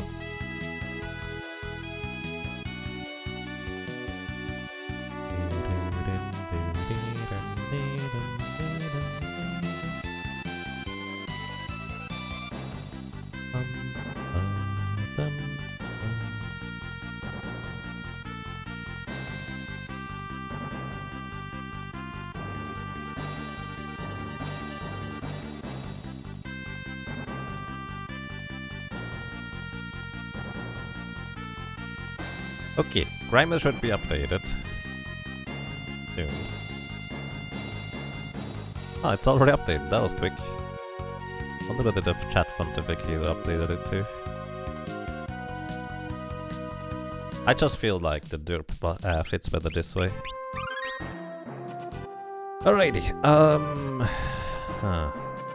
okay, let's see, we are level 25 on the monk, which means our attack multiplier is 7. Level 28 we would get an attack multiplier of 8. The reason why that's relevant is because the next boss here is actually pretty dangerous to take on in the front line as a physical character. So it might be wise to move into the back row, but in the back row currently my damage is more than halved.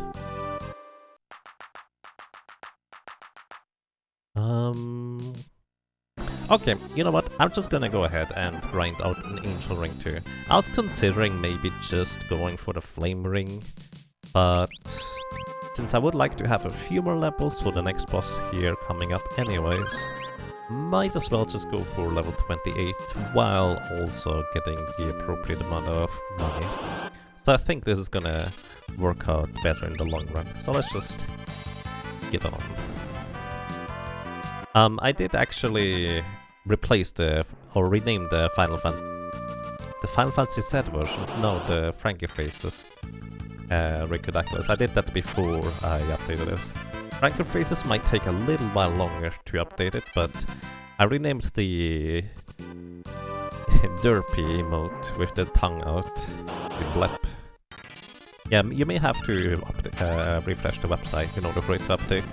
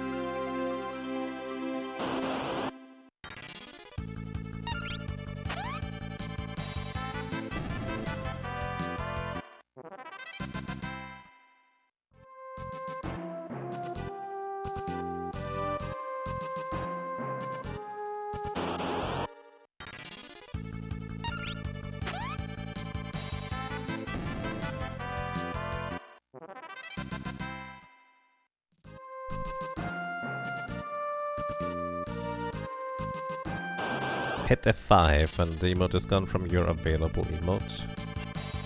Really? Let me press F5.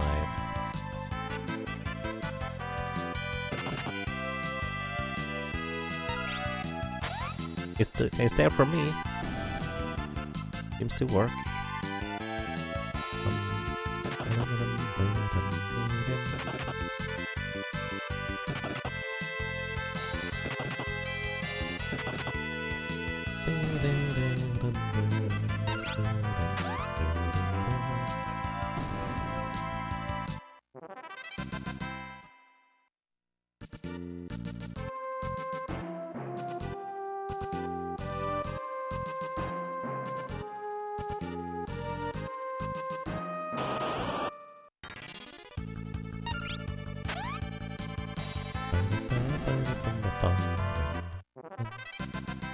So yeah, level 28 and 100,000 monies is the goal here currently. So this might take a while. Okay.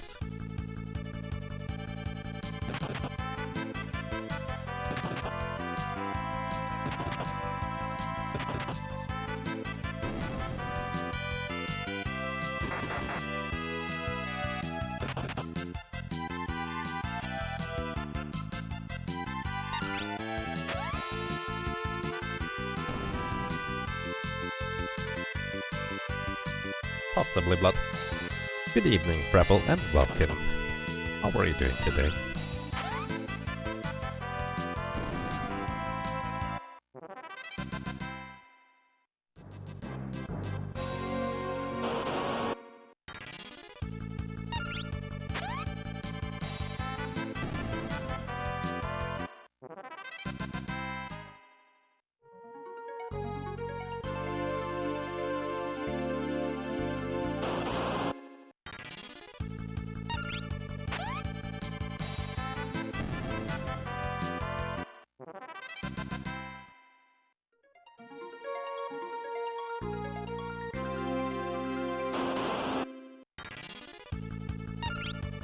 So pasta and antipasta together doesn't make the food box explode? No, I think it just makes the pasta disintegrate. Because it doesn't exist anymore, since you put the antithesis... Antithesis? How do you even pronounce that word into it?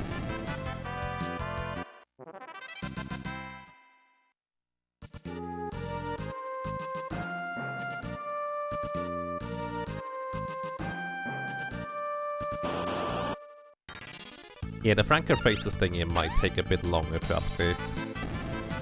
Because the Franker Faces thingy does go through an approval process, and I don't know when they're gonna get around to it.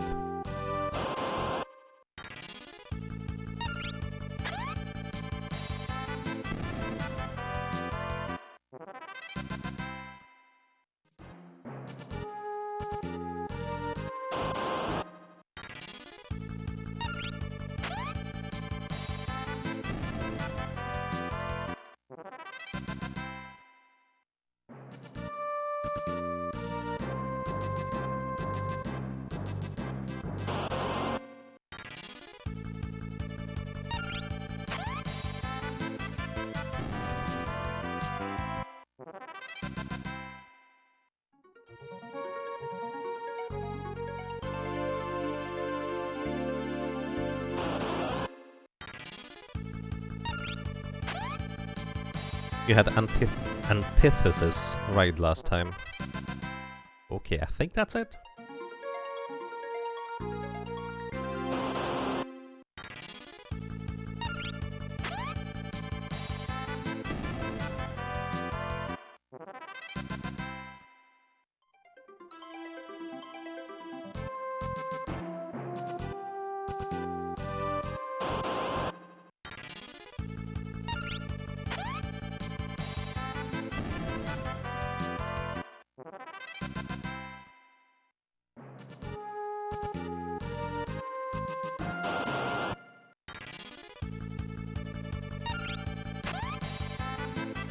That ad in the on-screen chat looks weird compared to the rest of the font.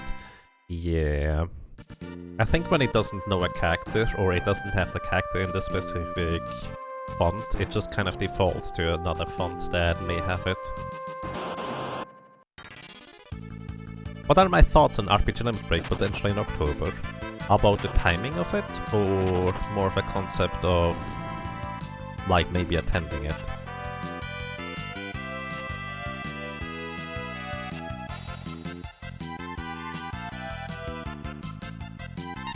Maybe attending. It's a big maybe.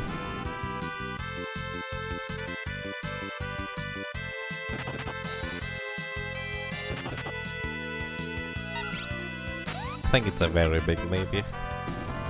Not a no, not an yes. I can't really say right now. Also, we keep getting back attacks.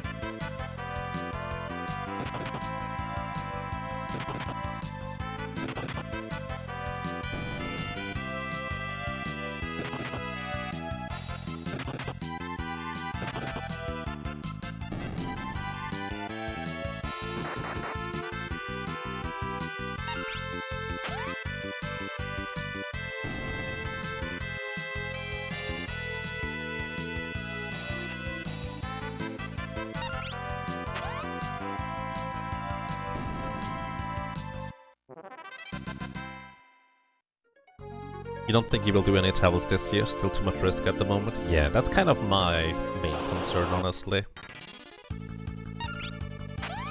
Like, I really don't think it's going to get much better until next year. Probably. But at the same time, let's just wait and see.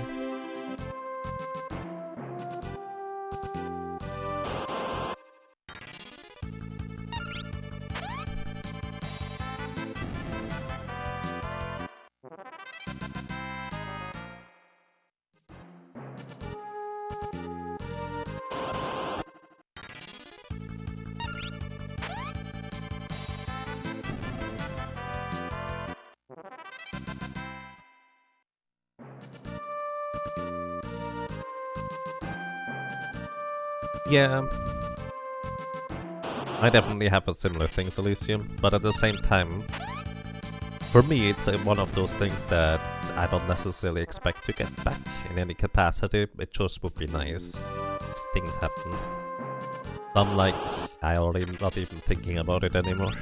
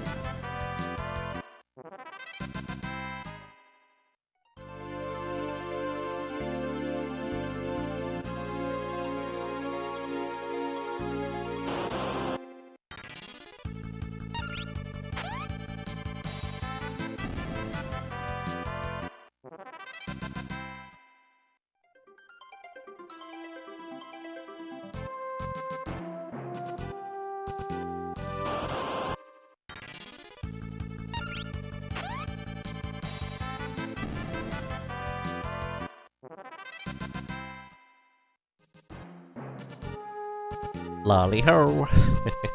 Ethalfon, welcome. How are you doing today?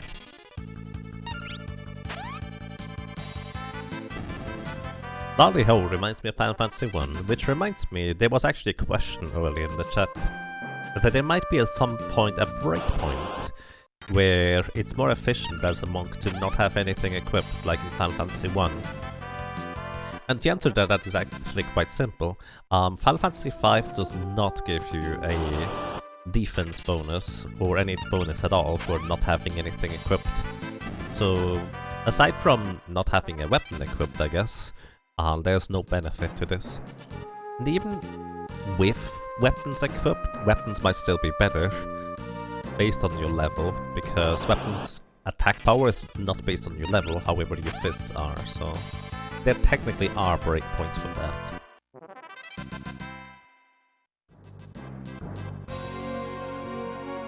Weekend just started for you, which is nice. Nice. Enjoy your weekend.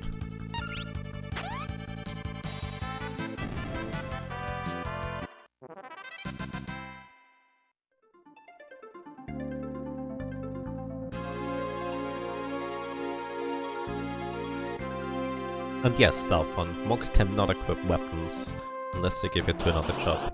The other way around, you can equip the Brawl ability on other characters, so technically you can have Monk strength and attack power, and also, well, the Bare-Fisted ability on other characters.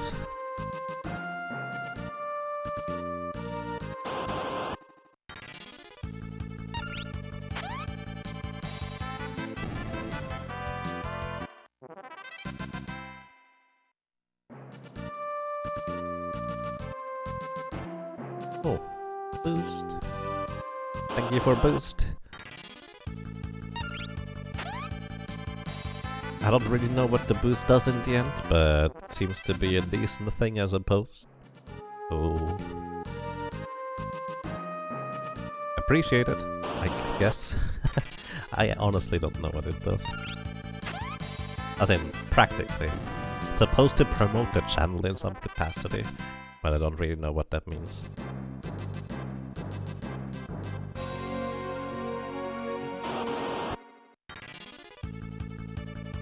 Wow. I wave. I have plenty of time to wave. I'm only playing with one hand right now anyways. It's a newish feature, you looked it up a while ago. It passes Twitch adds your stream to certain locations like recommended lists. Huh. I guess that would be nice. Like, do the recommended list have a certain type of theming or so? Twitch tells 8,000 strangers to check out your stream. Weird.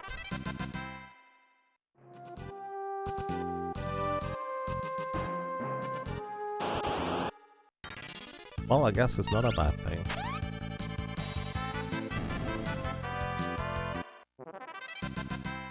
What level are we anyways?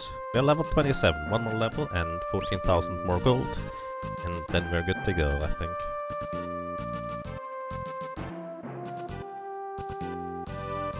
It probably prioritizes higher lists for people who watch games similar to you or are followed by similar people. I suppose that makes sense. That reminds me, I should probably edit my tag. This is challenge run.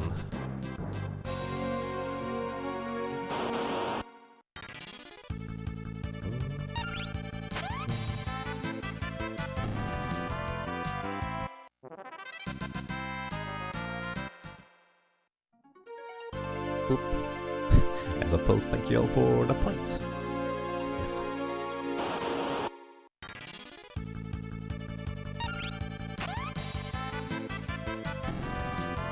Have I played Bahamut Lagoon? No. Technically yes, but practically no. What I mean with this is... it's been... probably 20-ish years since I discovered emulators, and I played Bahamut Lagoon back then at some point. But I didn't know anything about the game, so... practically I've never played it, or technically never played it. What's this grind going to? 100,000 gold as well as level 28, which is gonna be my next attack power breakpoint for the monk. To deal full, well actually more damage from the back row, that's kinda the goal. I'll explain that once we get to Adam and Timmy. I think we actually just hit level 28. Nope, we didn't.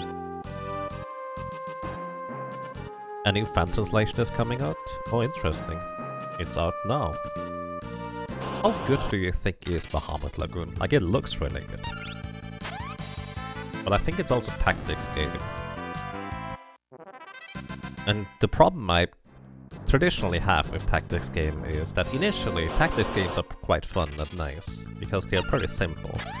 But at some point, most tactics game I've played just kind of ramp up to more and more and more units, and it just takes ages to complete one battle. And that's kind of when I'm not terribly interested in it anymore. Because it's not the type of gameplay I think is terribly engaging. Also, now we're level 28.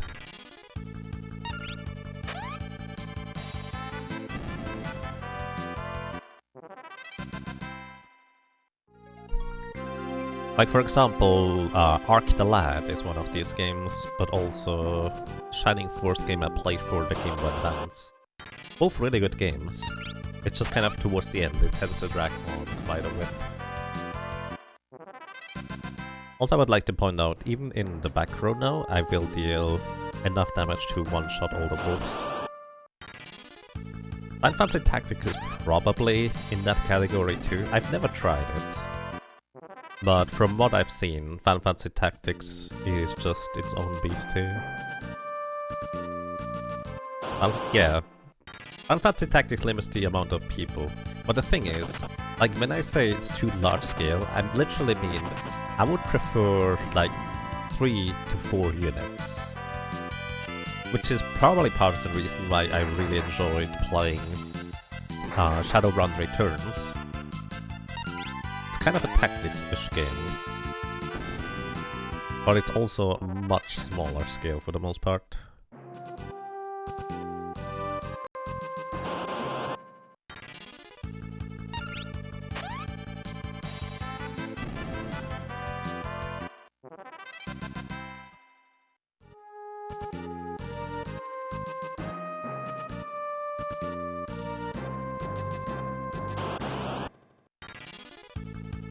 Legend of Heroes Trails in the Sky.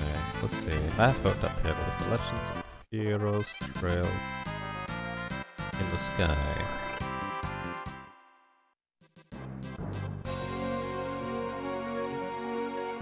Okay.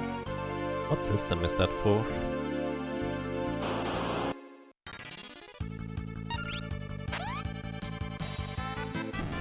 PlayStation Portable, PlayStation 3, PS Vita, Windows 2. Oh.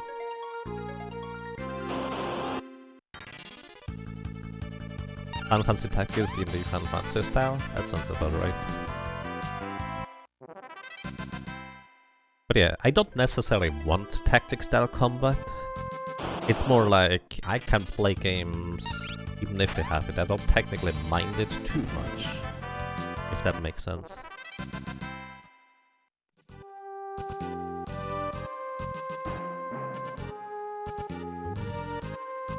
Also to a typical JRPG, but the combat is not tactics style grid. I see.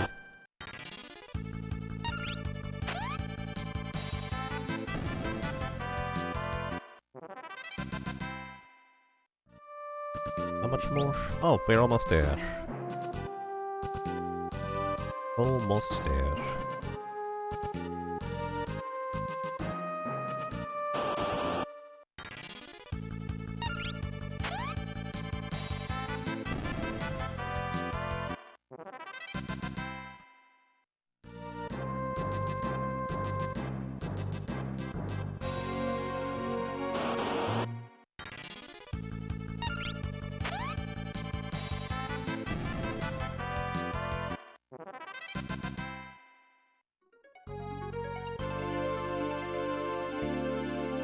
You always looked at Final Fantasy Tactics as a descendant of the Final Fantasy V job system. That makes sense to me.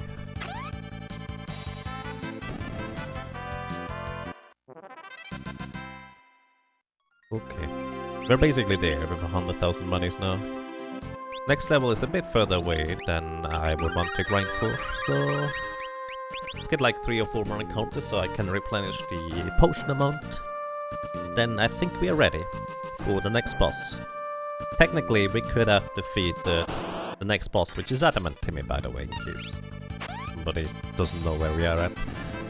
Technically, we could have defeated Adamant Timmy a while ago, but the reason why I wanted to get to the next attack multiplier is as follows. Right now, our attack multiplier is 8. And if we are attacking an enemy in the back row, or if we are sitting in the back row ourselves, our attack multiplier is halved, which means we deal, well, half damage.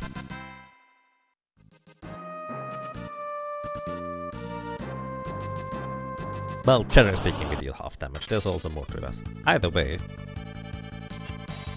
previously we had an attack multiplier of 7. So that meant if we were sitting in the back row or attacking into the back row, our attack multiplier got halved to 3.5 from 7. But Final Fantasy V always runs down, so effectively our attack multiplier would have been 3. And then if the enemy has an additional layer of the protection, like armor for example, which halves all physical damage, or more specifically, the attack multiplier, it will get halved again, from 3 to 1.5, as in 1. So effectively, going from 7 to 8 as an attack multiplier means that our attack multiplier against Adam and Timmy is going to be 2 instead of 1, literally doubling our damage output. Oh yeah, wait, how much was I guess this is close enough to the next level. Let's go 29.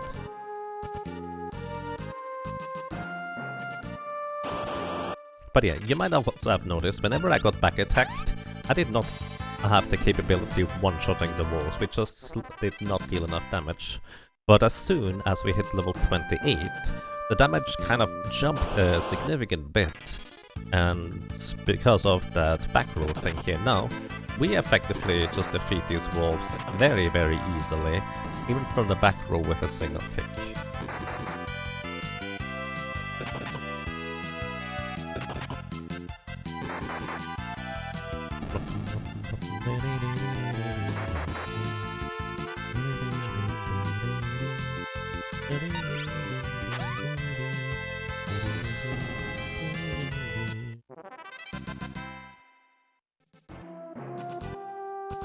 So yeah, Adamant Timmy has armor, an innate status of armor, which means all the physical damage is halved.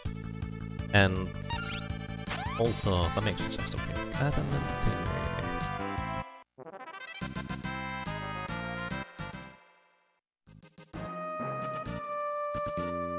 Here we go. Adamant Timmy has an attack multiplier of 18. So he hits like a truck. And his entire attack strategy is attacking twice, then attack once. Attack twice, attack once, attack twice, etc. That's literally all Adamant Timmy does. And because of the heavy physical attack damage we would take, sitting in the back row is just safer because we take the damage in smaller increments. And because I wanted to sit in the back row, it just made more sense to reach the next, like, even attack multiplier, so my damage wouldn't get, well, reduced by 7 times. Instead it's only reduced by 4 times.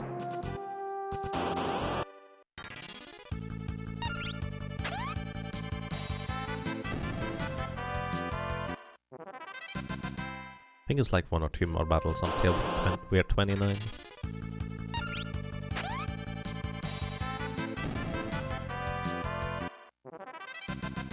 Theoretically, this might even be the best grinding spot, even if we have access to everything in World 2.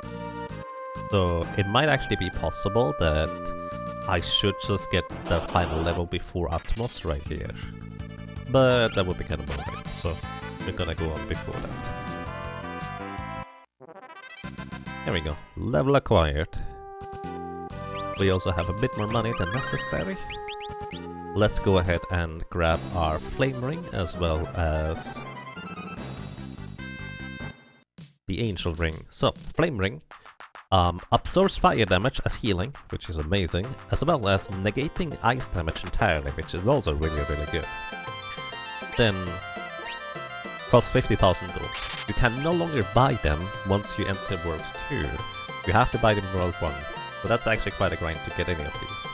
Coral Ring would actually absorb all water damage as healing, and you take double damage from lightning. Flame Ring is supposed to make you take double damage from water, but it doesn't.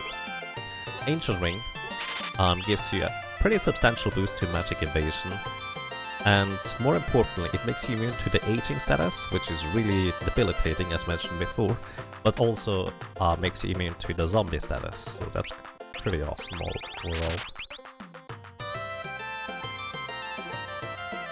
Alrighty. Money well spent, indeed.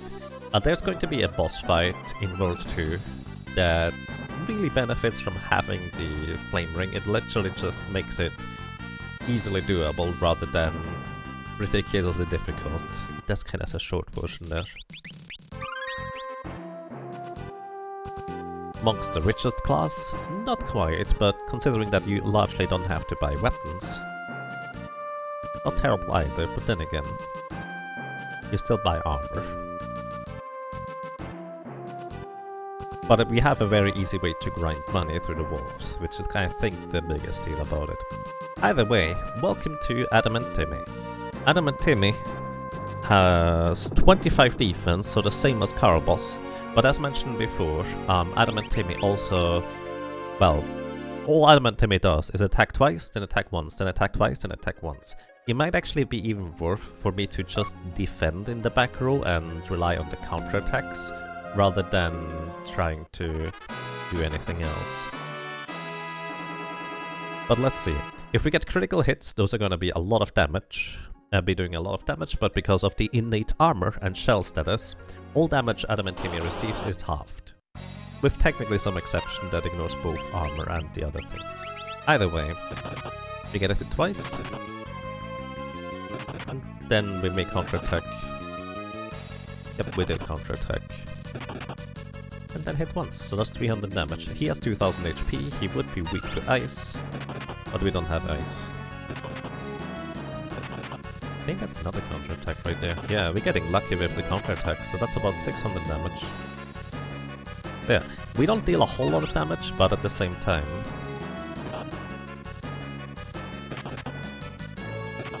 we also don't take a whole lot of damage, so that helps. We will still have to heal, probably.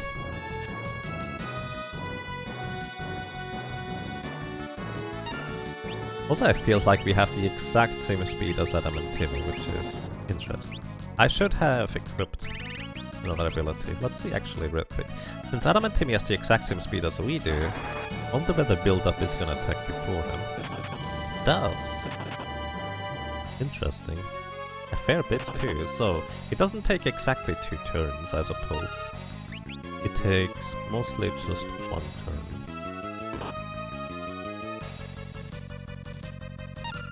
Very interesting.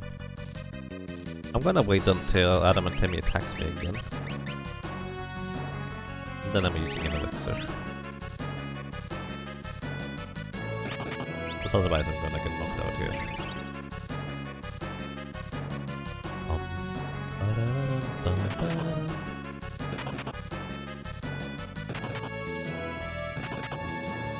Man, critical hits.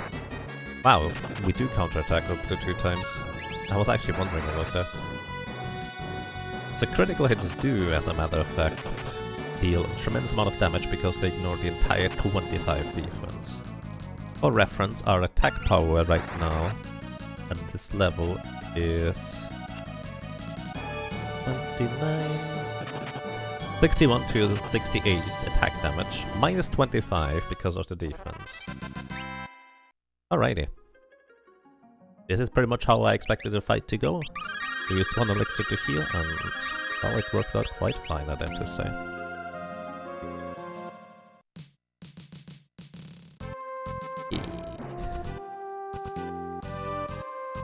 Now I'm curious about something. Launcher.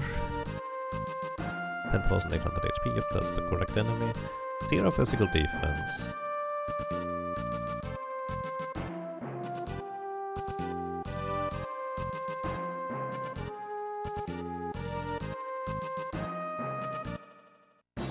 Kind of curious about something.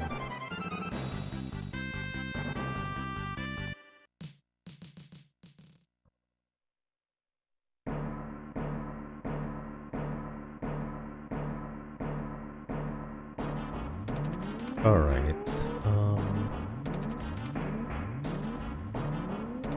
yeah, I'm pretty sure Aqua Rake being not water element is an oversight rather than intentional though. Let's see. Launchers have 800 HP, 0 physical defense.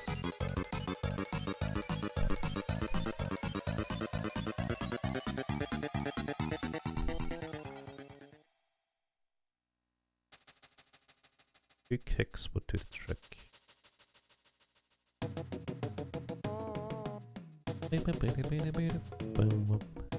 Boost. Yeah. So I have a question. After you boost it for like less than 2000, can you still technically continue boosting?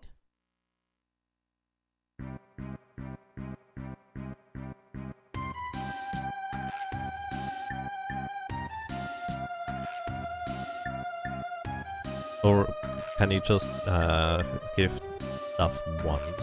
I don't know how it works. It puts a maximum of 2000 per person per stream. Right, but if you don't like contribute 2000 in one go, can you technically continue after, but still?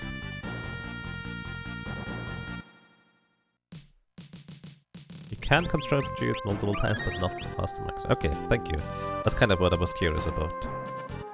I don't know why I feel like I have to always figure out the exact mechanics of everything, but that's just how it is. Speaking of exact mechanics, back attack. You almost did the correct thing and attack. Oh.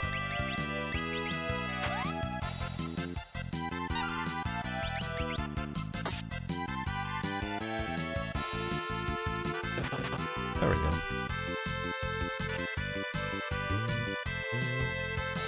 Fun fact, the Twin Lizard is technically 2 separate monsters depending on which direction it faces. So you can steal 2 separate times from it, in theory. But practically it doesn't matter. Boost. Thank you. I'm curious whether it will do anything if we reach the goal.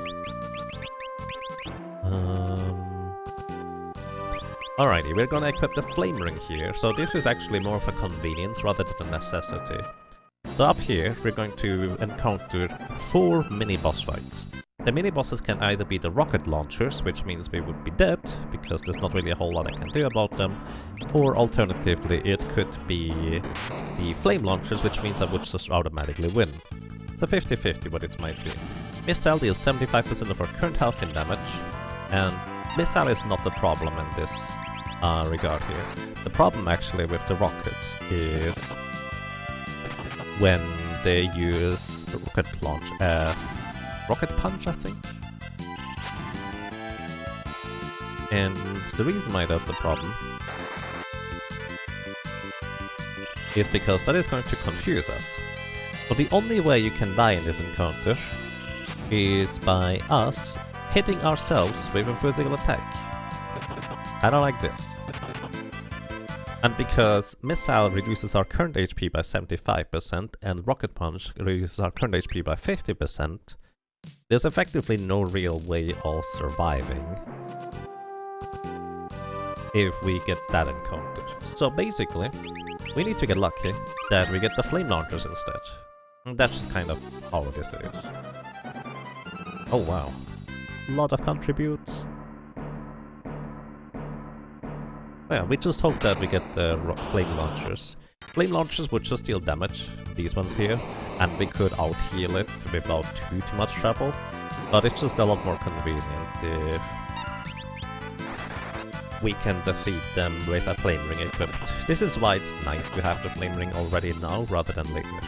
Also, they have 2500 and 2600 HP respectively, I think. Not sure which one is which.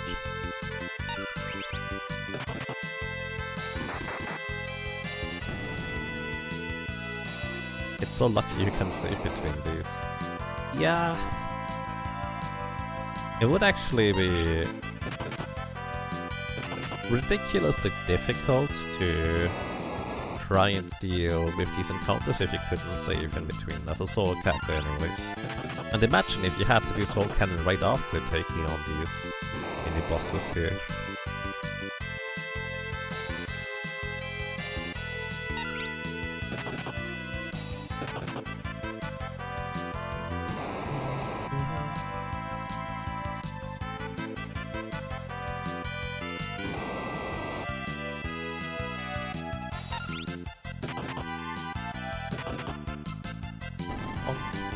But yeah, this is just going to be how we are going to play it.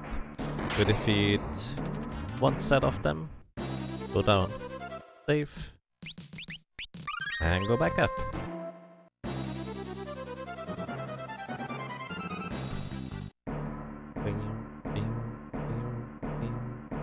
And we hope for flame launchers. That's not a flame launcher. I'm just gonna reset this. It does count as a death in case you're curious. So we do increase the death counter by 1. I just need to get lucky that we get flame launchers. Which, by the way, I think I have to get into a different encounter in order to change, like, the RNG potentially anyways. I'm really not sure. But this is kind of where a lot of characters just rack up the death counter. Some characters do have a means to combat this. So, what you do actually on some characters, like for example mages, what they can do is they can equip a knife. The weakest knife, specifically the weapon that Lena at the beginning starts with. Let me restart the stream capture real quick. Because the sound falls behind when I reset the contender. Either way. What mages can do, for example, is they equip the knife that Lemma at the very beginning of the game comes equipped with. That knife has a pitiful attack power of 7 or something like that. Either way, it's less than the weakest dagger you can buy. And the reason why that's relevant is if you have at least 10 physical defense, I think, or something like that, you will actually take 0 damage from your own physical attack. So effectively, if you get confused, you will deal 0 damage to yourself with a dagger. And that can actually allow you to defeat the rocket launchers as long as you have some other means of damaging the launchers without needing to use a weapon. For example, the Dancer is also kind of an interesting example, because the Dancer actually has a way to increase the attack power via sword dances. So a Dancer can actually equip that weak dagger and simultaneously still deal damage to the launchers, or well, the rocket launchers. Oops. However, with a monk, since we can't even equip any weapons, no such luck. We would just need to, well, hope to not get any rocket launchers. The alternative would be to level up to like level 99 and have a high enough level and resistance that we never get hit by the rocket punch, because technically you can resist a rocket punch. Practically, good luck.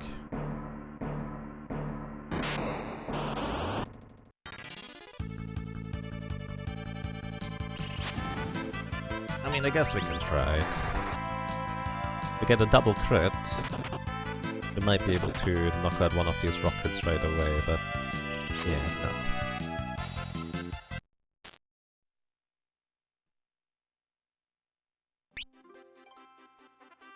Oops, there it is. Going to get into an encounter very quick. And just run away. Wow, another back attack.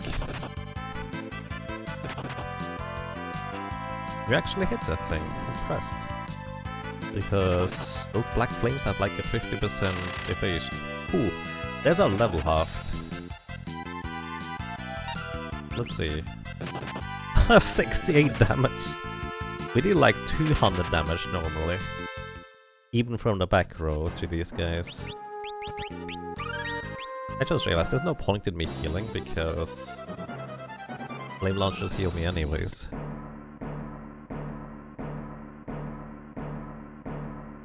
Let's see if we get luckier this time. Oh, no, we did get lucky. Nice. Very nice. Okay, kinda like before, I'm just going to briefly reset the capture because I'm pretty sure the sound is very slightly behind.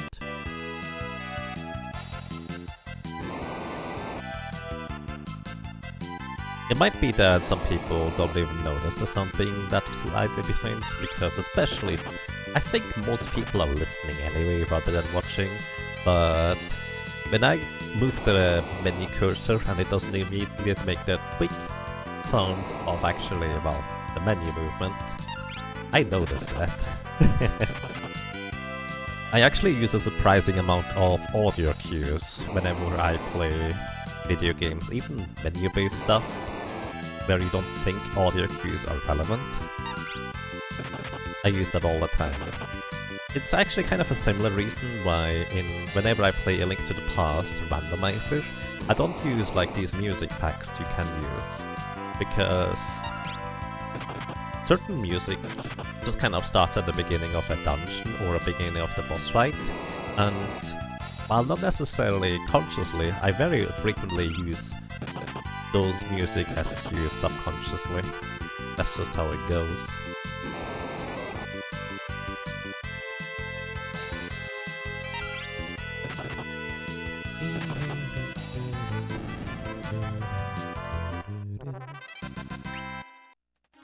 Alrighty, one more set of enemies.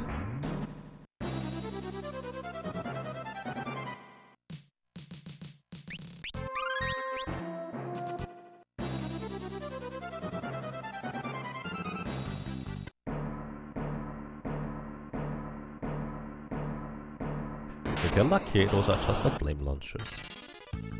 Nope. I mean, I guess we can try anyways. They have a 1 in 3 chance to do nothing, 1 in 3 chance to missile, and 1 in 3 chance to rocket launcher. And rocket punch.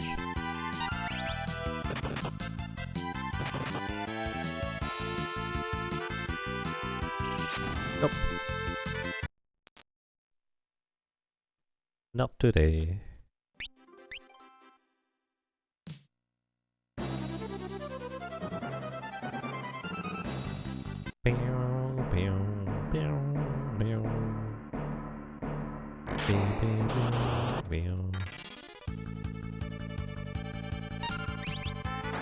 Oh, that's a very similar beginning compared to what it was before. Nope. We deal at minimum about 700 damage to ourselves, so even the rocket punch just halving our HP, we do not survive. I'm just curious whether using the menu cursor movement actually has a chance to change the encounter, or whether I actually need to go ahead and get into a different enemy encounter on the ground.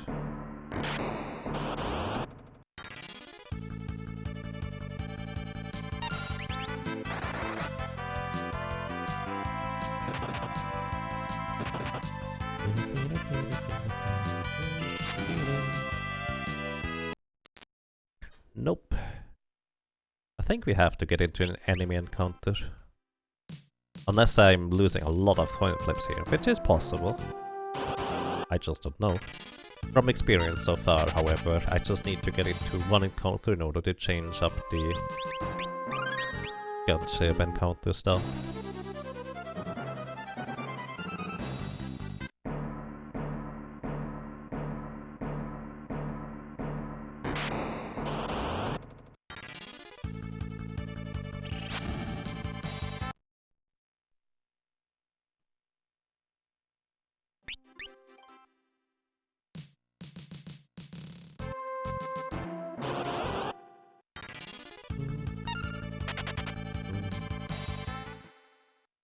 I guess it could just be based on which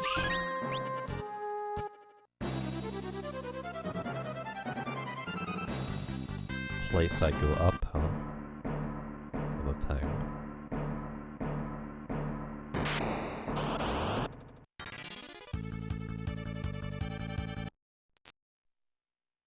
Losing a lot of coin flips here.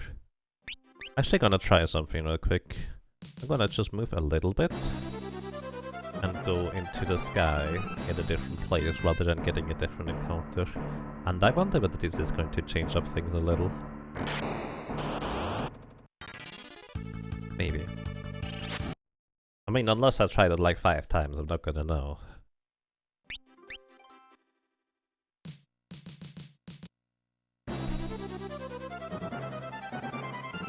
Not much luck with the encounters currently. Yeah, that's kind of where I don't really know whether this is luck or whether they just can't change until I get into a regular encounter or so. Like, this is entirely possible that the last like 10 attempts were literally impossible for them to change layout or something like that.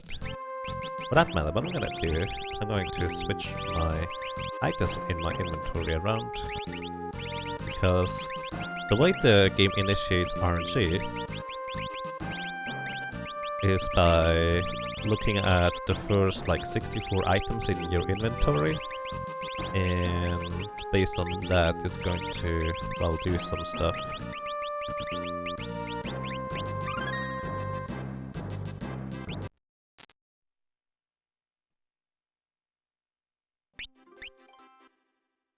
Alright.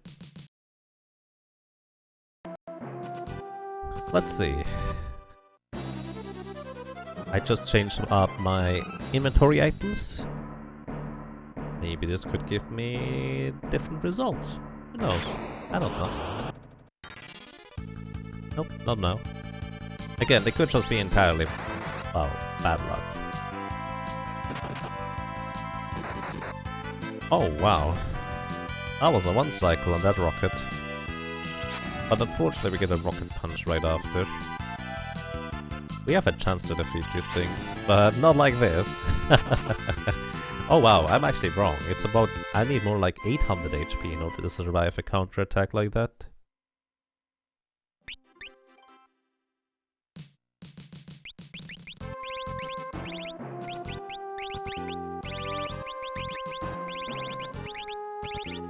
Normally I rearrange items in order to have my switch weapons up top, but the monk doesn't get weapons.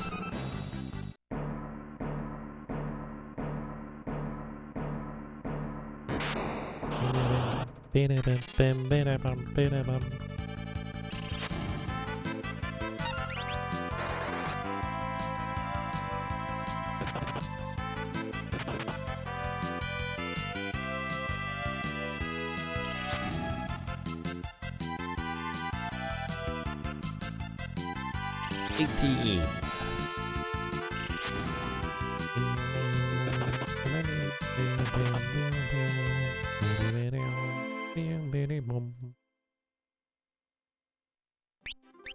So, if it reacts to item inventory things,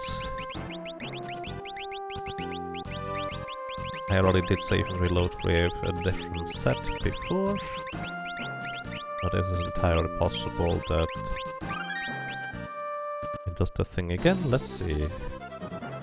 This is more just kind of testing on my end right now. Maybe I should stop increasing the death counter, but at the same time, I am trying stuff, I suppose.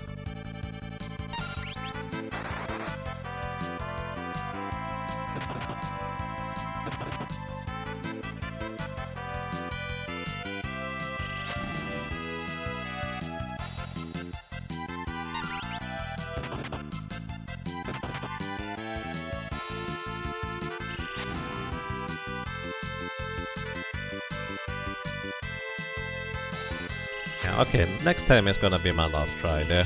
Then I'm just gonna go into an encounter and move on afterwards.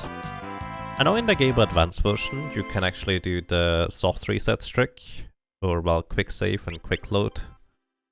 And it actually does indeed give you different results. Instead of reset, turn off console and turn back on. I suppose I could do that too. But I think it's basically the same in this game anyways.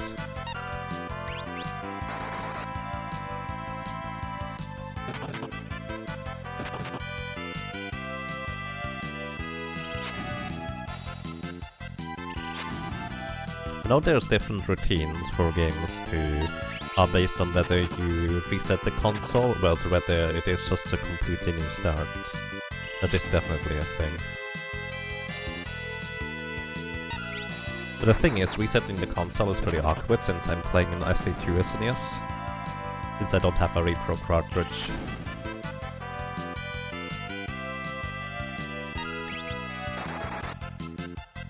Oh, we got pretty far this time.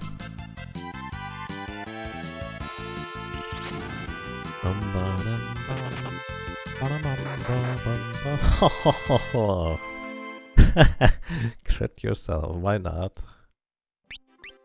Alright, we're just gonna get into an encounter here. Every time we got in the rocket launchers, we got into this encounter specifically too.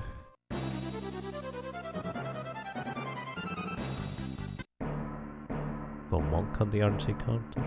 Oh, now I... By the way, I genuinely did not understand why somebody meant or said monkey at the beginning of the stream. Now I realize it. Because monkey. Like, it should be obvious. It wasn't to me, for some reason. Ooh, nice crit.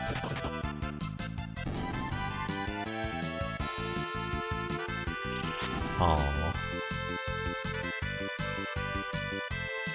It is technically possible to win against these rocket thingies. Just practically very unlikely. By the way, increased the death counter at the beginning here, in case you're curious. Let's see. Crescent, Lizard, and Fire Soldier encounter here. Yep, same one again.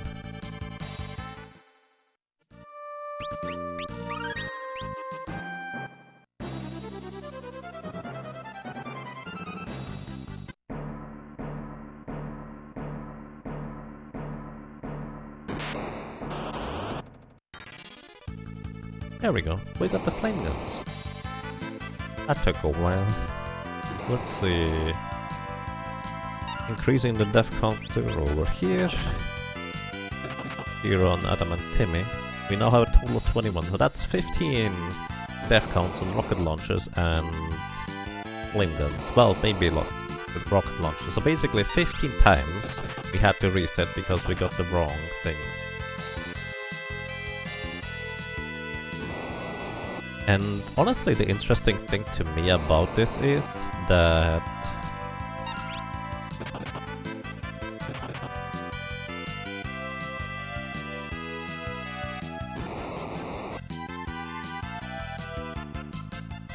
It's clearly not entirely random, is it?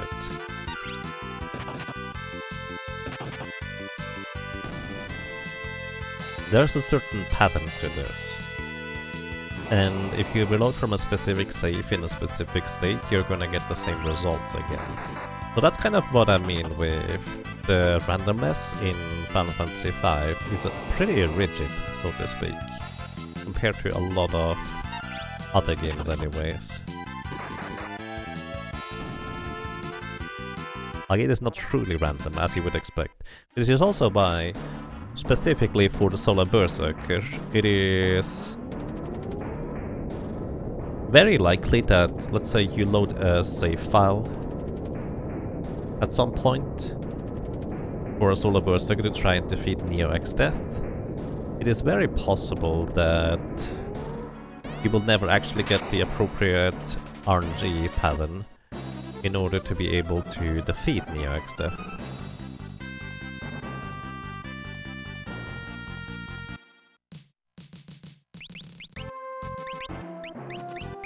Alrighty. By the way, I'd like to point out that we are almost at Monk level 6, which would be 20% HP, which really doesn't help us in any capacity. Either way, this is why we got the Angel Ring. Welcome to Soul Cannon. Soul Cannon here is a boss that has 12,500 HP and two little rocket launcher in spec that have 800 HP each. So I'm actually gonna dig out my calculator, because I want to keep track of how much damage I do exactly to the Soul Cannon, because I'm not sure I have enough elixirs, let's put it this way. Either way, Soul Cannon initially takes like 7 or 8 turns in order to charge up its attack. So these little rocket launchers deal 50% of our current health in damage, and would inflict the HP leak status effect. One of them actually missed, curious enough. Yeah, we just defeated both of them by just kicking and simultaneously dealing enough some damage to the Soul Cannon as well. So, now, I am too low on HP to survive the next attack, but what I can do is I can use a high potion here rather than using an elixir, because we have one. And now we need to deal, well, about 12,000 damage to the Soul Cannon still. I do think using build-up is more damage per time unit use, because it doesn't take us entirely 2 turns until we get our turn. But here's the thing, Surge Beam is going to hit us every 4 turns now of Soul Cannon, which means it is 50% of our maximum health and damage and HP leak status. So we have to heal after every single Surge Beam, or more specifically before the next Surge Beam hits. And that's gonna be pretty much a requirement. Level 128%, this is fine. Fire. There's actually a common misconception that Soul Cannon gets faster and faster and faster each turn, which is not true. It's basically just the initial build-up until it releases its, Soul Cannon beam, takes an additional 3 or 4 turns until it actually fires, whereas if you... well... after the subsequent attacks, well, go by much quicker. 976... we're not quite dealing enough damage for... so we would need 2 more build-ups in order to defeat Soul Cannon here, I think. So the elixirs might just barely be enough. Also, 2 build-ups might actually be just barely not enough damage. Might actually be just slightly too little.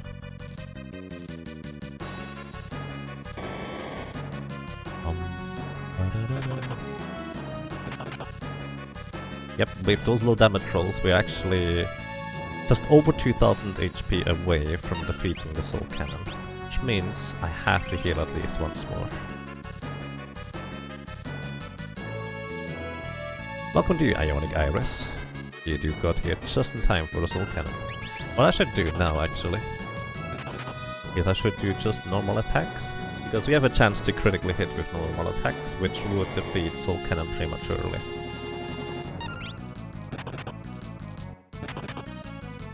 Alright, Soul Cannon is 68 HP away from getting knocked out, so just one more attack will do the trick. And goodbye. Okay, we had just enough elixirs in order to defeat Soul Cannon.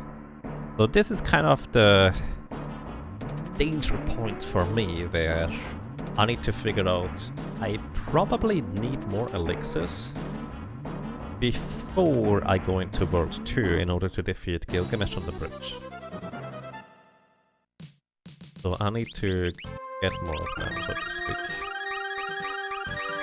But yeah, Soul Cannon first try. We didn't get any critical hits. Critical hits would have probably saved us some elixirs there, but at the same time, it wasn't too terribly difficult either way.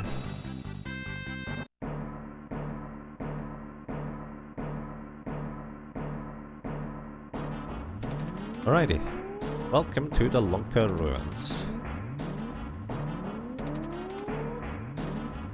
In the Lonka Ruins, we are just going to go ahead and walk through.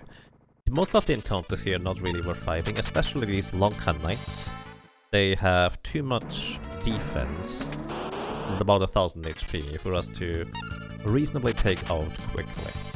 If we see one enchanted fan, that might be worthwhile to fight, or how long it takes compared to how difficult it is. But pretty sure the Lonkarites are not really that worthwhile. Also, what I should probably do is I should equip the Elf Cape again, so we have a chance to dodge physical attacks. But it's not always as easy to run away from encounters in this area here. Let's see. World Demon has about 1000-ish HP, and we deal just about 1000 damage. Nice. Pretty good experience, I would say, for how easy it is. So in the Lonka Ruins, we can find a high potion and I think 2 elixirs, so that's gonna be what I hope to find. Well, I guess I don't have to hope. They are just in chests, I just need to go and open the chest.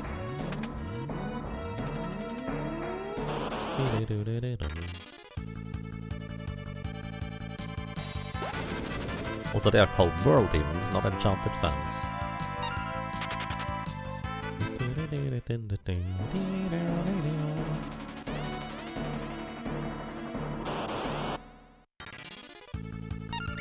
You know what? I'm just gonna fight these things, because at some point I will need more levels as a monk. That's just gonna be a requirement. And these enemies are easy enough to take out.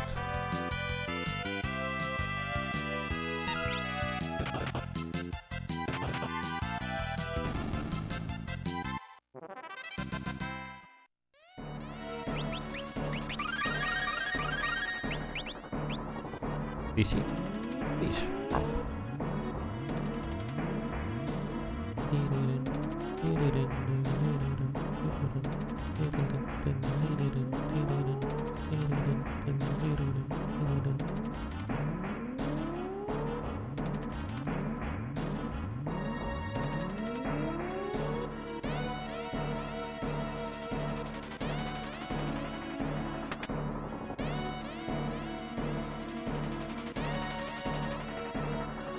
So here's where we get a high potion. And even though we can't really use any of the equipment over here, it is a decent amount of money.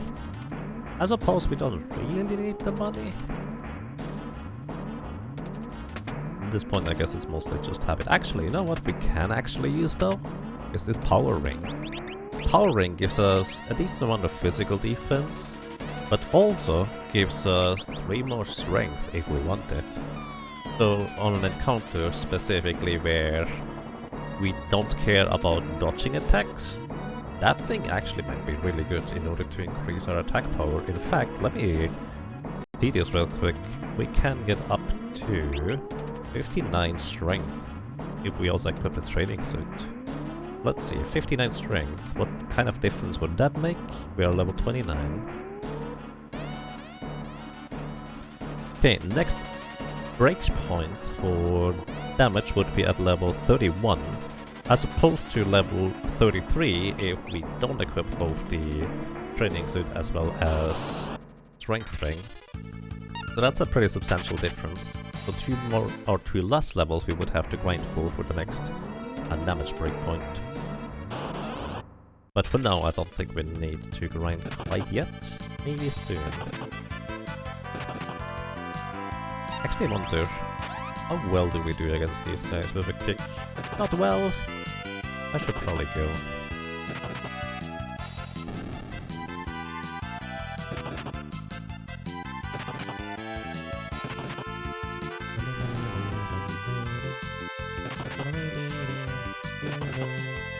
Wow.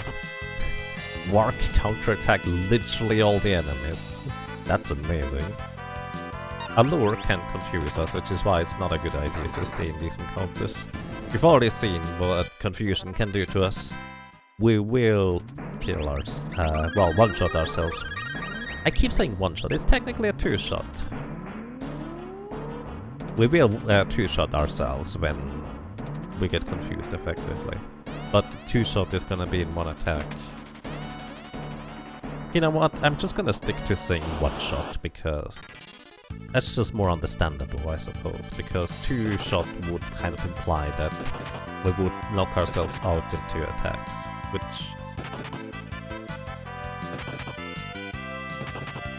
yeah. I think while one-shot might not be the semantically accurate wording, it's at least clear from what I mean. Well, mostly clear.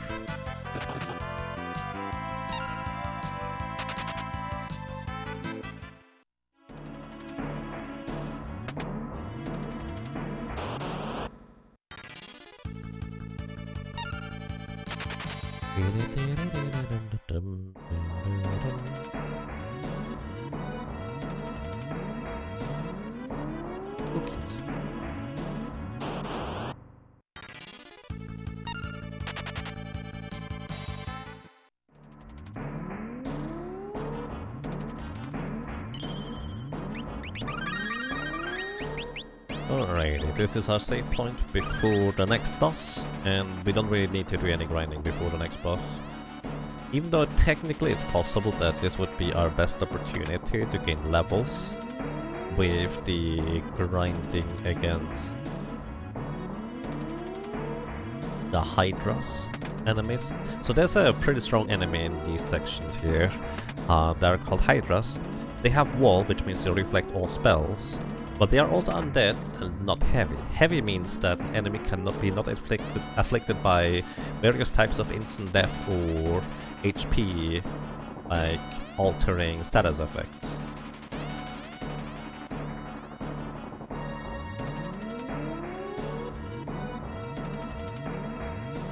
So there's that. Also, now, Archeo Avis normally consists of 5 different forms. However, you know how... Let me actually begin at the beginning. So, the general gist of Archeo Avis as a boss fight is it goes from a lot of physical defense to less and less and less physical defense, but gaining more and more magic defense starting at 0. And eventually in the last form it has 0 physical defense and absorbs or resists most elemental attacks. However, each initial form, the first 4 forms have 1600 HP each, and, well, the interesting thing is that you do not need to worry about these first 4 forms if you just counterattack into the damage. What I mean with this is that Archeo Avis switches forms if you damage it past 1600 HP, each one of the forms. However, because that is a counterattack, and my counterattacking cannot trigger his counterattack with switching forms, I can actually defeat Archeo Avis prematurely. So basically what I'm trying to do here is I'm gonna try and defeat Archeo Avis. Oh my goodness, that's a nice crit. By just counterattacking, so if Archeo Avis attacks me here with a physical attack and I just counterattack right here, I win. Wow. Right.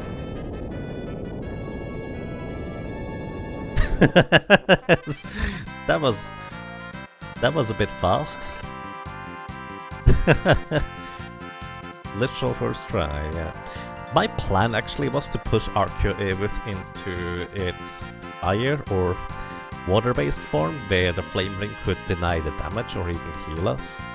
But turns out that was really not necessary. Wow. Well done. Yep. So, monks have a 50% chance to counterattack. And as I said, if a counterattack cannot trigger another counterattack, and because Arceus form shift is a counterattack to you dealing a certain amount of damage to it, it just gets knocked out if I counterattack it into the next form. You can also trigger this via the HP leak status, you know, the status that continuously counts down HP pretty rapidly until like 150-200-ish. If you inflict that onto Arceo Avis after bringing it close enough to 1600 HP lost, you can actually just do the same thing. We did this with the Beastmaster as well. Is this counter bug also in the Game Boy Advance and later Final Fantasy V games? It is in the Game Boy Advance version, yes. I don't know about the Steam release.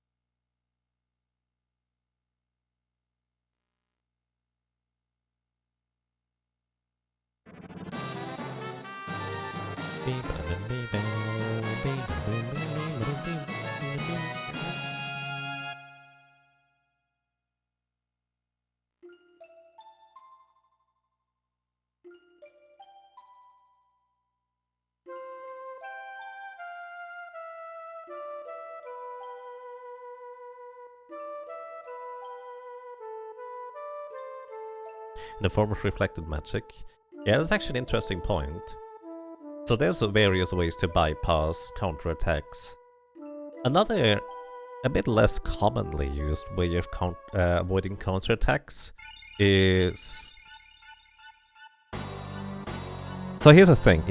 In Final Fantasy IV, I think you can just cast a spell onto your wall to reflect your spell onto the enemy, and that bypasses the counterattack. That doesn't quite work this way in Final Fantasy V, but there's a similar method you can do.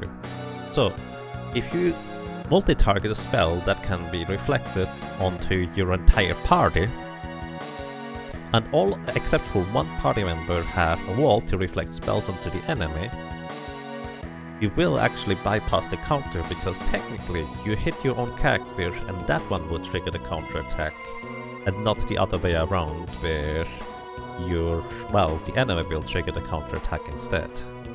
So what you can do against Omega, for example, you give 3 characters a reflect ring, and then you have a Black Mage cast like Lightning 3 onto your own entire party.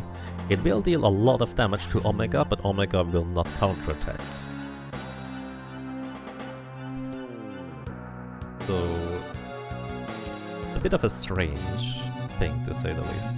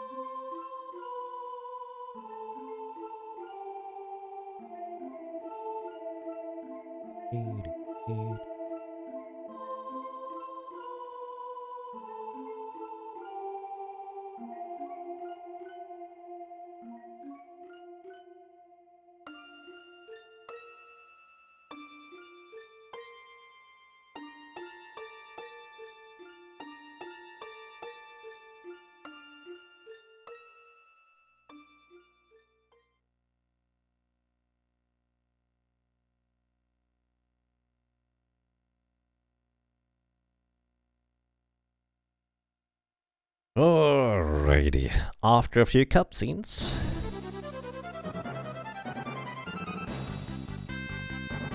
as soon as we land,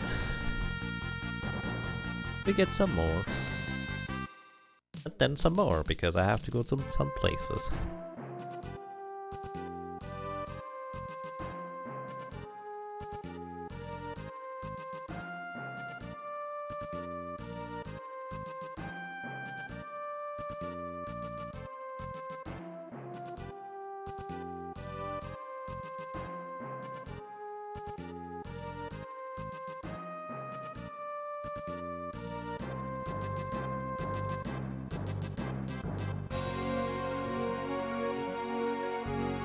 Welcome to GF. How are you doing today?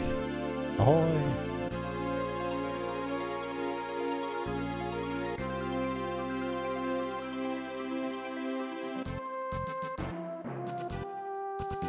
Give me a second.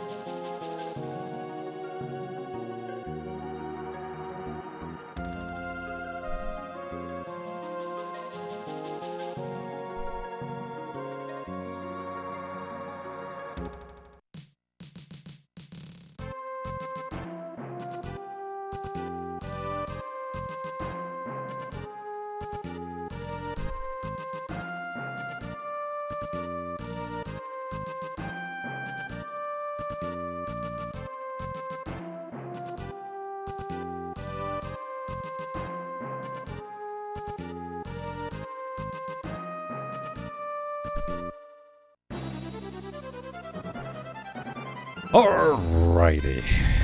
So, after a bunch of meddling around, let me actually get to the fight that I've kind of been mostly looking forward to. So, what I'm gonna do is I'm actually going to equip HP plus 20% and the power ring for this encounter here. Wait, does the power ring matter? Ancient ring has more physical defense. I'm pretty sure the power ring does not matter at my level. I would need to be higher level for it to matter. In this case, I'm gonna just keep the ancient ring for the physical defense instead. Yeah, I'm gonna do that. Alrighty, so the reason why I want to have more maximum HP is because this next encounter here, I'm gonna get into soon, Tim, consists of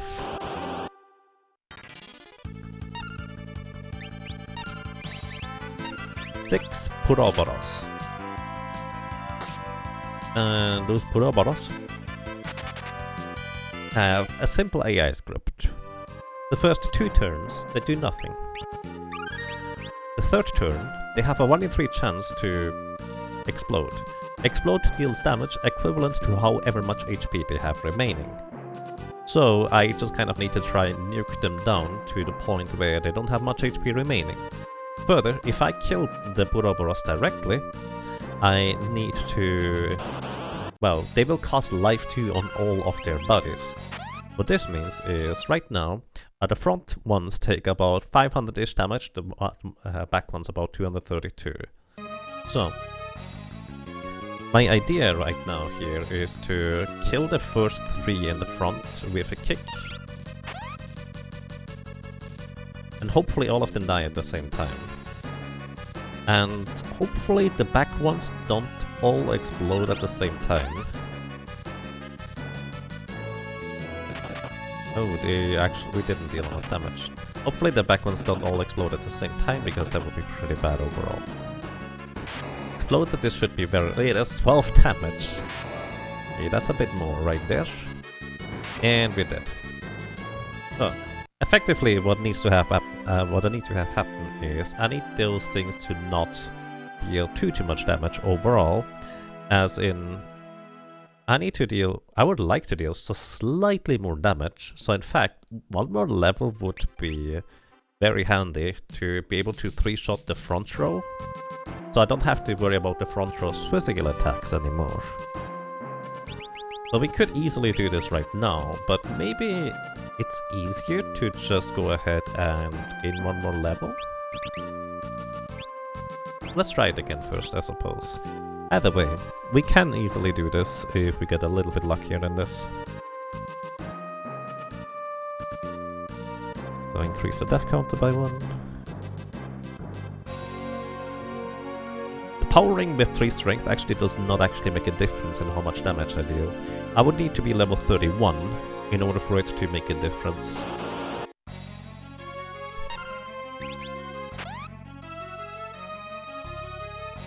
Because my attack multiplier is gonna stay the same. There, let's try this again. 512 on all the front guys so far, that's good numbers. The top one is still on route to getting knocked out right now.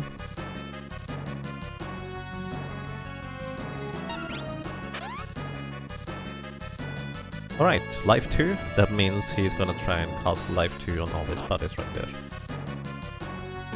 Critical hit, okay. At least 2 of the back ones did not counterattack, that's good. Oh, explode I mean. This one did. This one is gonna explode for pitiful amounts of damage. No, I didn't counterattack by back ones. Back ones have 3 times 250-ish HP less. I'm pretty sure I would kill the bottom one if I attacked it with a physical attack right now.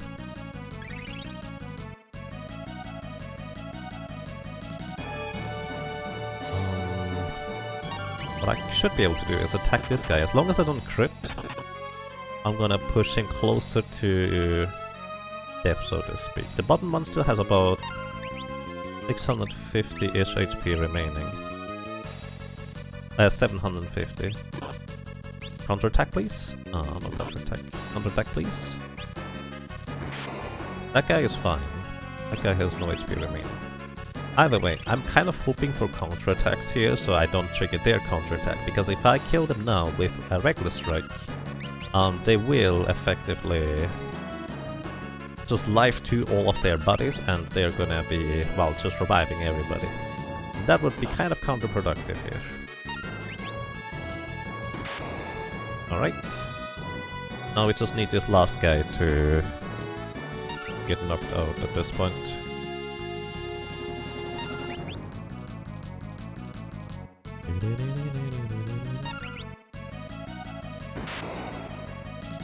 Oh, 718 damage. I didn't exactly keep track of how much damage or HP he has remaining. I thought it was a lot less. I should have actually attacked in this case, so to reduce the damage incoming. That was my mistake. I thought I counterattacked him at some point. I was wrong. I did not. Must have been the previous attempt, I guess. Okay, increase the death counter. Yeah, that was entirely my mistake. I needed to keep track of that better. Because if I just use the kick, there's no chance of even getting a critical hit. What also I would actually appreciate if none of them exploded in the first round. They get the opportunity, and they don't deal enough damage to knock out any of them. That way, the kick into the front row is actually going to knock 3 of them out at the same time. That's a good thing. Well, never mind, they exploded. Alright. Okay, 264, that is 3 times 7. Yeah, I don't want to attack that guy anymore. About 200 HP remaining. That one? Yeah, that's good. Alright, now, I need to not get a critical hit on this one. To be fair, even if I do, it's not that big of a deal. Okay. Okay.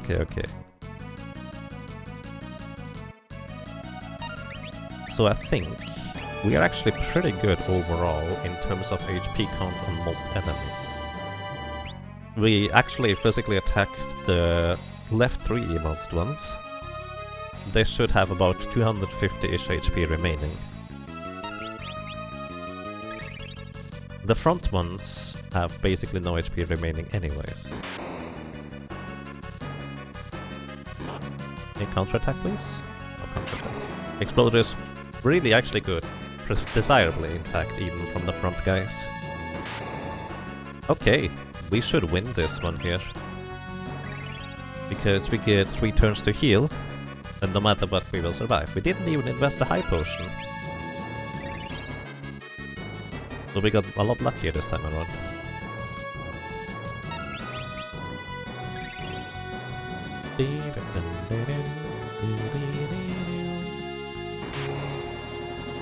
Oh, perfect.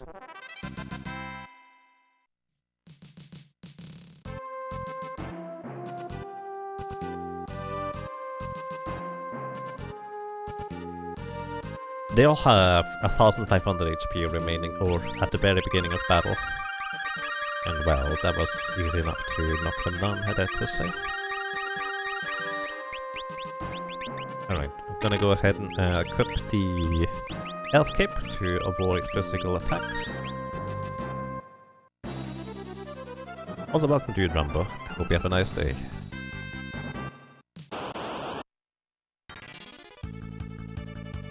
Not eaters. I don't wanna bother them. They look like they're hungry.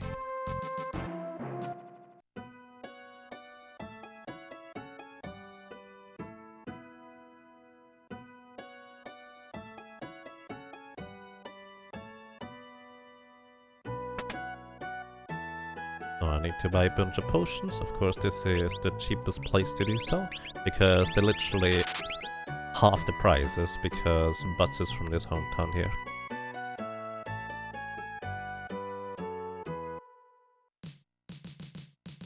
Home sweet home. Alrighty, next Meteor mini-boss is going to be Titan. Titan, I think, has... Actually, always get the HP wrong. Let me look it up before I say something. Titan has 2500 HP. Okay, it actually was the amount that I had in mind. Either way, Titan has a very simple AI routine slash gimmick. All he does is 2 out of 3 times he does a physical attack, and 1 in 3 times he casts Quake. Quake deals about 500-ish damage to your entire party. And let me tell you, that's a lot of damage for your characters. So you can circumvent getting quaked by having float on your characters. And to be fair, there's only one way to get float. No, there's a few ways to get float. Either way, normally with normal level characters, single characters that is, that's a lot of damage. And Quake he does not just cast with a 1 in 3 chance basically every turn, but also, well actually it's only every other turn he has a 1 in 3 chance to cast Quake, sorry. But also he has a chance to cast, or he will cast Quake as soon as you knock him out. It's called Earthshaker, not Quake. Either way, because we are a solo monk with high HP and reasonably high levels, this is easy enough. But he can definitely be quite a nuisance.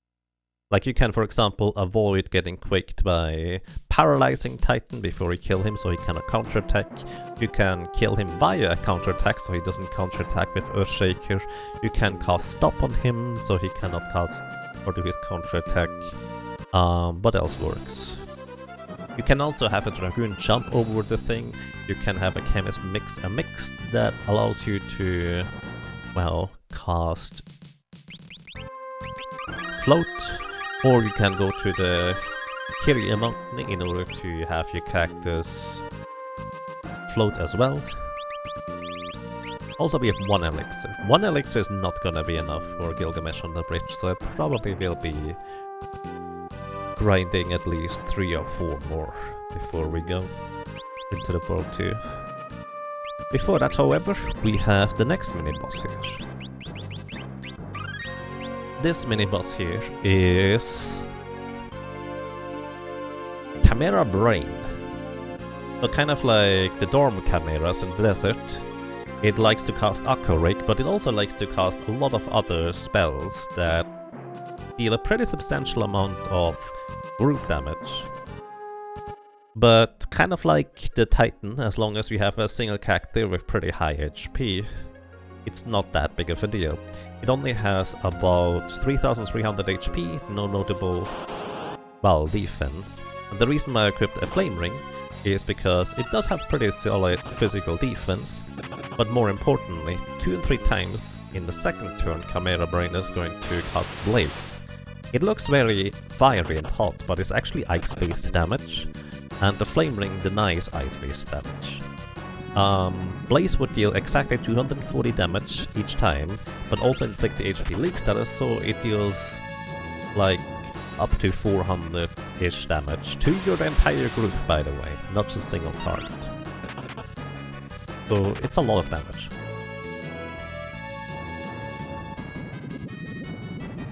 Aqua Rake also about 300 damage to your entire group. Basically, you want to defeat this thing quickly. It is susceptible to a lot of status effects, so taking it out isn't too terribly difficult if you just try various status effects. It is also not flagged as heavy, which means you can use various types of instant death or slow and stop spells as well.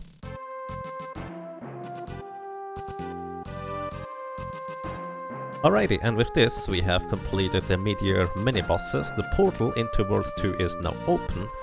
However, as mentioned before, 1 elixir is not sufficient. I will want to have probably more like 3 or 4 before going into World 2. And the easiest way to grind elixirs is in the ship graveyard, where there's guaranteed encounters every encounter to get an elixir. Well, a chance for an elixir, 1 in 16 every encounter. Or more if you get lucky with more of them in the encounter. But that will be a thing for next time. Because I think that is a good start into the solo monk challenge run. So everybody, I hope you enjoyed your stay. Thank you so much for watching, for listening and for lurking. And hopefully until next time, take care and have a good night.